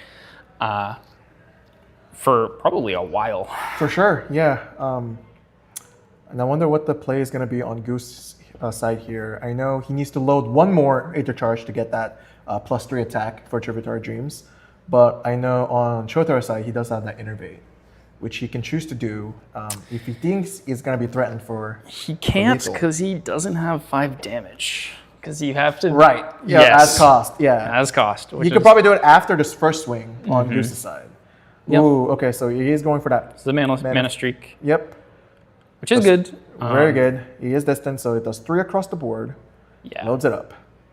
Still not in Innervate range, but I don't know. And this is coming in for that 8. 8 damage. I believe so. Yes. And he That's goes. so much damage. And 3 cards in hand for Diana. So some Seiryuu lists run Tariff in the main. Yeah. So Tariff is not a bad option here. I wonder if he's going to choose to load more, or he could play the cat to go for the kill next turn. Well, the problem is if you're playing through Tariff, you can't play cat and attack. Yeah. You can get boots, but then you don't have any charges to attack with. Right. So you're a little bit hamstringed here, but oh, he's still got, okay, I thought he had 3 cards left. I was like, where does Influence go? He does have 4, so he is going 3 down for the Cheshire Cat and swinging. And notably, no ability to make Inert Sword. Does this deck run Palver? I will check right now. Yeah. Palver is an option too. But I agree. I feel like you would see Boots into something else. It does seem like he is running Palfor and Inert, so it could be an option. All right. I don't know if I... thinky. The thing is, you are like safe from... Oh.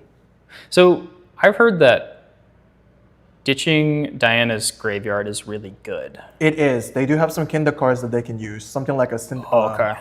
One of their Aether charges do Kindle. Okay. So trying to get, balancing their fire cards in grave is a very good plus. Yeah. So I guess you can say 5 down for Tengu here. If he chooses to, if you want to, and then level. But I think he's going to go for the quest counter and then try to banish some cards. Yeah. This is put you at 5, and then now you can Tengu to put 3 down and level. Right. Yeah. After this happens. And then we'll be cooking. Goodbye, Ayla. I miss you. A channeling would be really nice to see here. Ooh, that's a dungeon guide. Okay, that's... Oh, he just passed his turn? So this was just on his end step? Yep. Like he just does the Seiryuu quest counter? Oh, okay. Yeah. So he wants to be more hands up. Yeah, I think it's good to... Now you get to hold Innervate. Yeah. Which is good. And then if you do Innervate, you can level again and then dungeon guide. Yeah. It's a pretty good line. And you'll have like a million quest counters after that. Oh, he is going for the strides play here. Yeah, I think he is definitely trying to... definitely a little bit risky, but... Yeah, he's definitely trying to pump that damage. Okay. Draw a card. All right, so this could represent Is Triumvirate like a 1-power Aetherwing by itself? It is by itself. Okay. Correct. Yes. And he did have the Ash one in hand, so he's trying to load that into. Yeah, so this means Tributary Innervate Dreams. now. Yeah, because he's forced to, otherwise he cannot heal as part of the cost. That was a really good draw. Yeah, in the first place. It really is. Both players just kind of seeing what they need off the top. Okay. Honestly, yeah, I don't know. So this is also good because now if you level again, you can choose to get the quest counters, which means you can flip Seiryuu. Yes.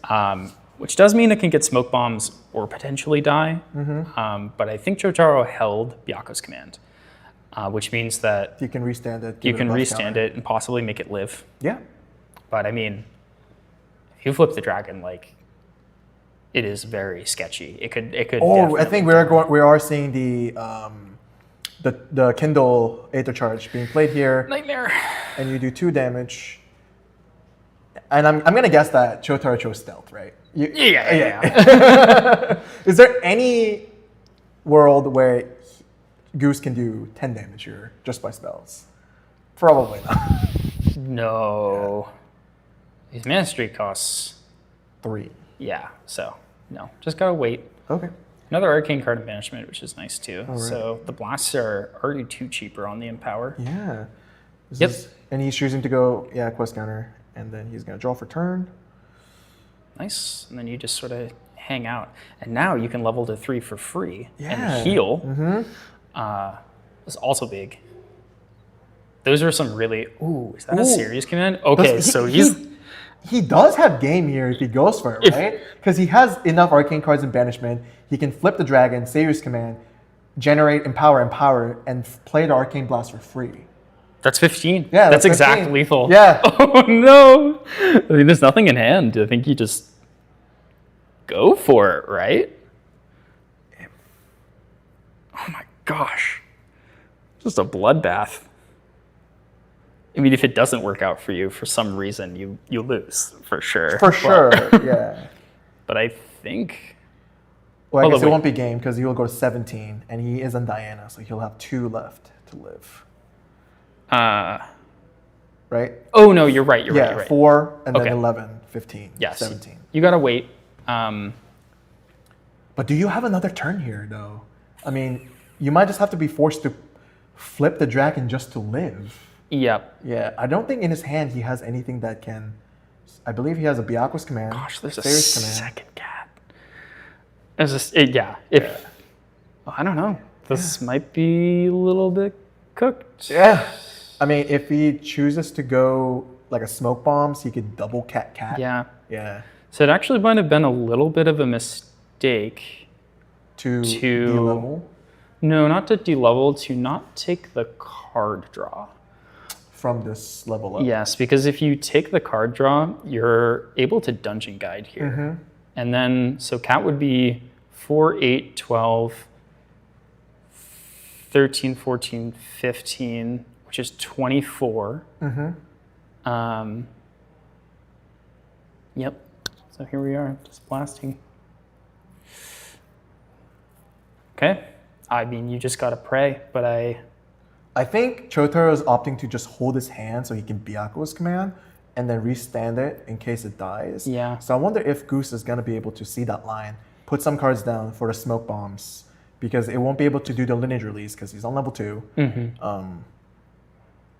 yeah, I mean, you can, but I just don't know what your win condition is after that. Is he not on smoke bombs in the main? Oh, shoot. So if you swing with He cat, is not. okay. Scorching leap, singeing leap. Something like that? It is, yeah. Okay, so that makes you distant and like you take damage, right? Yeah. And it costs 1. Okay. Let's see what he chooses. Oh, and you can ephemerate it. That's yeah, right. okay. So he's going. Treads. No. Okay, so treads is bad. Yeah. I believe because he is distant, he can't activate. Oh, he lost his second cat. Oh! Wait. Okay, before on the materialization, he is choosing to Byaku's Yep. command. Okay. Yeah. Oh, and now the math becomes kind of weird. Okay. He might still be able to kill the dragon here. I Yeah. think so. And after that, you're as as a Win Seiryuu player, what do you do? Can you do 13? You do. Losing the cat is bad. Yeah, but he has a cat on board. It's gonna give it +8. Yeah. And then just load one more, and you should, even without loading, you still have more than enough damage to do 13, correct? Yeah, because you're distant, range 1, 1, 2, 3, so 4. So this is coming for 12, but he needs 1 more damage here. Yep. And you can swing with cat for 1. Oh, so, true. yeah. Oh dear. Oh dear. I mean, there are sort of some things you can draw. The problem is you won't be able to level up for free. So I think you're stuck off being level 3, which means you can't play Tri-Castles. Yep. Which would be very helpful to you, I think. But you can, if you somehow stall the game long enough that you get... Okay. Ooh, he is choosing to banish the cat to copy the Ranger Strides. He's activating Mana Filler Barrage. 3 across the board. He's gonna load it. And then now he so he's +4. Yeah. Oh, so this was pre-reg. Okay. Yeah, I think Recollection draw. there's another Aether chart. Well, you can't load anymore. So it's 4, 5, 6, 7, 8, 9, 10, 11, 12. 12. Then that. Yeah, that's a bonk. But you know, it's also like we'll see what Showtower draws because it's not like it's over. But a lot of the time when you turbo like I think this, that's overkill. He's popping the Ranger Strides, even though he knows the Seiryuu already took 3 damage. Yeah. Yeah. So he really wants to kill the dragon, but I don't think he had to do that. Yeah. And even so, okay. Okay. Yeah. So I think your goal now is to figure out a way to just stall until you can level, and then hopefully start playing like those Oath Guards and things like that, the 3/4s with Interceptors, and just try and make it through. For sure. With your allies. Ooh, he's choosing to go Censor. I don't think he had anything else that he could materialize here. Yeah. Censor is good because it turns off the ephemerate from Singeing Leap. So now Diana needs a different distant enabler to start like punching really hard. He could have, in response, done the Singeing Leap, but I don't think... Is it a slow or is it fast? It's fast, but I don't know if he had cards in hand to do it. I see. Or he might have missed it. Yeah. It's possible. Very possible. But yeah, at the same time, too, we are able to level. We can use our Thurible that's just been hanging out for the entire game and hard level to 3, which will heal you down. And then you can go Lost Providence and... oh, he's choosing to go... I believe that's the Quick Draw?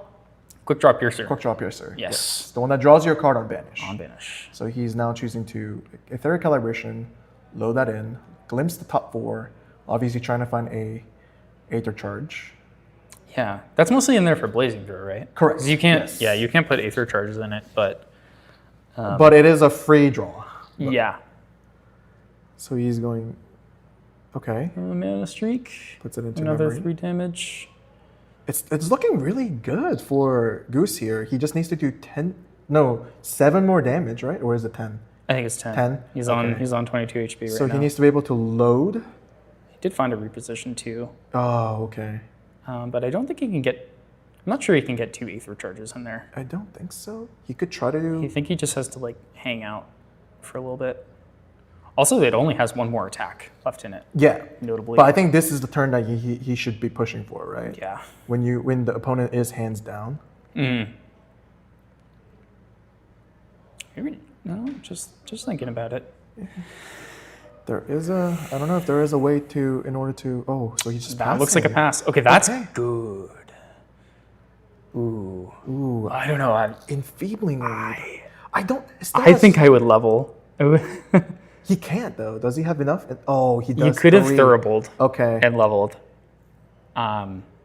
Little bit weird. You just have nothing. Yeah. But the next turn can He has go back to Dungeon 4 Guards, influence. right?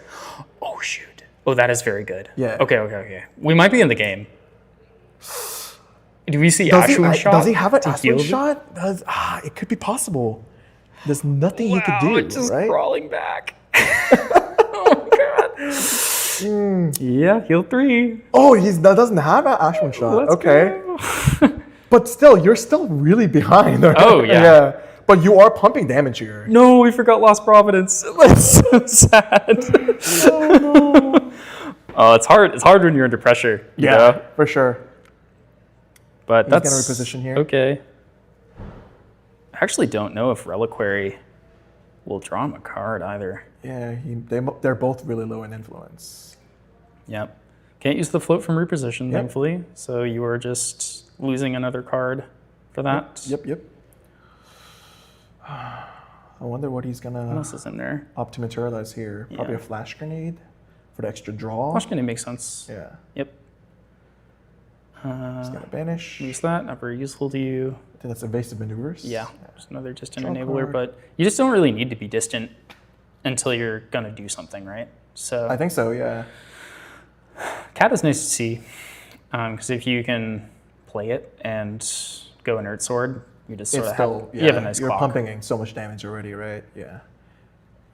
I think Chotara also kept Imperial countermeasures, Ooh. possibly. I don't think I saw it get banished, so that's also just a nice way to like stop yourself from taking too much damage. Fair enough. Yeah. Yeah, wow, I don't know. Dream might be alive on getting back to I 8 think- influence and just yeah. saying Arcane Blast. Yeah. It could be. Yeah, because that property that you can cast it lives on the card. It is he's- not attached. Okay, so he's doing blazing, Aether charge here, right? Okay. And then he's popping Enfleebing Orb in response, which you need to put 2 cards down. Yeah. I think he's 1 off. Yeah, it's- 1 Aether charge off. Not quite enough to kill. Okay, you have an Etheric. Etheric. Okay. So how much damage is this? It's 7, 8? It's just 8 again. 8 again. Yeah, which Yeah. which won't be enough. 4, 7.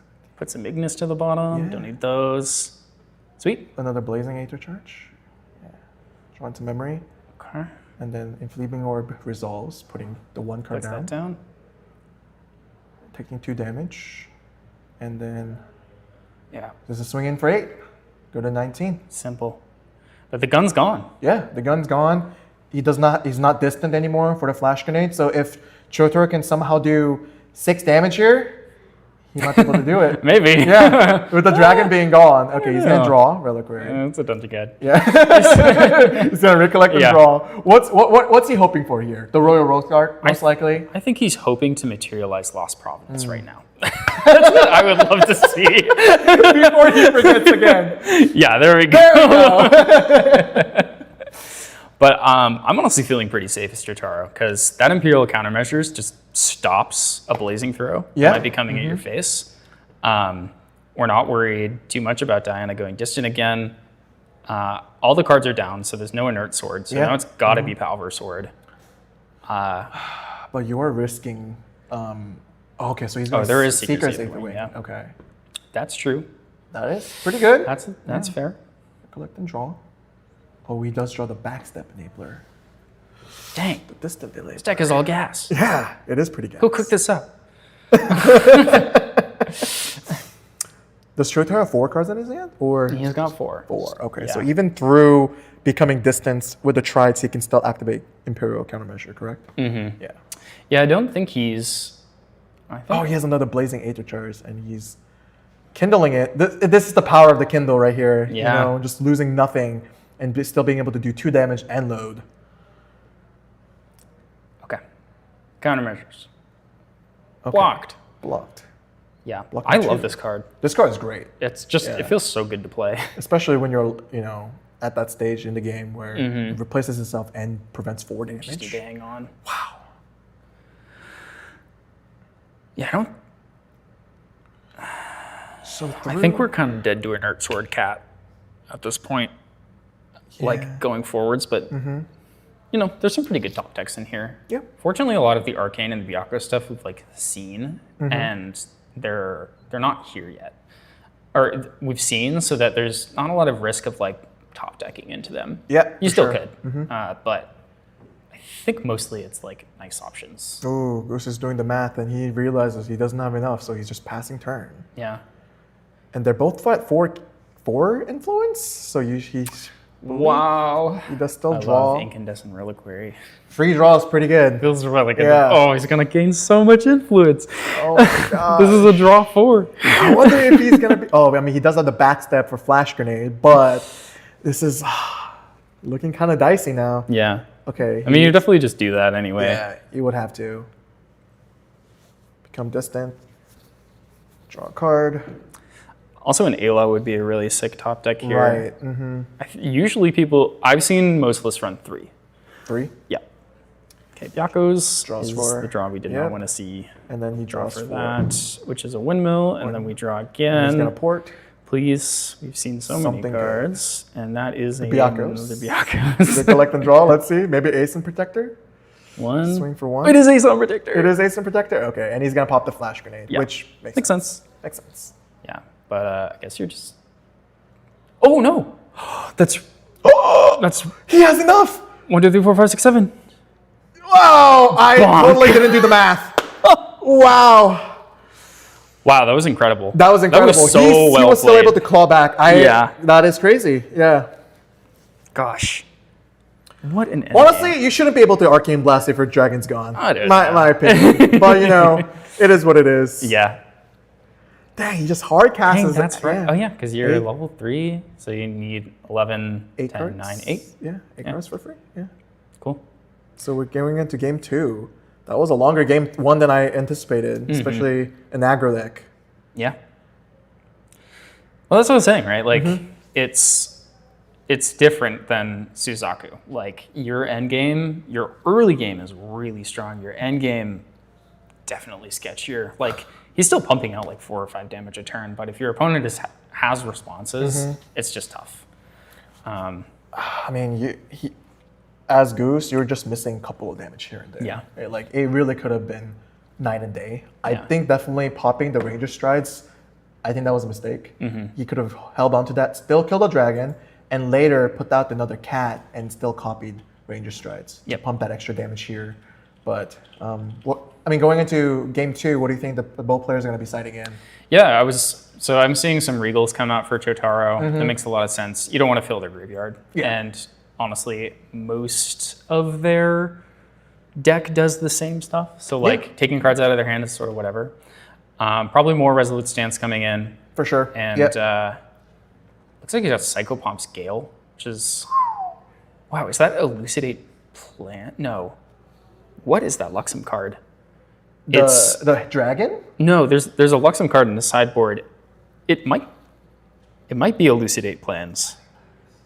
I don't think it's Blinding Lapse. No, I think it's the one where like you play it. It's a Fantasia. Are you talking about that one where the opponent costs 4 more? Blinding Optic Control. Yeah, it could be Optical Control. Yeah, it definitely can. I don't know. be. The art looked a little bit different. I guess we'll see. Yeah. I don't know. What do you think for Aetherwing? Honestly, looking at his side deck, the options are not great. I would say We had Smoke Bombs, right? no smoke bombs. Oh, it's just not So there. he does not have smoke bombs. That is- He has Inferno Vessel. That is some maneuvers. impressive bravery right there. Mad Hatter. Yeah. Could be a funny ad. He had Illuminate Secrets in his sideboard. Secrets. Which, that is some spice. That is spicy. So Illuminate Secrets, old FTC card. It's deal an amount of damage to target unit equal to its owner's influence minus your influence. Which if you've rocketed to 3 and you've got 3 cards in hand and your opponent is like playing, I don't know, Merlin, you're like 10? 10 damage? to you, perhaps? That seems pretty good. Arcane Luxem Blast? Like some blast. Yeah, I'll take it. That's not on my bingo card. Also, if I'm playing against Seiryuu, I like that. I gotta try that out. Yeah, there are 2 cards that we mentioned. Optical Control, it's pretty cool. It's a Fantasia, you play it down for 3, and you name a card type, and then I believe actions of the chosen card type cost 4 more to activate that until turn. it's gone, Yep. and then it sacks and replaces itself. Yep. So you can just, a lot of the time in my mind, I'm like, oh yeah, you just name action. And then you're like, do you have a response? And they're like, nope. And you're like, cool. Serious command. Yeah. Free to go at that point. Yeah. Blinding Lapse is another interesting one. That's a little more conditional. I would say so. Yeah, definitely against like higher influence decks for sure. I mean, I know when I was playing Lux and Xander, I would try to play against the mirror match. Yeah. Yeah, very good against the mirror match. But I don't know if obviously you won't be playing it against Fire Aetherwing Diana. No. But, No, I don't think so. Yeah. That one just, if your opponent has 9 or more influence, they put everything into their memory and then they banish 3 cards randomly. So you can just kind of hard reset somebody and also possibly kill them if they just let it happen, right? But I would not bring it into this room. For sure. That's for sure. But all these aggro players. I don't know who has 9 influence these days. Now let's look at the hand for both players. Yeah. We see a Topsy, Topsy's which good. is great. Can you Topsy in response to an Ephemerate activation? Or does it go on the stack? I believe it goes on the stack. Okay. Yeah. Yeah. So you'd have to time it a little bit better. But I don't know if Topsy was on the sideboard or not, actually. I think he's definitely running that because he's scared of the Blazing Throw Yeah. and cards like that. This is kind of looking like a Dream Fairy pass. You also could, you could Resolute Stand. Or he's just passing altogether. Yeah, okay. I think the vibe is to Resolute Stand Yeah, for sure. if Diana swings at you. And then if that doesn't happen, you're the host. But I wonder what Goose is gonna do. I don't know if he has necessarily the Disneyland plan that I was talking about earlier. yeah, very secretive with his hand right now. I cannot tell what's in there. Don't know if he can go distant. He's teasing us. I see a Mad Hatter. Yeah. We love thinking about playing Mad Hatter. Ooh, that's a good card. Tournament life on the line. You're just like, yeah, it's fine. Is that a backstab? I think he does have a backstab. Okay. Yeah. That's totally a backstep. But Hatter. It's right there. Oh, Ignis. Okay. Yes. Ignis. So what can you do with Ignis in this deck? It does give you a turn faster, I would say. Like, you're able to cheat out and the instep your...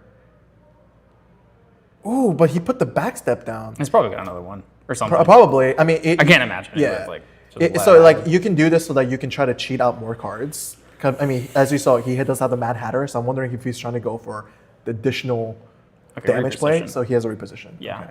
So this lets you go. There is a Topsy in hand, but this lets you go into boots, right? Yes. If that's what you want to do. Yes. Or Ranger strategy. Something like that. Right. Yeah.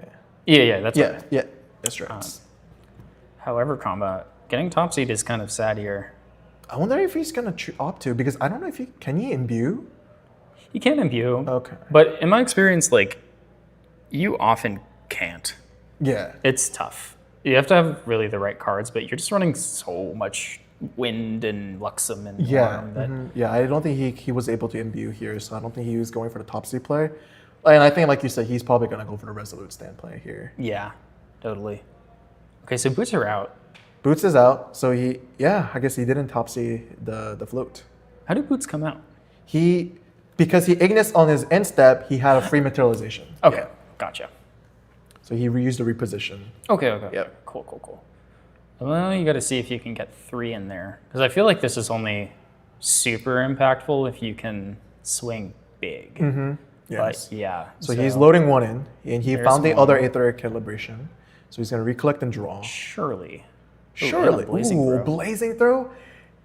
If he did not have Resolute Stand, he was dead here. For sure. Yeah. Yeah, with the Ranger strides, it's going to be swinging for 8 + 4, 12, and then Blazing Blazing Throw. Throw for game. Yeah. But that's why we hold Resolute against aggro decks. Because Because- we expect them to kill us Yeah, on turn 2. For sure. And because he is going second, he has enough to do Resolute and Topsy. Yeah. Yeah. Okay. So let's see. Oh, I think he just put it down. A Hatter? No. Ash Fletch. Wow. This is a new one as well. I've never seen this Ash Fletch actually in Bowman. a game. Yeah, that is a crazy card. Do you familiar with this guy? I know Polhawk plays this card a lot, but other than that, no. It's I think you have to banish 1 fire card, right? Or you can banish up to 3, and then for each one you banish, it gets ranged 3. So it could potentially swing for like 9 or something like that. And it gets ranged every beginning of every turn. Okay, so it's just free, which pretty good with Ranger Strides. Okay, yeah, and as we saw, as we anticipated. No thanks. I'm good. I don't want to take that much damage. But I mean, if he leaves that on the board, it's pretty good. Yeah, there is a Dream Fairy. But he put it down, and he banished the Dream Fairy. Oh, I wonder if that's gonna be a mistake. Yeah, no. Okay, no. So it doesn't get distant for free. It just has range 3, and then at rec you can banish up to 3 fire element, and for each one it gets an additional range 3. Okay, so he can't make it self-distant. Yeah, so he has to make it distant, but it is potentially like max value. So for 3, 6, 9, 12 plus strides, 16 damage. Stifling trap maybe. Oh, yeah, something like that. Stifling is like, I see it's like 50-50. Maybe actually a little bit more. He's gonna get the quest counter and draw the card. Gotta find What's he something. looking for? Something to defend himself with. Oh, he just chooses to go to instep, banish Yep. the Fate Stone, draw for the effect. Another And Resolute. he draws into the Resolute. Wow, that is crazy. Yes. Skilled gameplay. Skill gameplay. Yeah, for sure. Also, we're probably going to be turboing pretty hard this game because I think there's at least 2 advanced element cards. If there's 3, we can channeling, go to 6 counters, level, go to 8, that's 9. So pretty fast. Yeah, he'll Unfortunately, be able to. can't quite flip the dragon yet, but I mean, with Resolute stand, you kind of feel safe, right? yeah, I think you're just sort of going for it. Ooh, okay. He's going for the quick draw. Quick draw. I mean, you probably do at least one, right? I didn't quite see how many distant enablers are in the... He had a backstep in his hand, but not enough to play prereq. Okay, and not enough to... Does he have 2? One for Diana, one for this guy? I don't think so. Yeah. I feel like you're kind of going all in on this guy anyway. As the Diana player, I'm not like hugely worried about Crystallized Destiny. It's just like so many ways around it. With your Charge the Souls and stuff like that. And can Hatter get you anything here? Not anything that I can think Useful? of. Could be like a Treads play to hinder them from playing more cards, but I don't think the tempo is good. Yeah. I think you start with this. Yeah, and for see sure. How it goes. He's gonna take the 4, and he's gonna draw from the unbanish. I think I do see 2 distant enablers in the hand, which didn't banish anything. So the Bowman isn't. I mean, it can swing for 8 with boots if you want. Oh, and it seems like he accidentally drew 2, so he's just gonna put the other one on the bottom. You didn't look at him, so that was probably just a little judge situation. Not too horrible. It's Or your opponent will choose which card you for draw, sure. basically. We had some earlier. Enderzone he missed the channeling draw into memory, and there was a really valiant attempt to fix the game state. So we do it fairly around here, you know. Yeah. We want to be as thorough as possible. We're trying to get there. Resolve all triggers. Yeah. Yep. Okay, so drawing that. He's gonna put it. Yeah, put it on top. On top. Okay. All right. We're All good. good. We're good. No biggie. Might shuffle. Oh. Yeah, Okay. shuffle is fair. Extra careful. I can't quite tell if that might be shuffling calibration cards away too. Yeah, for sure. So- Because he didn't. A little bit sad. Yeah. But it's all good. Again, many cards in this deck do pretty much the same thing. So sometimes Most aggro decks. Yeah. That tends to be the game. I think majorly you're like, if you glimpse a cat to the top and then you lose it, that's pretty sad. That really turns off your big power play. But aside from that, not really. Okay. Already? Back to normally scheduled programming. Do we see a Dungeon Guide on Chotar's side on his hand? I don't think so. Okay. But we could find one on channeling. Yeah, for sure. Yeah. Okay, so our man in the chair has said that when extra cards are seen, they are shuffled in according to the rules. Them's the okay. rules. No game Gotta losses. follow the rules. Maybe a little warning. Slap on the head. I mean, Yeah, I don't know. I feel like we're just going to be kind of in the similar situation. For as long as boots stay on the field, your dragon is not safe, yeah, right? for sure. You just need to swing with it once, though, and Yeah. then not die. Okay, so he's making the bowman range or distance from reposition. Yep. And it's gonna give a range 3 or is it range 2? I think it's just range 3. Range this time. 3? So, So he's it's coming in for 4. Okay. Um, And now, thinking about whether or not to block it is Yeah, the thing. with Because you Resolute. can't channeling plus resolute stand. oh, he's not choosing to. Yeah. But this might be one of those situations where you just sort of leave it and say, okay. Sometimes this is really like a lot of the time in slower games, I think people don't think about how health is a resource Yeah. that much, right? You're living a little bit moment to moment Yeah. and planning maybe 1 or 2 turns ahead. This type of matchup makes you have to be absolutely locked in on how long you can live and when you need to respond and when you don't. Okay. So 6 quest counters. Wow. Yeah, 2 costs gives 3 quest counters. Okay. That's pretty good, huh? Searing Truth could never. Wow. I wonder what he found that. And it, puts all the advanced elements that he can't use right now to Yeah. banishment. That's a great card. Yes. Thanks, Weebs. The Seiryuu's command is safe, tucked away. So is the Harness Lightning. Yeah. Oh, he's choosing to level here. Okay. I think Seiryuu's command plus Harness Lightning is lethal. Yeah. Because you just add 4 attack to the dragon, and then that's going to be 8 plus 15, 8 plus 11, 19. 19. Exactly. Exactly. Yeah. Exactsies. He's choosing to get the quest counters? Yes, he is. Yeah, He for goes sure. to 9. We're going to go to 9. Yeah. And then this turn, we're going to Enjoy. have Seiryuu online, I would guess. Oh, draws Dungeon Guide. Oh, that is crazy.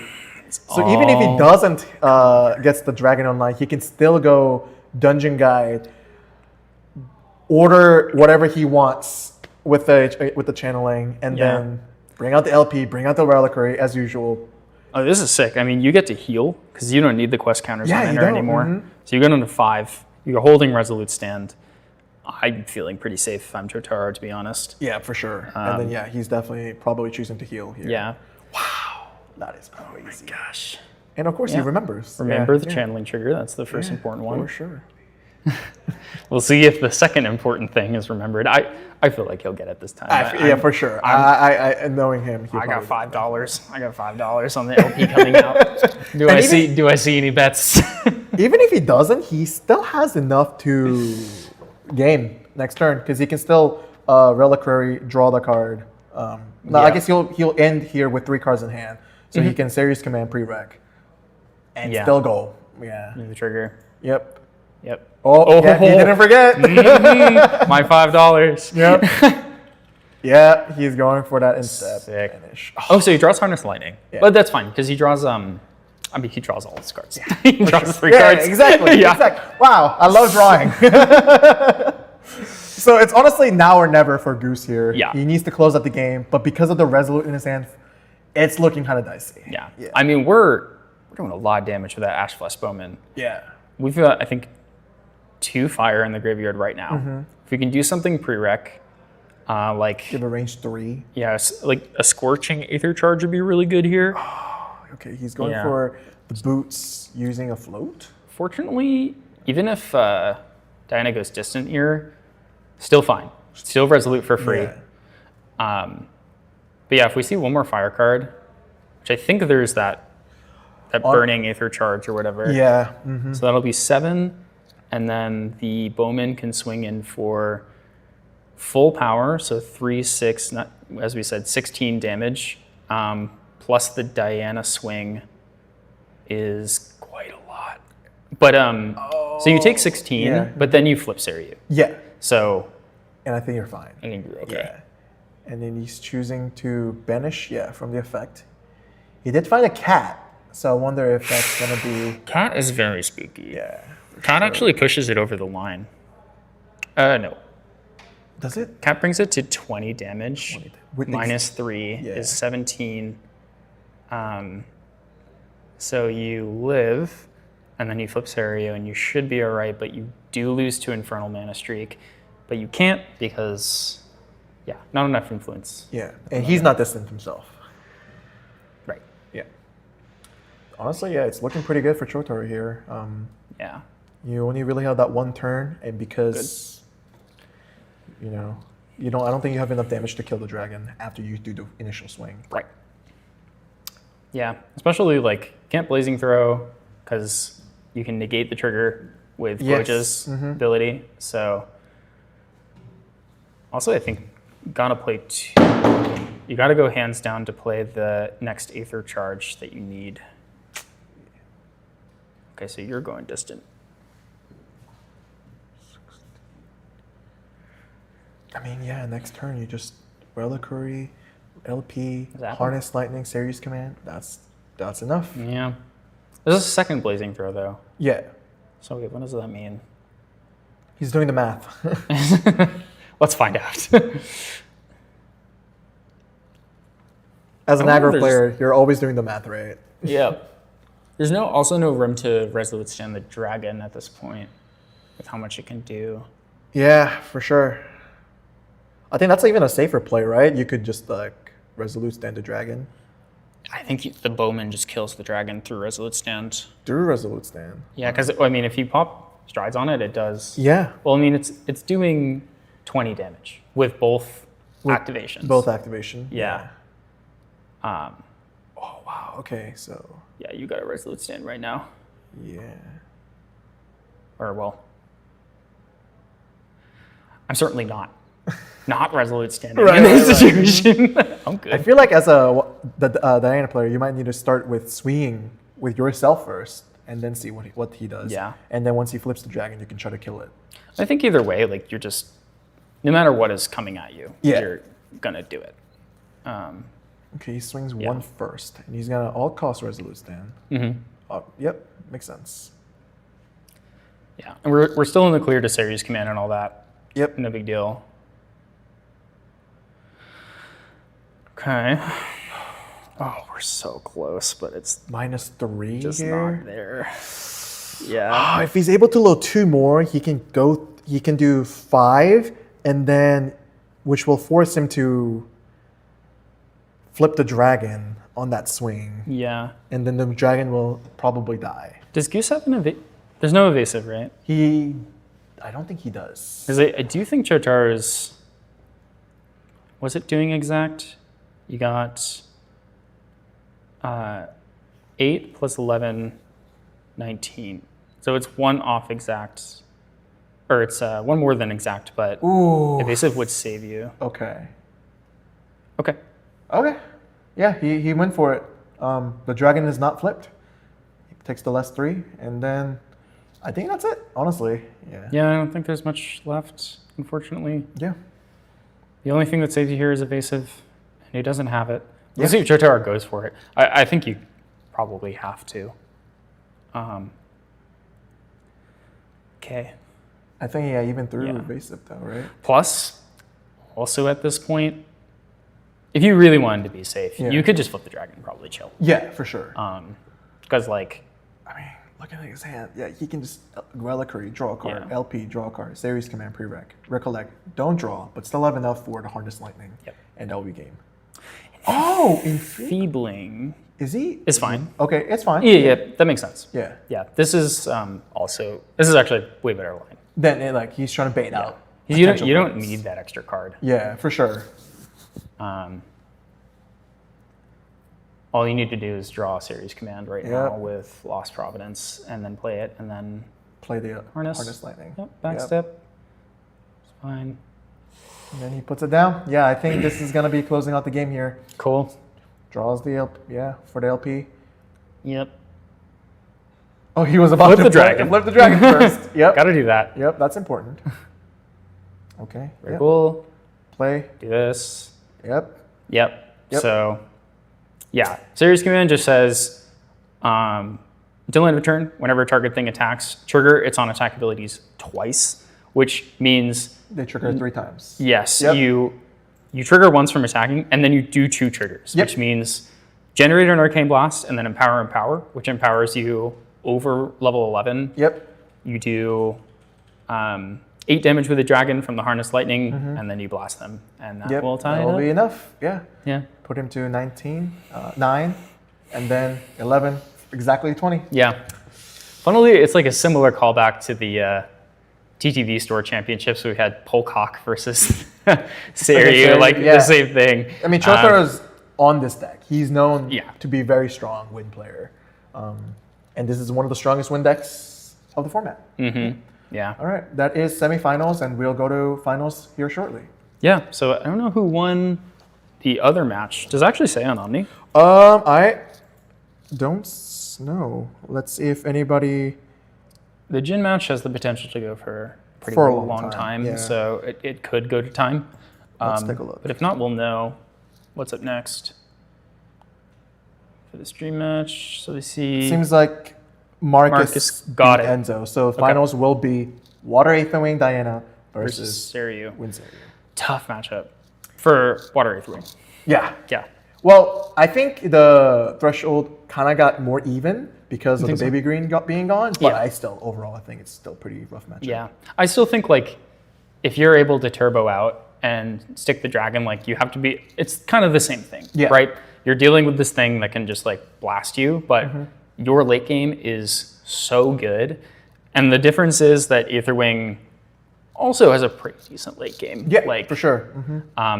But they are, I don't know, hopefully you can be a little bit more comfortable. Seiryuu main sensor, which is a big deal Big for deal. Water Aetherwing. For sure. So You got to find your fracturize or you lose. I think. Yeah. yeah. I'm Cool. excited to see how the finals will turn out. Yeah. All right. Good stuff. I'll take a little break and then we'll be back soon. Okay? Okay.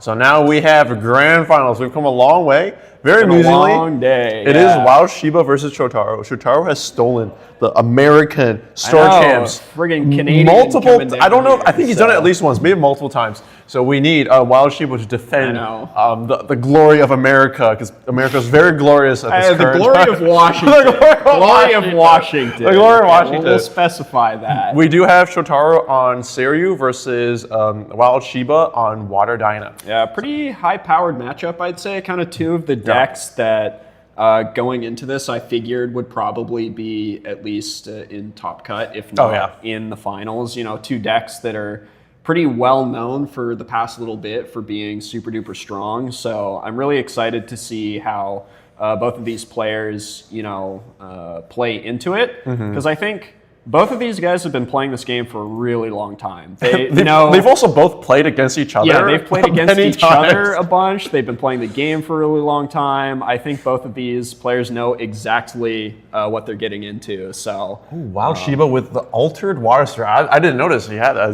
that's pretty sick. That's pretty awesome. So let's see who won the dice roll. That's also very important I mean, here. Looks like Wild Sheep. We'll see. Yeah, Oh, okay, Oh yeah, okay. he's passing. Yeah, Yeah, so Wild Sheep so- on the dice roll. Huge for Diana, because Diana is an aggro really deck. Yeah. cares about going first, because you don't want to be giving your Oh, turn. Beseech right off the bat. This is a very good play. The best case scenario is Beseeching Faithstone, but this is still a good second, because it allows you to start banishing cards from your memory immediately. Yeah, I mean, So, good crazy start. opening hand. I do see there was a Dream Fairy in Jotaro's hand, and that is a very scary situation. If Dream Fairy hits Crystal Archer, that's the main target. If you hit Crystal Archer, or even like a Cheshire Cat, And that's yeah, if you don't have a devastating. response for that, it's really bad. It just keeps it off the board. And they are going fast. They know These exactly what they're guys doing. They're know like, yup. exactly what they're Roll doing. Vanish. He's got an Arcane Vanisher. It's good for killing later on. So good stuff. Wind Engineer did go. So choosing to not go for the more value-oriented play. That is there we back. go. That is evasive maneuvers, I believe. Or reposition. Oh, reposition. I think it's Okay. reposition, yeah. Is that okay? There you go. So one cost makes you distant, and it's also a class bonus floating memory. Okay. So So yeah, you need to be distant. Go to 1. Get out your not gun. Your Aetherwing. Aetherwing wand. We're magical girls here. Yeah, and when you load with not bullets but murderers. spells. Yeah, exactly. So now pre-rec, I'd imagine I'd see him start loading bullets here. He's gonna want to get the first shot off to start milling, going right off the bat. I do see a Crystal Archer, which I think is gonna get Dream Fairy probably. I'd imagine he is gonna play that. Yeah, so we have an Etheric calibration. I did see a Charge the Soul in hand. Which So- is not terribly useful. Like there's not. I mean, you could nuke a could Windmill just- Engineer. If you have 2 of them, you can kill a Dream Fairy. So Yeah, it's really useful for popping spell shields. But yeah, that too. I would suspect that he probably holds the Charge the Soul to wait until there's like something on the board to use it on. But it is possible that he just pops into face for one extra damage, but you just don't really get the same value.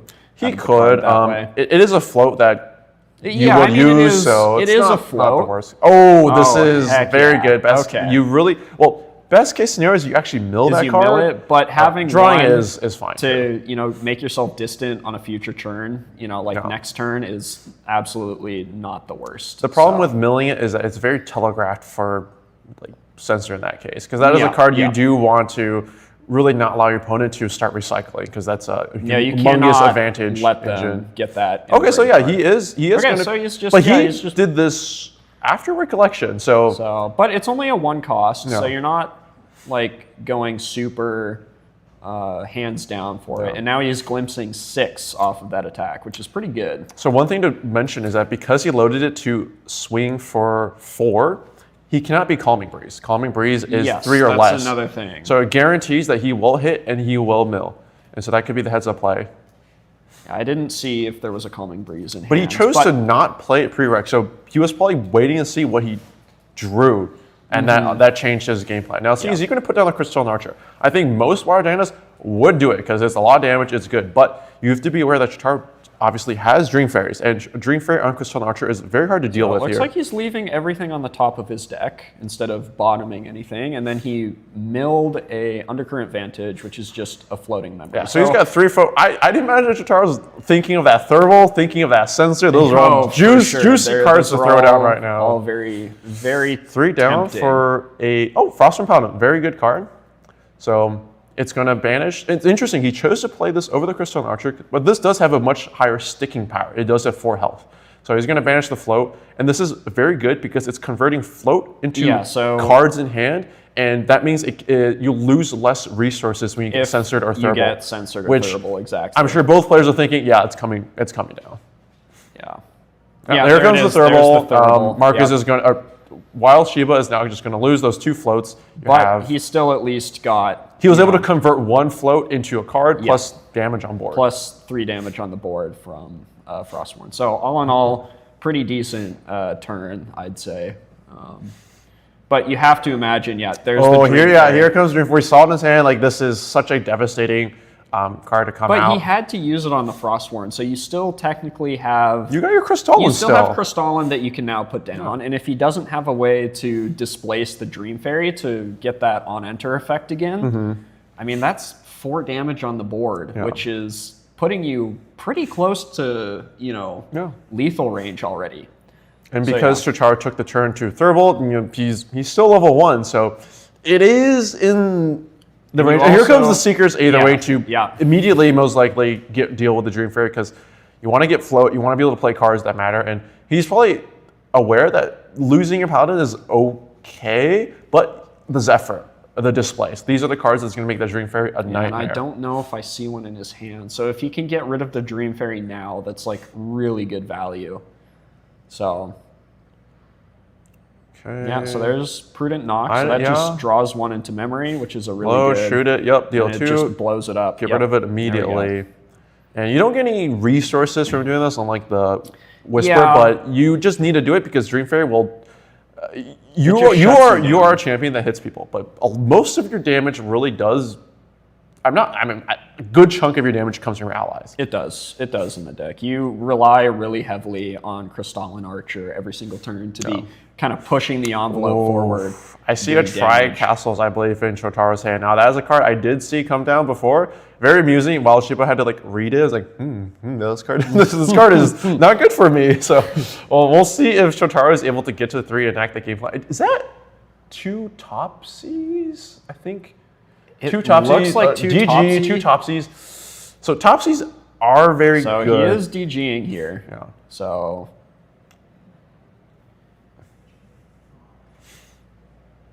I mean, the problem with that is that you can't use your Topsies now. He can because you banish a card, but he's not going to be able.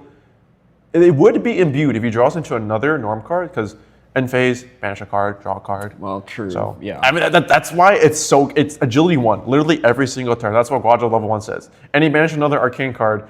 So he has more than enough arcanes for what he's trying to accomplish. Okay, so there's the Topsy degree coming down. So it's gonna banish the Weaving. That is that's a killer. Devastating blow here. Yeah, I wonder if there's a world in which you hold on to the Weaving Mana Stream, knowing that they probably have some way to get rid of your graveyard still. Yeah. Shotaro is just running a lot of a lot of level 1 hate, but specifically a lot of Water Diana hate, which makes sense. It is the best deck of the format. Prominent deck. It's kind of the thing that you have to be prepared for at any major event. It has a huge share right now and also a crazy win rate. So, expect that if anybody is playing anything outside of that there's going to be a censor or a Topsy decree or something that you have to worry about. While Shiba has to bring out a backup charger, unable to use it because they were hands down. So their goal again is going to be load, shoot, put float in memory, hopefully Weaving Mana Stream, get some allies on board and go from there. But they're basically starting from ground zero now. Scratch. Yeah, they have no graveyard, no allies on board. And nothing loaded at the moment either into their not distant. Oh, they are because they are distant because they did play the Weaving Mana Stream. So I mean, there is that at least.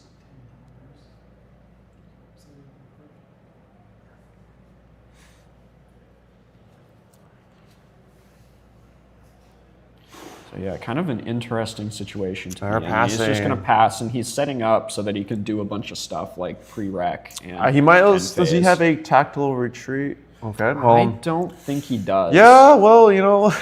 I don't see a tactical retreat. Seiryuu's gonna start coming out. Chardar's gonna start drawing a bunch of cards, and it's looking pretty dicey here.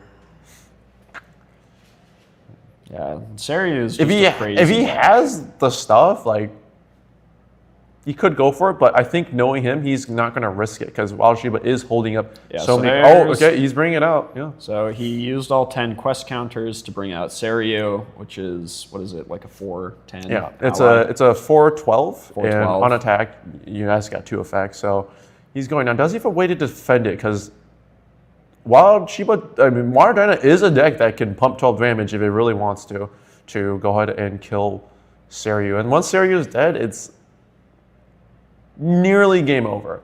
Shotaro is holding a. So we're going to see a backstep, which just draws a card, makes Diana distant. I think I saw in Shotaro saying he is holding the Imperial. I don't know. Imperial Countermeasure, and is a 1-cost card that blocks 4 damage and draws a card. So, Yeah, so you'll be able to use it on Seiryuu, and that makes it 16 nigh- is a that's- little out of reach. That's basically unkillable at that amount of HP. So I mean, if he gets boots out and he drops like a Cheshire Cat, like you could get there. yeah, but do you really want to be spending basically all of your resources? Yes, because if you kill Seiryuu, I Seiryuu is the trouble. But here it comes. So we have to wonder: is he going to be going to face or is he going for Seiryuu? Now, if he goes for face, he will need to do 17 damage. Going for Seiryuu is risky because if you don't kill Seiryuu, you basically it's probably over. If you try to commit 12 damage and ruined fail, yourself. it's over. Yeah, it's done. So the So he safe option still is to go to has- He face. still has a charge the soul. So he could charge the soul, so that puts him at 9 damage. Oh, he's banishing cards from graveyard. But it's an Chotaro, etheric reforging. Okay, so Chotaro does not care about no, that. I mean he doesn't have any float. So doesn't have he just anything in wants to graveyard. load something. Yeah, and- it's just there for loading. Yako's command in hand, so we can wake up the dragon. Man, this is spooky.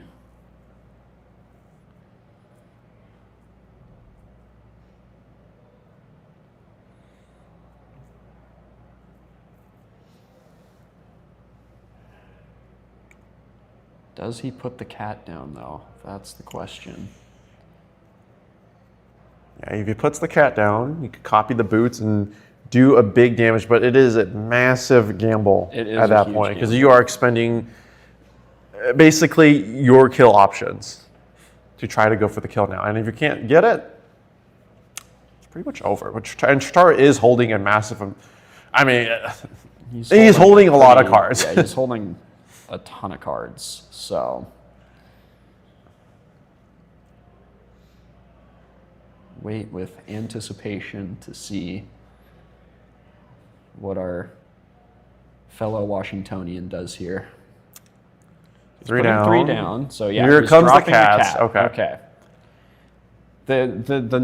Another thing to note is that there is no sword on the board for the cat to swing with before being popped, which is not insignificant amounts of damage in the calculation. If you're able to bring out the So- sword, it would be 4 extra damage because you swing. Oh, you wouldn't swing with the actual sword, but it's 2 extra damage, but Okay, 2 so every he single is turn. swinging 1 into. Oh, okay, so he is going for so Seiryuu. he's going to kill Seiryuu. Now, is he going to have enough overkill?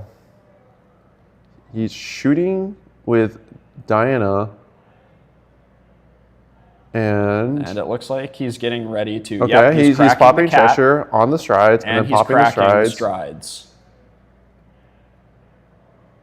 So that's a total. That's of 11 4, damage. 8, 9, 10, 11, and there's the Block 4. Now, There's while the Wild countermeasure. Shiba be able to still overkill that, because he is doing 12, so it will have 4 health left. If you place a Crystalline, it Yeah, but he is- doesn't have any float in. that's the true. He will graveyard. be able to. He'll be able to look and mill. So if he hits a flow, he could play Crystalline Archer. Oh well, true. Yeah, he still but has the mill. Does Chotaro have only 2 or 3? If he has If he has 3 cards, he could wake up as well.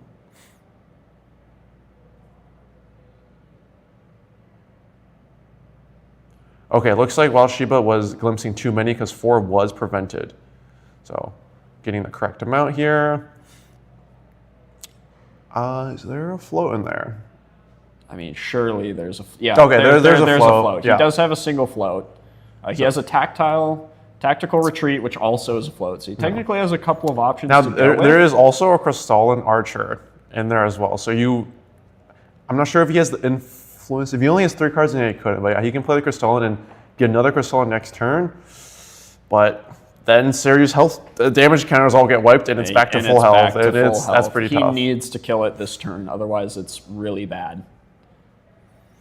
So yeah, it looks like he's gearing up to mill himself a Charge the Soul, which is a float. So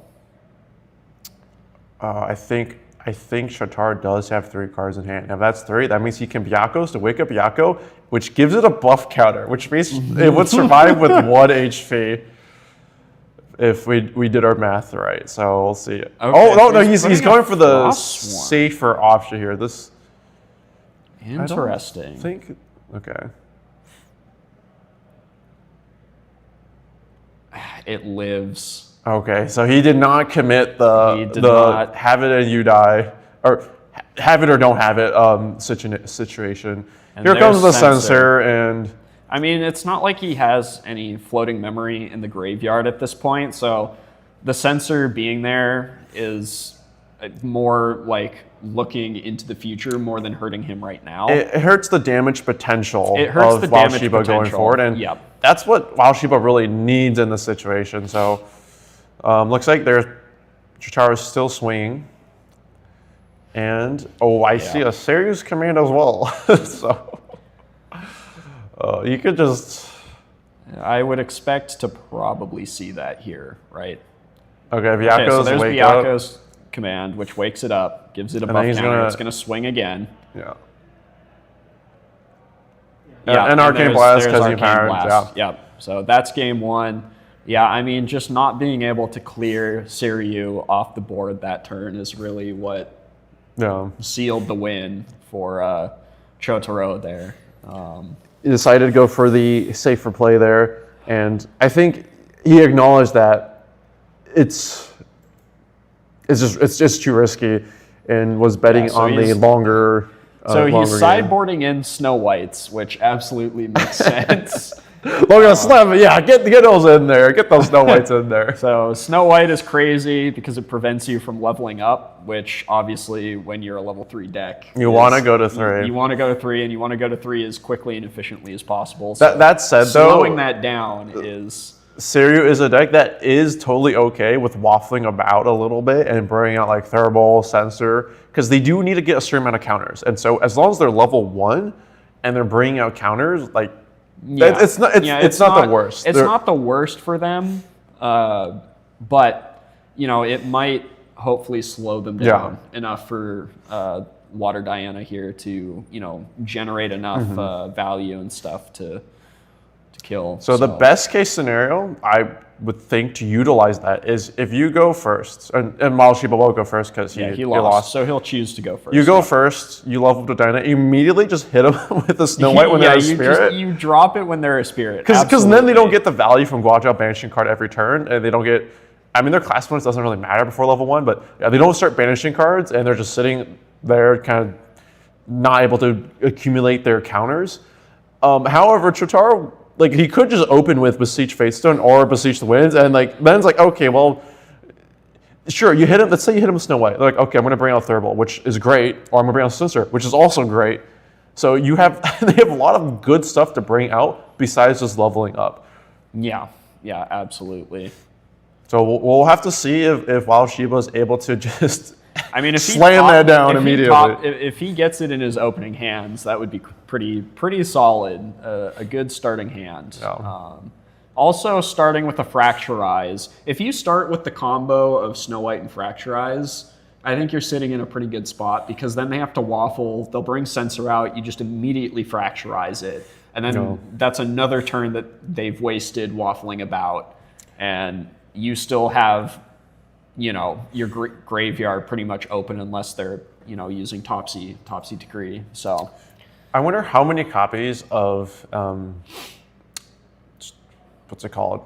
Topsy. How many copies of Topsy Chataru is probably running? 4. Probably 4. Oh my goodness. I feel like that's quite a lot because I mean, that's it's also just a really good card because there's a lot of things that do spell damage, and it gives you, it gives you Spell Shroud. Yeah. And also just in general, ripping a card from somebody's hand. or ripping their and memory banishing too. If and you banishing do it, yeah. on top of it is just, there's just so many good uses for that card that I would be surprised if there wasn't 4 copies in there. And in that last game, Shotaro hit Wild Shiba's graveyard 3 times. 3 times. which yeah. is Wow. which is brutal. Well, Thurible, Censor, and then he had Topsy. 2 Topsies? Or He just only one? played 1. He had 2, but he only had to play the So one. I think in total 2 were banished, 3. I think Shotaro hit 4 float Which from is Wild just Shiba. crazy. So you can think of it as Wild Shiba losing like 4 influence. Yeah, if you think of it that way. either 4 card draws from Frostsworns, or Yeah. I mean that's a total of 4, 8, 12, 16 damage from like a Crystalline So, Archer. Basically like deboned, Water Dyna here. Like they were I not don't performing like the see- best deck in the format. Right? I do not see Snow White in his opening hand. It looks like I see 2 Fracturized. That's okay. We just need to draw on the next turn. Believe in the Believe top in the deck. heart of the cards. Oh no! Wrong game. Believe in the archive. It's archival guide your way. I don't actually know enough about the lore to think if that's even remotely correct. Oh no. Okay. But next generation, that's fine. This is probably Attendant. like if he's got an ASOM, that's spooky. But starting out like that's just literally a Widmo engineer. Yeah. Pretty. If he's got Reclaim, that's good too. Okay, But so starting off with a back step, so draw a card. Yeah, that's distant, good. Pretty standard first turn. we're just going to draw into the. We're simply going to draw into the Snow White. Surely, right? He could have Stifling Trap. I would. I don't know if they run Stifling. Have you not seen a Stifling come out yet? I haven't. I have not seen a Stifling come out yet. I just believe Shotaro would have all the answers at all times. Like, I've seen this guy at Grand Finals last time. I was like, oh, he just has all the answers all the time. So he's just going to simply generate a Stifling. But he has a Besieging Face. I wonder if he drew that off the top or he consciously chose to not play that. Okay, yeah, so Prudent Knock, draw one into memory. And then And he's going charge to the ping. soul. Okay, very good. Yep. So we did not have a Reclaim. We did not have any fancy shenanigans. There might have been like an Aeson they were trying to set up there.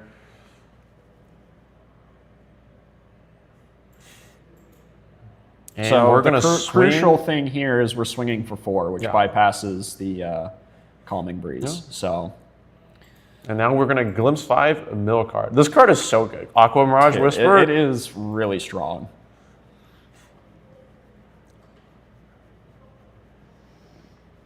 So we're going to be looking for for calibrations, a backstep. There's a Frozen Dismissal in there. I think you would probably want the Frozen Dismissal. Whoa. For sure, I think you want the Frozen Dismissal for this deck. And having one Fracturize, you really only need one Fracturize. You only need one. For if it's kind of funny because you don't really bring out Censor early. You want to rather Thurbolt, Influence, and hit the grave. But if they do just check you with a Censor and you have no responses, it just sits there. You just can't really do anything. You just lose the game, basically. Many times I've not had a Fracturize when that Censor came out, and you just sit there and you just don't do anything. Okay, I think Shiba has two. I think 2 or 3 float right now. Okay, and this is. So you're kind of hoping on this main phase here that you at least turn some of that into value. Because you know that something is coming out to hit that. Shotaro is a Spirit. He did not start with the Besiege, and that's the thing. The Besiege allowed him to more efficiently bring out Thurble and hit the graveyard.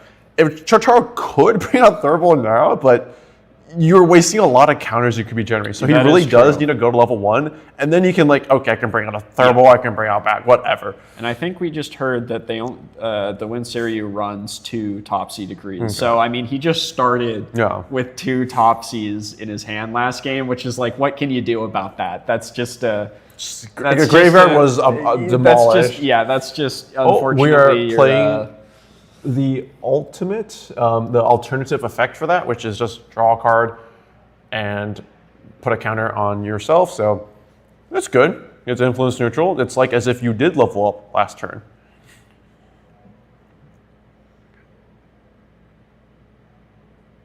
And we're all waiting. Oh, he's like 3. 3 down. Like, is that Beseech? Is that Beseeching Fatestone? That's the only card I think of that costs 6. So he's probably thinking about, which is a very aggressive play now.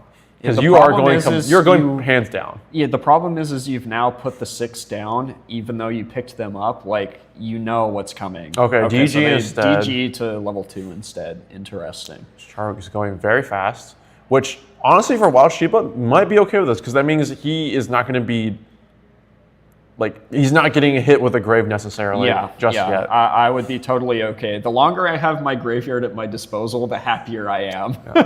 If he goes level 2, let's see if he opts into the draw, and then he will draw another card off Seiryuu, so could be a Topsy off the top. Looks like he chose to take the draw, swing for 1. It was not a Topsy off the top. Okay. It looked like a windmill engineer. Banish 1, draw 1. Wow, Agility 1 is so good. It's actually better than Agility 1. You draw a card. And there goes the Beseeching Fatestone. And he's got a Byaku's Command, a Windmill, a Seiryuu's. Oh, he has the 3-card kill. He has the kill condition. He just now needs 6 more counters. If he puts 3 cards down, levels up, and still has 3 cards in hand, he just kills. You were just dead because he has 4 counters. You, let's say, hard level. You get 3 for leveling. Level 3 effect, get 3 more counters. You're at 6. If you have 3 cards still in hand with Seiryuu's and Byaku's, they're just dead. It does like a 32 damage over 2 attacks. A split across attack and spell damage. Treads comes out, so this is very solid. Looks like Wild Shiba is distant, so we don't have to worry about a surprise. Topsy right now to hit the grave. Yeah, no. So you can go ahead and start playing your allies in peace. So I see another Frostborn, and it looks like, is that a Crystalline right there on the top? So he has a couple of good solid allies. Does he have anything to look? Okay, I do think there's either Etheric Charge. He has an Undercurrent Vantage and he needs a bullet though. He doesn't have a bullet. He has a Cerulean Decree. So I think if he's putting 2 down, surely the Crystalline comes out here. But yeah, it looks like an Etheric Calibration as well. You're going to want to throw that down, glimpse forward, reveal the top, load, so it's influence neutral most of the time, plus you get to sculpt your hand. And Chitoro's going to take a lot of damage right now. If the Crystalline does come out, this is 3, 6, 10 damage. Okay, and he does have the Ether Charge that he'll be able to put on top and reveal and put into his memory. And then he's also going to keep in mind, like, I want to put a float, so then when I do shoot, I guarantee I hit a float. I hit a float. Yeah, exactly. So now, a lot of damage is going to be coming in Chitaro's way. He's not lethal though. It's not lethal, but it is a significant Charge amount. The soul, so it goes into his memory.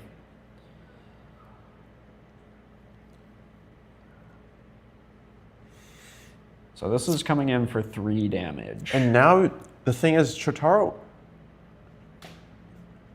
it's going to be very difficult to precisely put cards into memory now because of Quicksilver Treads. Yep. Because we know he was piecing out cards earlier. It was 3 and 3. We thought that was Beseeching Fatestone, but maybe that was the Dungeon Guide plus whatever else he had planned. Yeah. I mean, that's true because he did banish it, so. Okay. Well, Shiba is... So bottoming 1, keeping 3 at the top, and he's milling. Whoa, what a surprise. A charge. It'll flow and sees the Crystalline Archer come down. I have like a soft spot for this card. I just love my little dude. Cost 2, swing for 4, and I draw a card. Crystalline is pretty awesome. I'm so happy when it happens. I've had him for a pretty long time. I bought my playset a long time ago in preparation for when Water Diana was like first announced as a starter deck. So. And look, choosing not to play Crystalline, like me as a player, I would just totally throw that down because I have no self-control. But that's why I'm not playing. I was like, ooh, Crystal Archer, yes sir, swing for 4, draw a card. You are greedy, but I think in this case I would as well, knowing how much graveyard hatred is in. Yeah, I was like, oh, here it comes, right? Here's the graveyard hate, and there it's it is. gone. It's all gone, right? So it's like exactly for that reason, I probably would have dropped the Crystalline myself to at least turn one of them into card draw, rather than just having it all. I mean, banished, it's right? So it's like a that's currency tough. exchange. You're trading 1 float for 1 card plus damage. Like, that's a good deal. I'd take that. Okay, and so he's gonna play Aeson for. He's gonna bounce back the Windmill for Engineer. the Windmill NG, but I think this is where we see Frozen Dismissal. Coming. Oh, Yep, and there's this Frozen is tough. So it gets banished because he doesn't want to pay the 3 for it. So, or pay the 4 for it. Actually, so he can't. He couldn't even pay for it. So it's just straight up banished. Chotaro can still just hard level, and as long as he's holding Seiryuu's command plus Byaku's, it means that Wild Shiba will die if Chotaro levels up and full sends it. Assuming there's no interaction, he decides to go there out. So lethal is on board still.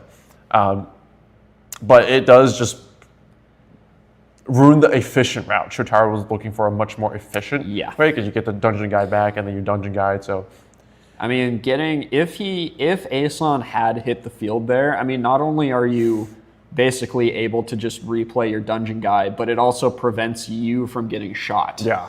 Right. You would at least have to trade out an ally or take 3 damage. Or take 3 damage, exactly. Yeah. So that was like huge value out of that Frozen Dismissal. Yeah. Like crazy. And he saw that. He saw that from the glimpse. So he very much saw it. I talked about that. Like when he saw that, you know that there are very important allies that they want to play. Mm-hmm. You want to have that in your hand. So Chotaro is in a more dangerous position here. So he's just going to hit him for He's 1. going to face, and I was looking at Chotaro's hand. I know he had a Imperial countermeasure. I don't. And also, so Wild Shiba is not distant right now, which means if Chotaro wants to play something, he can play it for the normal cost. In response to Wild Shiba, if he decides to distance, he could also do something as well. But he does have a distance enabler. He's got I think he's toast. He's got a Dream Fairy, Imperial countermeasure, and the 2 commands. So none of those are defensive cards that he can play right now. He's bluffing. He's poker facing and bluffing. He's got like Resolute hit. He's saving for the most crazy or Crystallized Destiny. So he's just swinging for 2 right now. He's going to glimpse 3. So now there's a float in the graveyard that a Crystalline can hit. We see 2 Crystalline Archers off the top. We love Crystalline Archers. Though I don't know if he saw any float in there to mill is the issue. I couldn't see. It didn't look like it. Do you bottom 3 or no? I think that's too tough. Yeah. I think you have to just pick and choose one of those things to mill. I think in this case, I don't know. I mean, you have a Crystalline in your hand. I think you bottom one of the Crystallines and you mill the other one, personally. Yeah. Oh, but he's milling the Drown in Ether, which is kind of surprising to me. He's trying to... He wants that Crystalline Archer next. Yeah, here he comes. Well, I mean, that's true. I guess he could combo into another Crystalline. Does he have 2 float or but only 1 float? I think he only has 1 float. Yeah. But okay. Chotaro's like, yep, I'm screwed. I'm dead. There's no way for me to respond. Okay, huge. I mean, all right, now we are going to a game 3. We haven't seen too many game 3s today. We haven't? I mean, the first couple of ones were 2-0, 2-0. So it's exciting to get to comment on one that goes the distance. So, I am, because at this point it's winner take all. Exactly, and obviously, I'm cheering on both contestants. They're both great games, but defend the American Star Champs. We want our Washingtonian local. We want our Washingtonian local to win. So I'm sorry, the Canadians. Cascadia, we love y'all, but the Cascadia dream is currently dead. Vancouver and other BC is not allowed in right now. So, the only problem, though, with Wild Shiba losing that game 1 when he went first is now he has to win from behind by going second. which is a tough spot to be in on Water Diana because that's basically 2 turns that your opponent just gets to play and do whatever they want, and there's not really much you can do about it because you need the influence to distance yourself. And it looks like Wild Shiba is siding cards, so I'm wondering what he's putting in, knowing that he is going second in this case, because a cards like Snow White is significantly worse when you're going second because your opponent will pretty much always go level 1 immediately, and you're not going to be able to do anything about that. Yeah. So, and like we mentioned, Snow White on level 1, on Guajao past level 1 is not. It does hurt, of course. Like you're limiting their choices, but they have a lot of other good choices to bring out, as we see multiple times. Shotaro is totally okay with rolling slow, and he's like, I'm going to bring out Thurible. And I bet if that Aeson stayed on the board and and bounce back the Dungeon Guide, I bet Jotaro probably was like, I'm going to bring out Sensor next turn. Just bring out something else. I mean, if that Aeson stuck, I think he wins. I think that would have been like the defining moment of, because it's just, I mean, that's 3 damage on the board as well as protecting from anything else that Wild Shiba could have done. And then you're looking at level 3 next turn, and he already had the 2 cards that he needed to combo to get Seiryuu to pop off. So that Frozen Dismissal was actually crucial. Yeah, being able to glimpse and dig for that was clutch. And that's sort of the heads-up play, as like when you're playing at such a high level, you have to be aware. You can't just be like, okay, damage cards. You have to understand like these tech cards and what situations when to bring them out. They are critical to play. Oh, I see a Drain Fairy, a Innervate Agility, a couple Seiryuu Command. Yep, Beseech right off the bat. This is already. That's great. This is already bad. You really don't have to do it against Wild Shiba because like they're not doing anything on their first turn. But so this is just extra good. You're immediately going to start accruing counters. Their counters are all. He's like, let me see that. You got anything spicy there? Nothing's changed. The usual immediately gives it back. Yep. But I mean, just getting that on turn 1 is just crazy because look at that. I mean, you're already generating counters, and you got extra Wild Shiba hasn't even passed his turn. Oh yeah. Wild Shiba hasn't even passed his turn. He hasn't even passed his turn. He's not even given a turn. He's going to pass this turn. Yeah, he just has to pass. And I'm assuming I mean, there's a point. There's even nothing to Thurible. Like, what do you even bring out? I mean, you could theoretically just bring Sensor. You can just bring Sensor. I was like, okay. And then you're gonna put Float, and then I'm gonna Thurible it.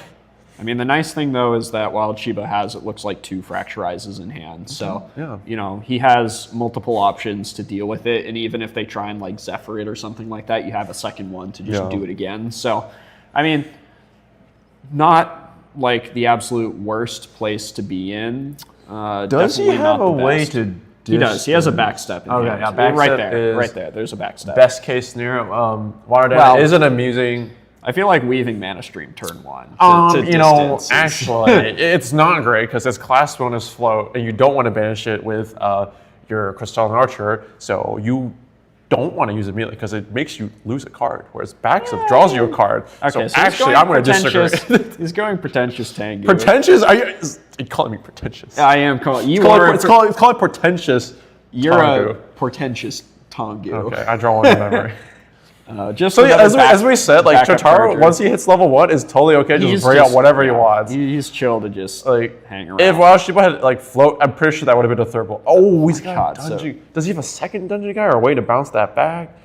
This is not looking. This is looking really a little scary for Wild Shiba already. This is really bad. As you said, Wild Shiba hasn't even had a turn yet. I think he does have a Frozen Dismissal in hand. He does. Okay, so that's good. Is able to slow it down. Pretty significant.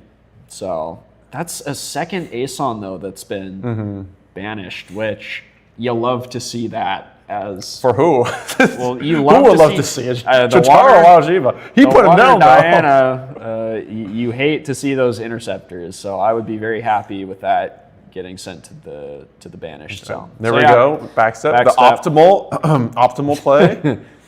Draw a card, level up, get your wand / gun. Does he have anything? And the tricky part, though, is that because he was forced to do interaction with... So losing a Fracturize is not... Does he have a bullet? No, he Great. doesn't No, he have does not. charge the soul to load, so... The frozen... Yeah. The frozen It's dismissal. worth it, though, I would say. Let's see. Oh, actually, I don't think I see another Fracturize. I think he only had that one in hand, so...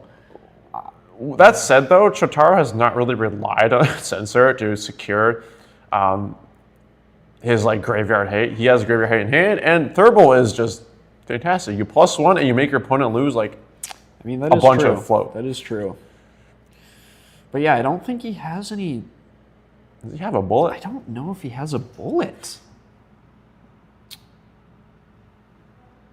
Which is kind of That is rough. a disaster. Not having a bullet means that you're not shooting, you're not putting float. Oh, Yeah, he's no. just passing. Yeah, that means you're not So doing Distant anything, really. is going to go away. So while Shiba took the gamble, though, he didn't have a bullet and was just counting on drawing into a bullet. Looks like it did not pay off. Or maybe that's an etheric reforging. Is that a that he Stifling has. Gyre, I believe? Is that one of the... That's one of the new RDO cards, isn't it? Yeah, that's a card that you declare an ally, and then it also draws into memory, so it's influence neutral. Declare an ally, and then that ally's on enter costs 4 more to activate. Yep. So it is like a... I mean, it's just a Frostworn Paladin hate card Yeah, in this matchup. yeah. Which There's you can nothing see else you Wild want to Shiba declare. has 2 Frostworn Paladins in his hand. That's tough. They're not even like relevant at the moment. No, That's the funny part. Like But we're quite a ways off from them being useful. Oh, he's got 2 Frostword. Is that 2 Crystalline Archers? he has 2 Crystal. Oh my goodness. Okay, but he so does, he's going to Weaving Mana Stream. which is good here. Which Then is you're good. going to bring out something to draw a card, and then you're going to load it. So you're going to get bullets.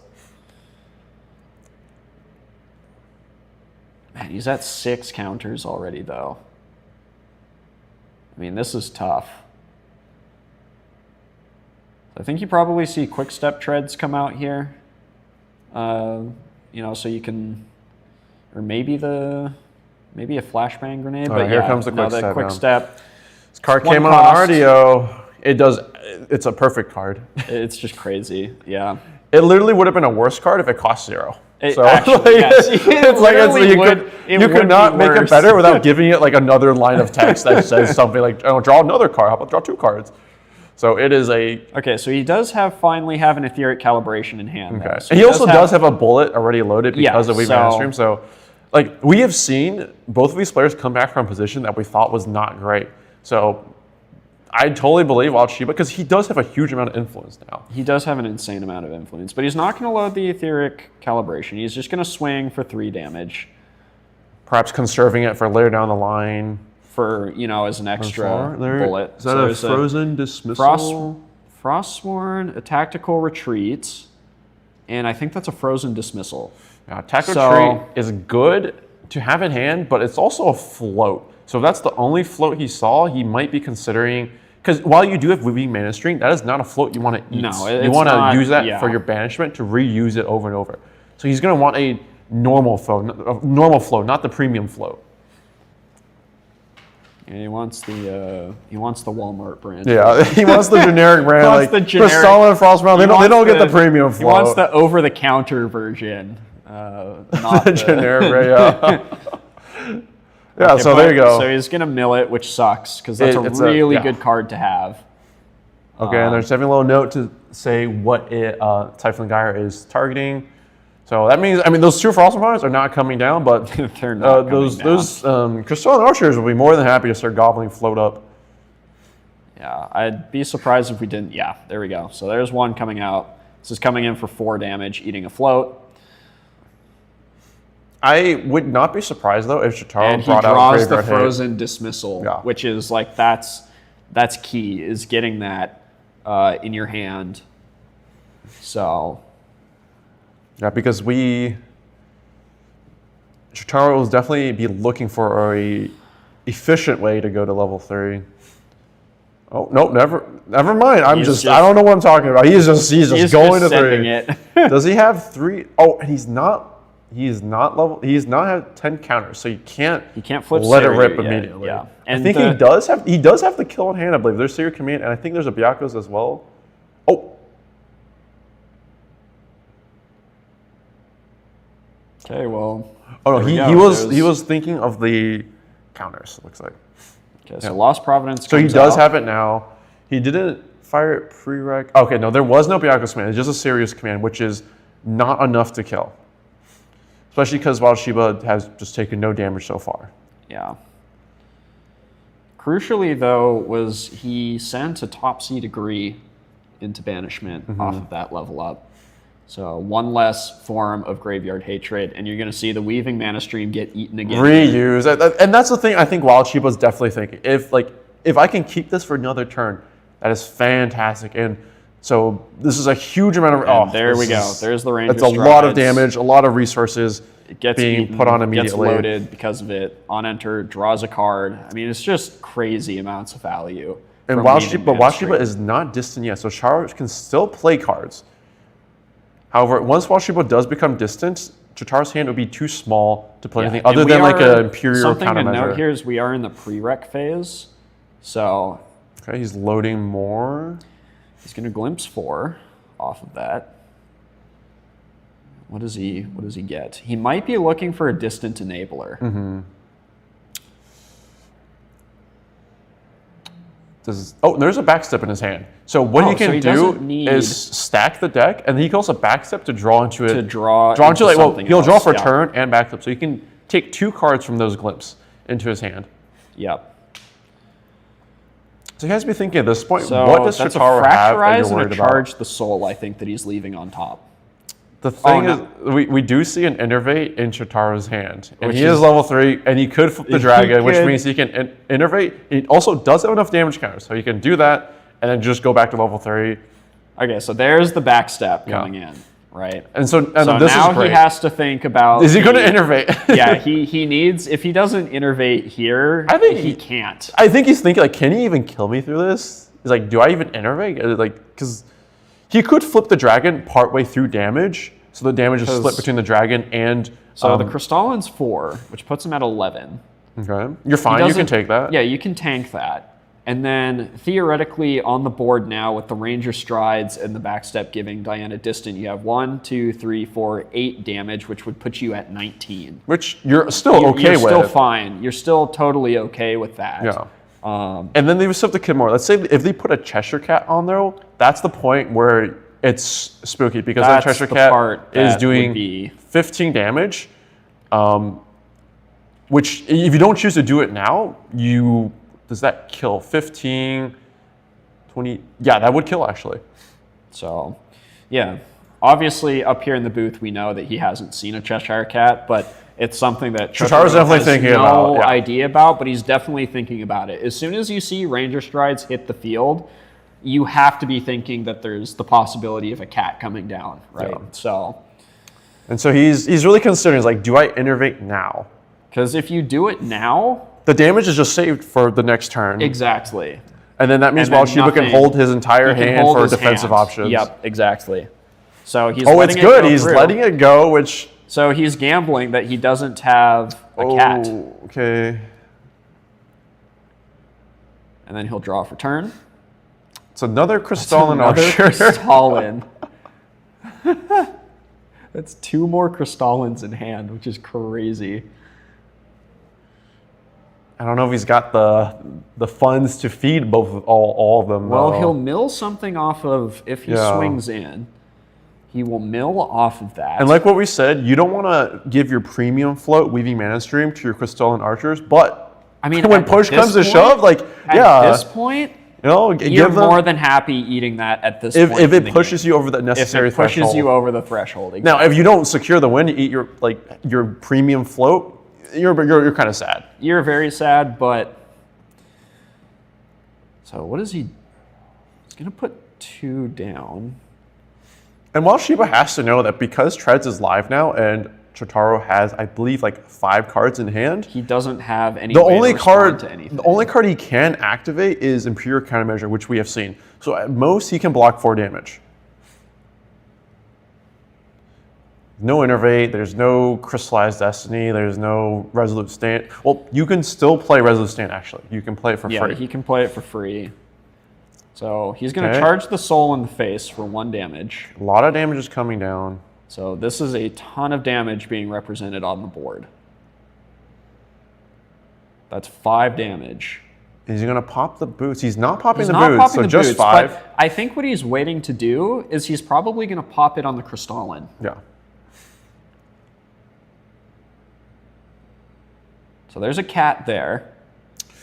Yeah, but he's not going to have a way to draw into it. Well, oh, if no, he swings with the Crystalline, you're Crystalline. right. Your Crystalline attacks. And he has a set. He has 2 more Crystallines. So But the- theoretically, you could draw into it and then crack both of them Okay. on your other Crystalline if you really You're right. wanted to. We might. It see looks that. like the life counter just died. So that's unfortunate. We've But been it looks using like that for like many hours today. It has been So doing a it's- great job. I guess we love forgot your to charge life it. counter. It was fully charged. It just, you know, It's been 9 hours. it's been. Oh, well, we 9 should have hours, charged it. You so know, it's a great thing. Thank you for the product. we should have charged it between rounds. Whoa! Is what we should have done. But thankfully, Chotaro has a notebook on the side. Oh yeah, we can't quite see the life guy. The glare is. It's at 12 right now.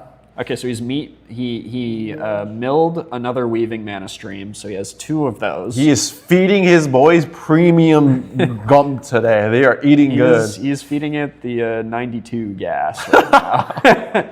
So yeah, he's going to eat a float off of this Crystalline. Oh no! See, first we go for the standard one, the generic over the He's going counter. to draw a card, and I'm curious what he put on top. Not a cat.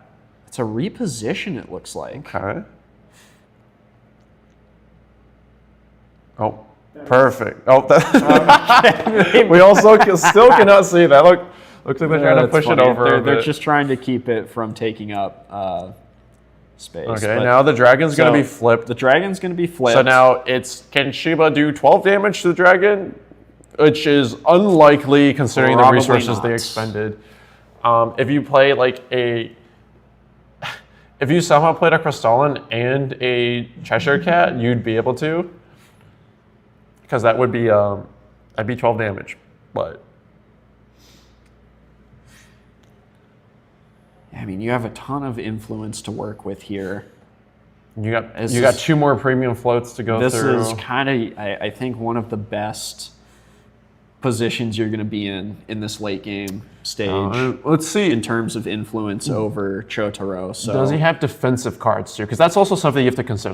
Like, can you pass and survive, or if your hand is not meant for that, you he might has just a have to send it. Cerulean.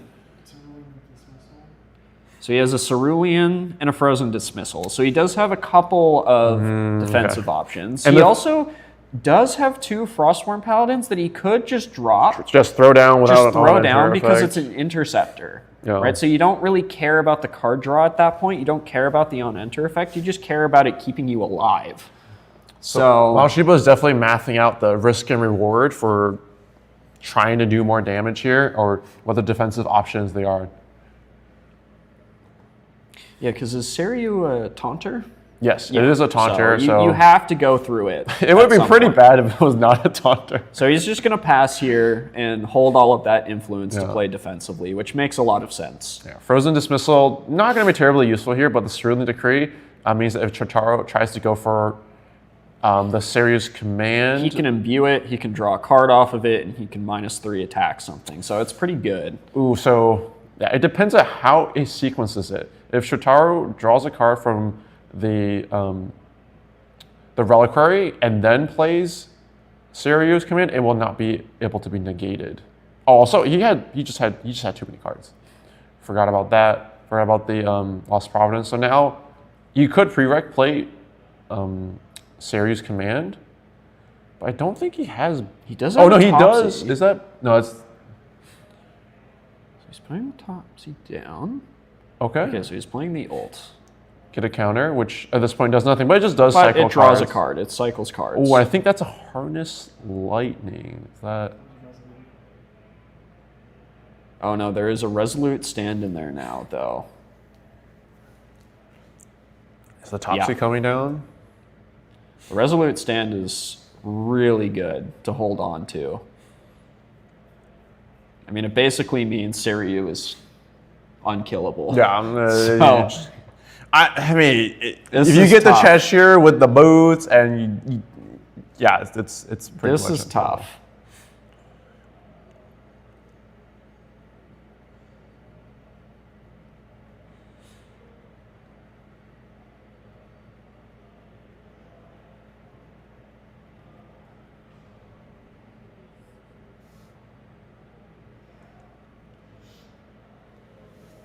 Yeah, because I didn't see where he put the cat, if he put it on top when he glimpsed it or not.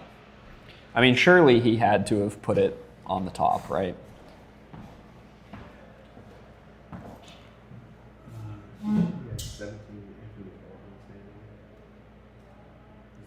It's the one when you put it out 0 to 13 and then went down to 12. I don't know what it was for. Yeah. Based off of when it died, yeah, it should be at 17. But I don't really know otherwise. Like, I don't So it looks like Shiba is swinging in. feel like based off of when it died, it was 0 to 13. Yeah. And then you put it out, it was 0 to 12. So yeah, that's it.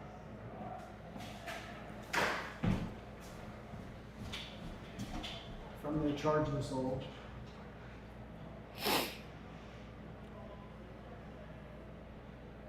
Oh, what's going on here? Looks like there might have been an error in the transfer of life counters from the machine, if I had to guess. Okay. So But we'll get the counter back, and we'll see if Uh, anything changed or not. Yeah, So- we'll have to see. So it looks like Chitaro's Okay, taking so it one looks extra like damage. there is one extra damage that was missed at some point. And they're so- just probably going to continue from where they left off. Yeah, okay. Yeah, I don't think the one damage would have presented. It doesn't change anything that last turn, so not really a huge deal. But now you got to find a way to get through Seiryuu at this point, This which is is the a pretty first- tall ask. Is this the first game that Wild Shiba's graveyard has been untouched? I think so. He's- I think he this feels is- good. You know? I Like, think this ooh. is the one game where it was not meddled with. Yeah, meddled. So, Yeah, the game one, I think he lost like two or stop three desecrating float my immediately. Yeah. graveyard. Some Stop very- being a grave robber. Okay, and we're gonna go ahead and clear. So, does he have a way to wake up Yakos, or is he just accepting it is rested? I mean, he still does have like innervate agility, so maybe he's not worried about that. He gives everything stealth. So, looks like there is a Yakos command. I So think he's going to Oh no, that's fracturize an the innervate. reliquary. I don't believe that's a Yakos. We'll see. So the reliquary has been fracturized. No, that's good, but Chitaru already has the kill cards he needs. He's just I biting mean, for at the that right point, time. it just puts more float in your Yeah. graveyard, right? So he's going to reposition Diana for one, which is just more float. Yeah, more float for his guys. And also just more damage being presented on the board. Probably a flash grenade here, if I had to guess, or even maybe a Palvor sword, just something to load your premium Weaving Mana Stream into the gun.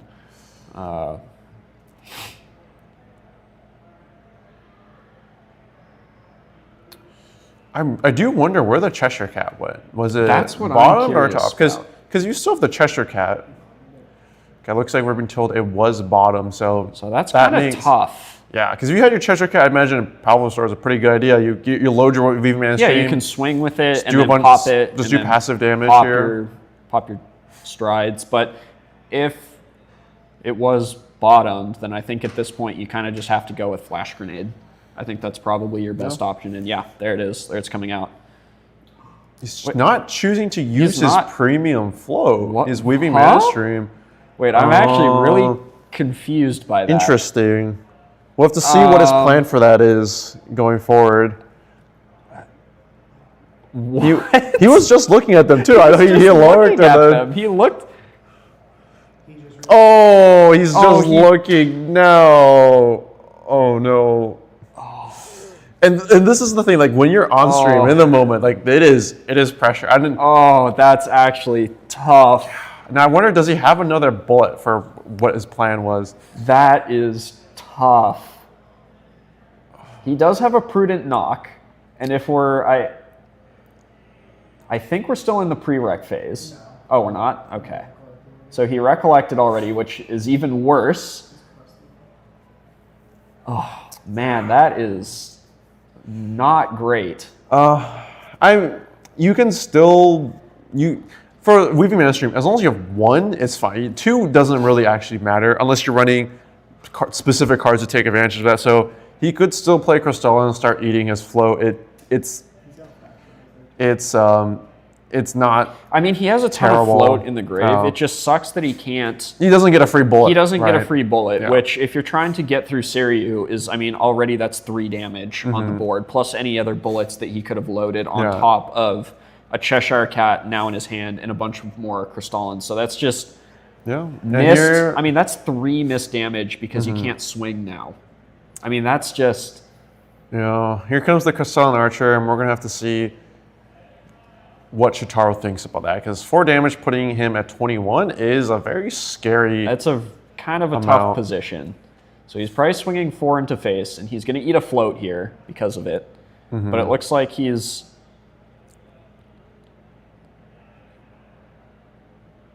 Okay, so he's going to innervate agility. Yeah, because of quick step, it costs. He does 4. have to pay more. Yeah, that's okay. we are totally okay with that.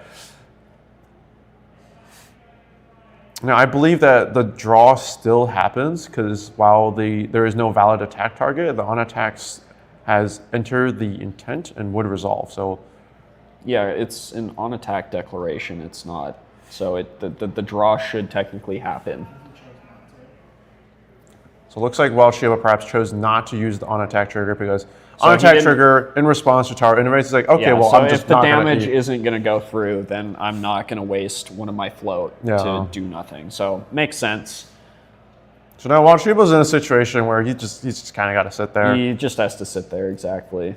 But I mean, using Innervate Agility here, I think you're fine with. It gives you another turn because now you can bring out Palvor Sword with that costs 1, load your Weaving Mana Stream in. Right. And then he also has a Cheshire Cat in his hand, which means that's 6 damage already presenting on top of Seiryuu. So, and without Reliquary, Chotaro doesn't have a free engine to just draw cards, extra cards every single turn. Yep.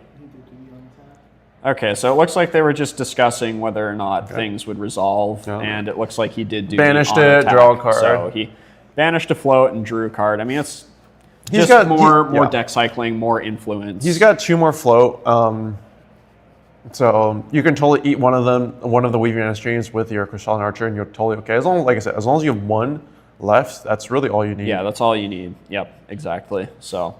Okay, so now it's Chotaro's turn, and his influence is getting pretty low. He's not able to bring out anything else other than level up, which does heal him. Yeah, it does have 2 effects. Either get counters or heal 3. He's choosing to heal.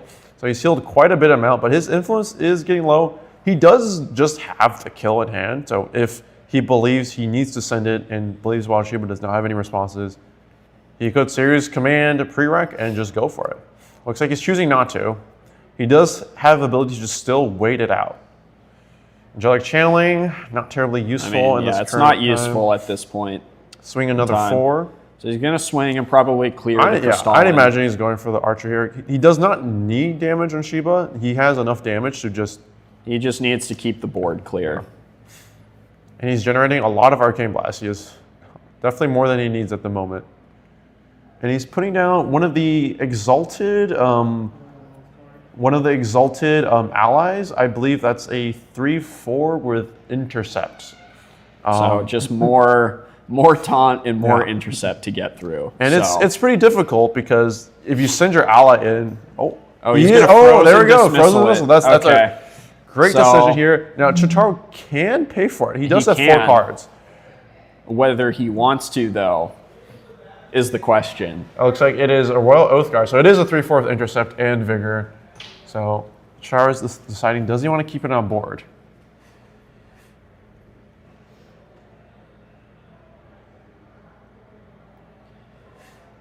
Okay, so he's just going to let choosing to let it go. Yeah, He's just letting valuing the interaction instead. He's holding, and we see a serious command, a non-fast speed card, and maybe a Byaku's command. We do know he has a Byaku's command, if I recall. Yeah, I mean, I think the reasoning for that is that, yeah, okay, there we go. There's the Palvor sword. Yep, he's going to eat it with a weaving mana stream, or pay for it with a weaving. But I think at this point, Chotaro isn't really feeling threatened, being at only 9 damage counters, and so you can kind of just let that ally die, because at worst, you made Wild Shiba put cards down so he can do less during his prereq phase, and he has 1 card less of influence. So I think you're probably feeling pretty good about just letting that go. That said, though, if you're going for the long game like this, one thing that really helps tip the scales is a really strong Cheshire Cat. Because if you're able to give this out, and I'm not sure if they run Inner Sword, but if they do, Cheshire Cat will swing for 5 a turn for no input. You don't have to banish float, you don't have to use durability, it just goes for 5. Yeah, I mean, even just right now, it's swinging for 3, which is not an insignificant amount. Do keep in mind that this is Wild Shiba's last charge on his Aqua Mirage Whisper. We do know he runs the other gun, so you can still bring it out to get value from banishing cards.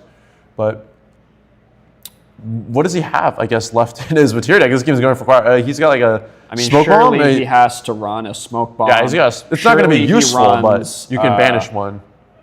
Surely it's a smoke bomb and it's an inert sword for sure in there. If you're running the cat package, there's no reason not to have inert sword in there. I mean, being able to just push 5 damage every single turn, if you're kind of out of other options, is just really strong. So.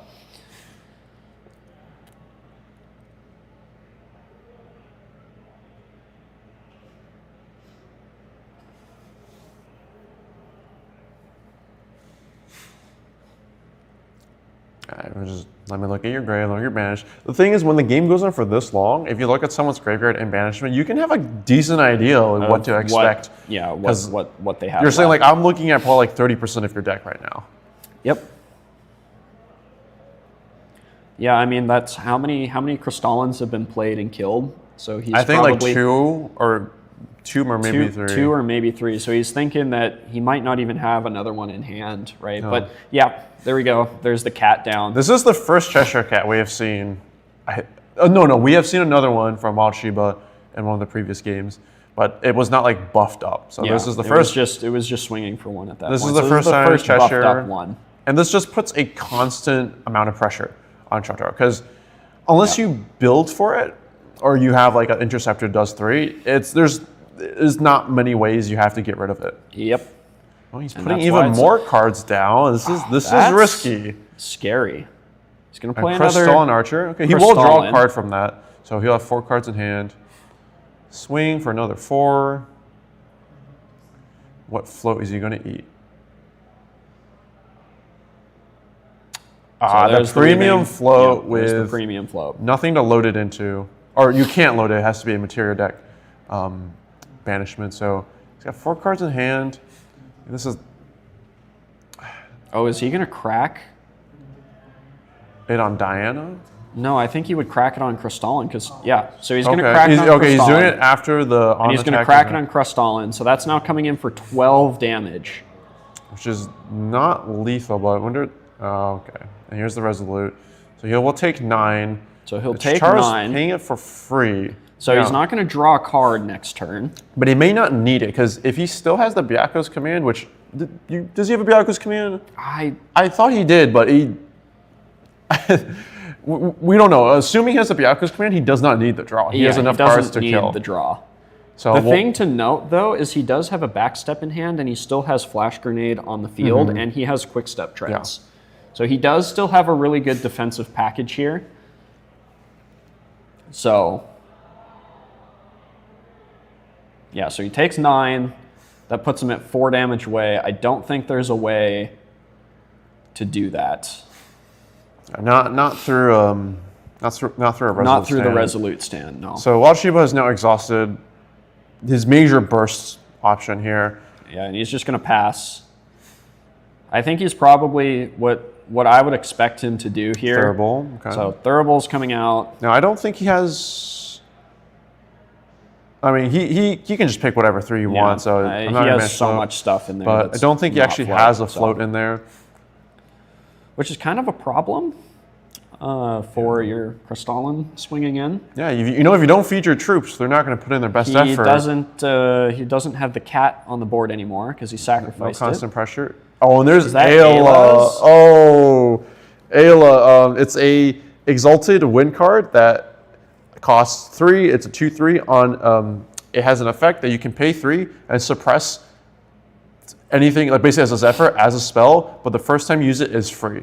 And you can use this effect as many times as you want per turn, as long as you can afford it. So, extremely powerful card, which means that if like a Crystalline Archer attacks, suppressed. But it cannot suppress the actual Aqua Mirage, because it does use its effect as a spell. And that does have Spell Shroud. So what is he suppressing here? It does not tap to suppress, so he is swinging. he's just I gonna assume swing, he's going for the okay. Crystalline Archer, like... I mean, yeah, that makes a lot of sense.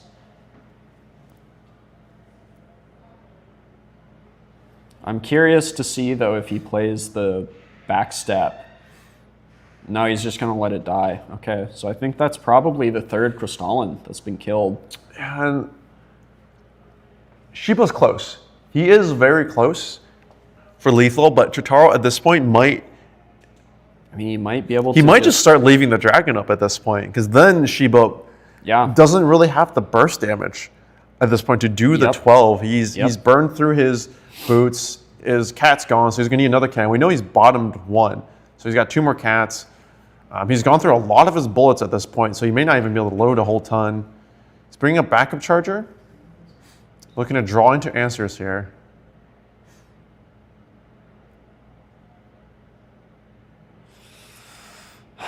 Yeah, I mean... He does have a lot of cards, though. It is a... I think... Oh, there's another cats. Okay. Is that a take aim in his hand, too? They are known for running take aim, so that is a way to do another 4 damage on a swing. He has a friggin' thick hand of Oh, influence. and Seiryuu is awake at the moment. So it is a taunter at this point. Yeah. So he has to his attack goal it. is to just swing for 12 and kill Seiryuu. If you do that, you got the game. Yeah, so there comes out the cat. It's going to swing for 3 into it. Is he going to retaliate? Oh, he tried to swing at face, but there's a taunter, so not a legal attack target. I mean, I feel like you kind of just have to throw everything. Yeah, at the Seiryuu I mean, at this point. He's just passing. That's tough. The interesting thing, though, is that it is immune to Ayla's suppress. So if the taunter ever goes down, he will swing on Ayla. Ayla can't do anything about it. Ayla cannot suppress so there's herself. the sensor. That's okay. I mean, you don't really have any float. Shiva's got like no float at the moment. He has no float right now, so he is more than happy. He's like, okay. I don't think he has a Fracturize. I don't think so. Okay, so it's further insurance from our damage, and as long as Seiryuu's up, there's really not much you can do. Okay, so he's going to drown in Ether the Ayla. Oh, which would kill on a rested allied, it gives it -3 health, which it just dies. It just dies. If anything has 3 or less health, it just dies. It ceases to exist, and you can't block the damage. It's not damage. It's a state-based check. It's a state-based check. So you have to negate it, otherwise it's or gone. Suppress Ayla, which Ayla cannot suppress herself. Oh, that was an errata we had before. On print, she could suppress herself, which made her like a nigh unkillable. Oh, I mean, you have Purse. Purse can. Purse can. I think maybe they learned like, wait, Purse suppressing yourself is kind of broken. Purse is crazy. Purse is just nigh unkillable if it hits the board and you can reliably make it distant. Also, does not suppress as a spell. So I think they it's- really it's looked at Purse and like, wait a minute, these things are a problem. We're gonna. The only reason why Purse too. isn't like more broken is it's a Ranger Yeah. card, right? If it was anything else, that card would be stupid. So Okay, so now we're distancing ourselves, and really at he's this gonna point, backstep to draw a card. for Shiba, you have to think well, of there's like. the last Crystalline. We just saw We the just saw the last Crystalline. Crystalline Archer. Okay, I mean he's censored, But so like, sensor's it's on the not gonna board, do so it's anything. not going to do anything. But we saw the last. Well, let's see. Is he? I think And I mean, you could Probably get an bring out sword, buff Inert out Sword. his cat, swing for 5. Like that's I very think solid. you have to. I think you kind of have to just bring out the Inert Sword. Yep, there it is. And he's going to put 2 down into memory to pay for it. Fantastic. And he's going to recollect and draw. And because his distance, Jotaro is really limited in his option. He does have 5 cards, so he could play something that is 2 cost. So this is 4 damage from Diana at the moment. Okay, so we have 4 damage, 5 damage, I mean, 9 damage on board.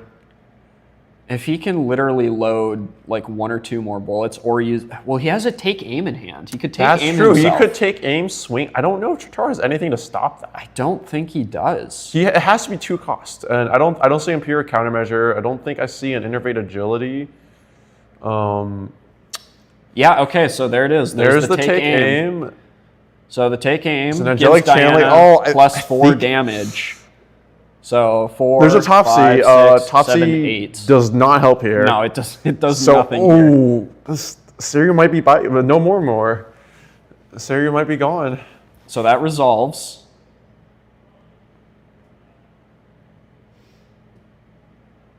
They're double checking the math. So I think this is coming in for 8 onto Seiryuu right now.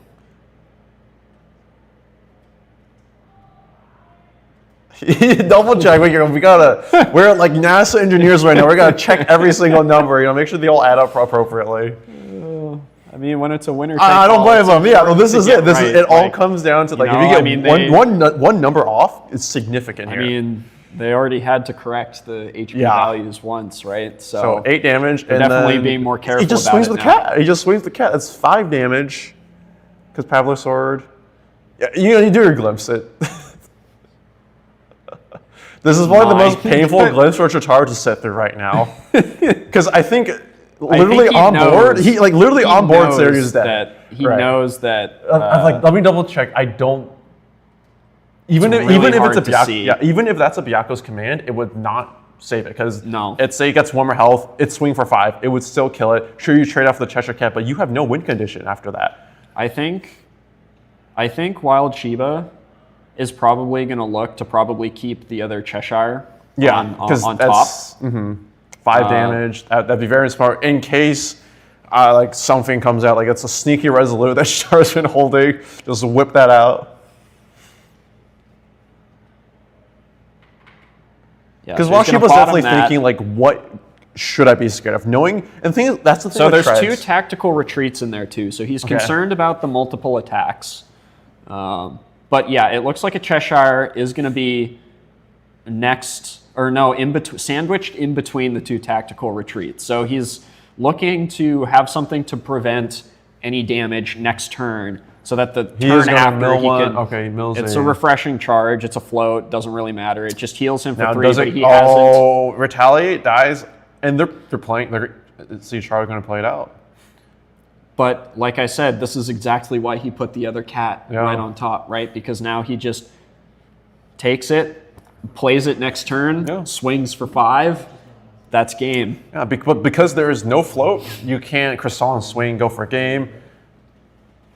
Oh, he plays it anyways. Oh, the censor. Okay. Censor's on the board. He got a little too excited. He got too I excited. think he's still okay because Man. I've been in the shoes of Seiryuu where you lose your Seiryuu and it's basically like your best bet is ace on beatdown. And like we're not in a position, we don't have the cards to do ace on beatdown. So I'm really interested to see what Jotaro's backup plan is. This is game 3 though. If this was game 1 or 2, maybe he'd surrender. But game 3, you just got to play it out. Yeah, I mean, you just go till the whistle blows, right? You just play it out. He does have an ace on, so if you can get something down and then throw down the ace on, cannot tell what that is. Topsy decree. Okay, he's not even gonna risk it. He's like, okay, in case you have something, we're gonna Topsy you now. Yeah, so he's just getting rid of all of the extra little float that's in there. Doesn't really All the matter at this shenanigans, point. yeah. So he's no longer distant. What is that card? Something hourglass, if I remember correctly. I don't know the effect of it off the top of my head because I have not seen it that much. Okay, so he has a backup plan. He looks like he knows what he's doing at this stage. I mean, he pulled it out lightning fast. Yeah. So I mean, he could also just have no more. He's got like one more tier deck card, I think. No, I mean, that's true. It's Okay, so it looks like he brought out Candlelight Hourglass. On enter, draw a card, charge 2. Activate abilities of allies you don't control cost 2 more. So this does not help him win the game, but it will slow his opponent down. I mean, yeah. So I think at this point he's just using it for the card draw, right? We want, like, I mean, best case we get like a Windmill Engineer and an A-Song. You know, maybe we can start wrestling things back from that point. But so he's holding a Frostbind, a Frostsworn Paladin, and it looks oh, like and there it is. There's the script. Okay, Yeah, there it is. There it is. Our Washingtonian oh, local wow, has Shiva. defended our honor. You know, oh, they played man, what last a time. They good played freaking last time, game. and Shotaro took the win. And so while Shiva not only is able to defend but also, our honor, but also get revenge. Get revenge for last time. I mean, that was a crazy back and forth. I mean, being able to get through Seiryuu was, at the very end there, was just nuts. I he mean, fought through a wall of defensive fought through options. so much, and it was looking kind of rough in the beginning with how quickly Chotaro was getting to level 1 and level 2 and then level 3. So, I mean, just GG's to both of them. I mean, really good job from both. I think then he just didn't have a Byakko's command, because for the longest time I thought I saw a Byakko's command in his hand, and so I was thinking he's just biding his time, going for lethal. But I guess he was hunting for it and just wasn't able to find it at the very end. That was I mean, what a game, and I can hear them cheering yeah, we over can there. hear them you know, cheering over in the background. So good stuff. But Chotaro will have his chance to redeem himself, or not redeem. He's done great. He does not need to redeem himself. But the next event we have is a Vancouver regional. So, we might folks going up or it's there going to be the and try reverse. Yeah, we might have steal Chotaro it from the locals up there. Chotaro might need to have to defend. Defend him from us invading. Yeah. We might have a market or Wild Shiba versus Shotaro match, because they played so many times at they're grand just finals. Some of the best players in the region. Yeah. So it's not an uncommon sight to see them both, duking it out. Not just in the region. The very commonly day 2 Ascent, top 8. Day 2 at Ascents pretty regularly. I mean, they're both just incredible Grand Archive players. So it's really fun to see them here duking it out and going the distance to game 3, where it was pretty back and forth. It was an intense game. It's amusing. We didn't see a Dream Fairy. No, we did not see the Dream Fairy. I feel like a Dream Fairy on, one of them would have been. I mean, that would have been set back quite a good chunk. You can shoot it, but that's like. I mean, that's resources wasted. Exactly, and everything really mattered at the end. I mean, I don't think he drew a single Dream Fairy, which is either just really bad luck, or I don't know, maybe he sided them out. That doesn't really make any sense to me. He was put in a position where he could not dedicate damage to Wild Shiba. Yeah, he had because he either had to clear or hold it up for defenses, and so he was never in exact kill range. Yep. So that was the thing, but. Thank you guys for tuning in to Zulu Store Champ. Yeah, thank you to everyone for hanging out. Hope you had a good time, and we'll catch you at the next one. Signing.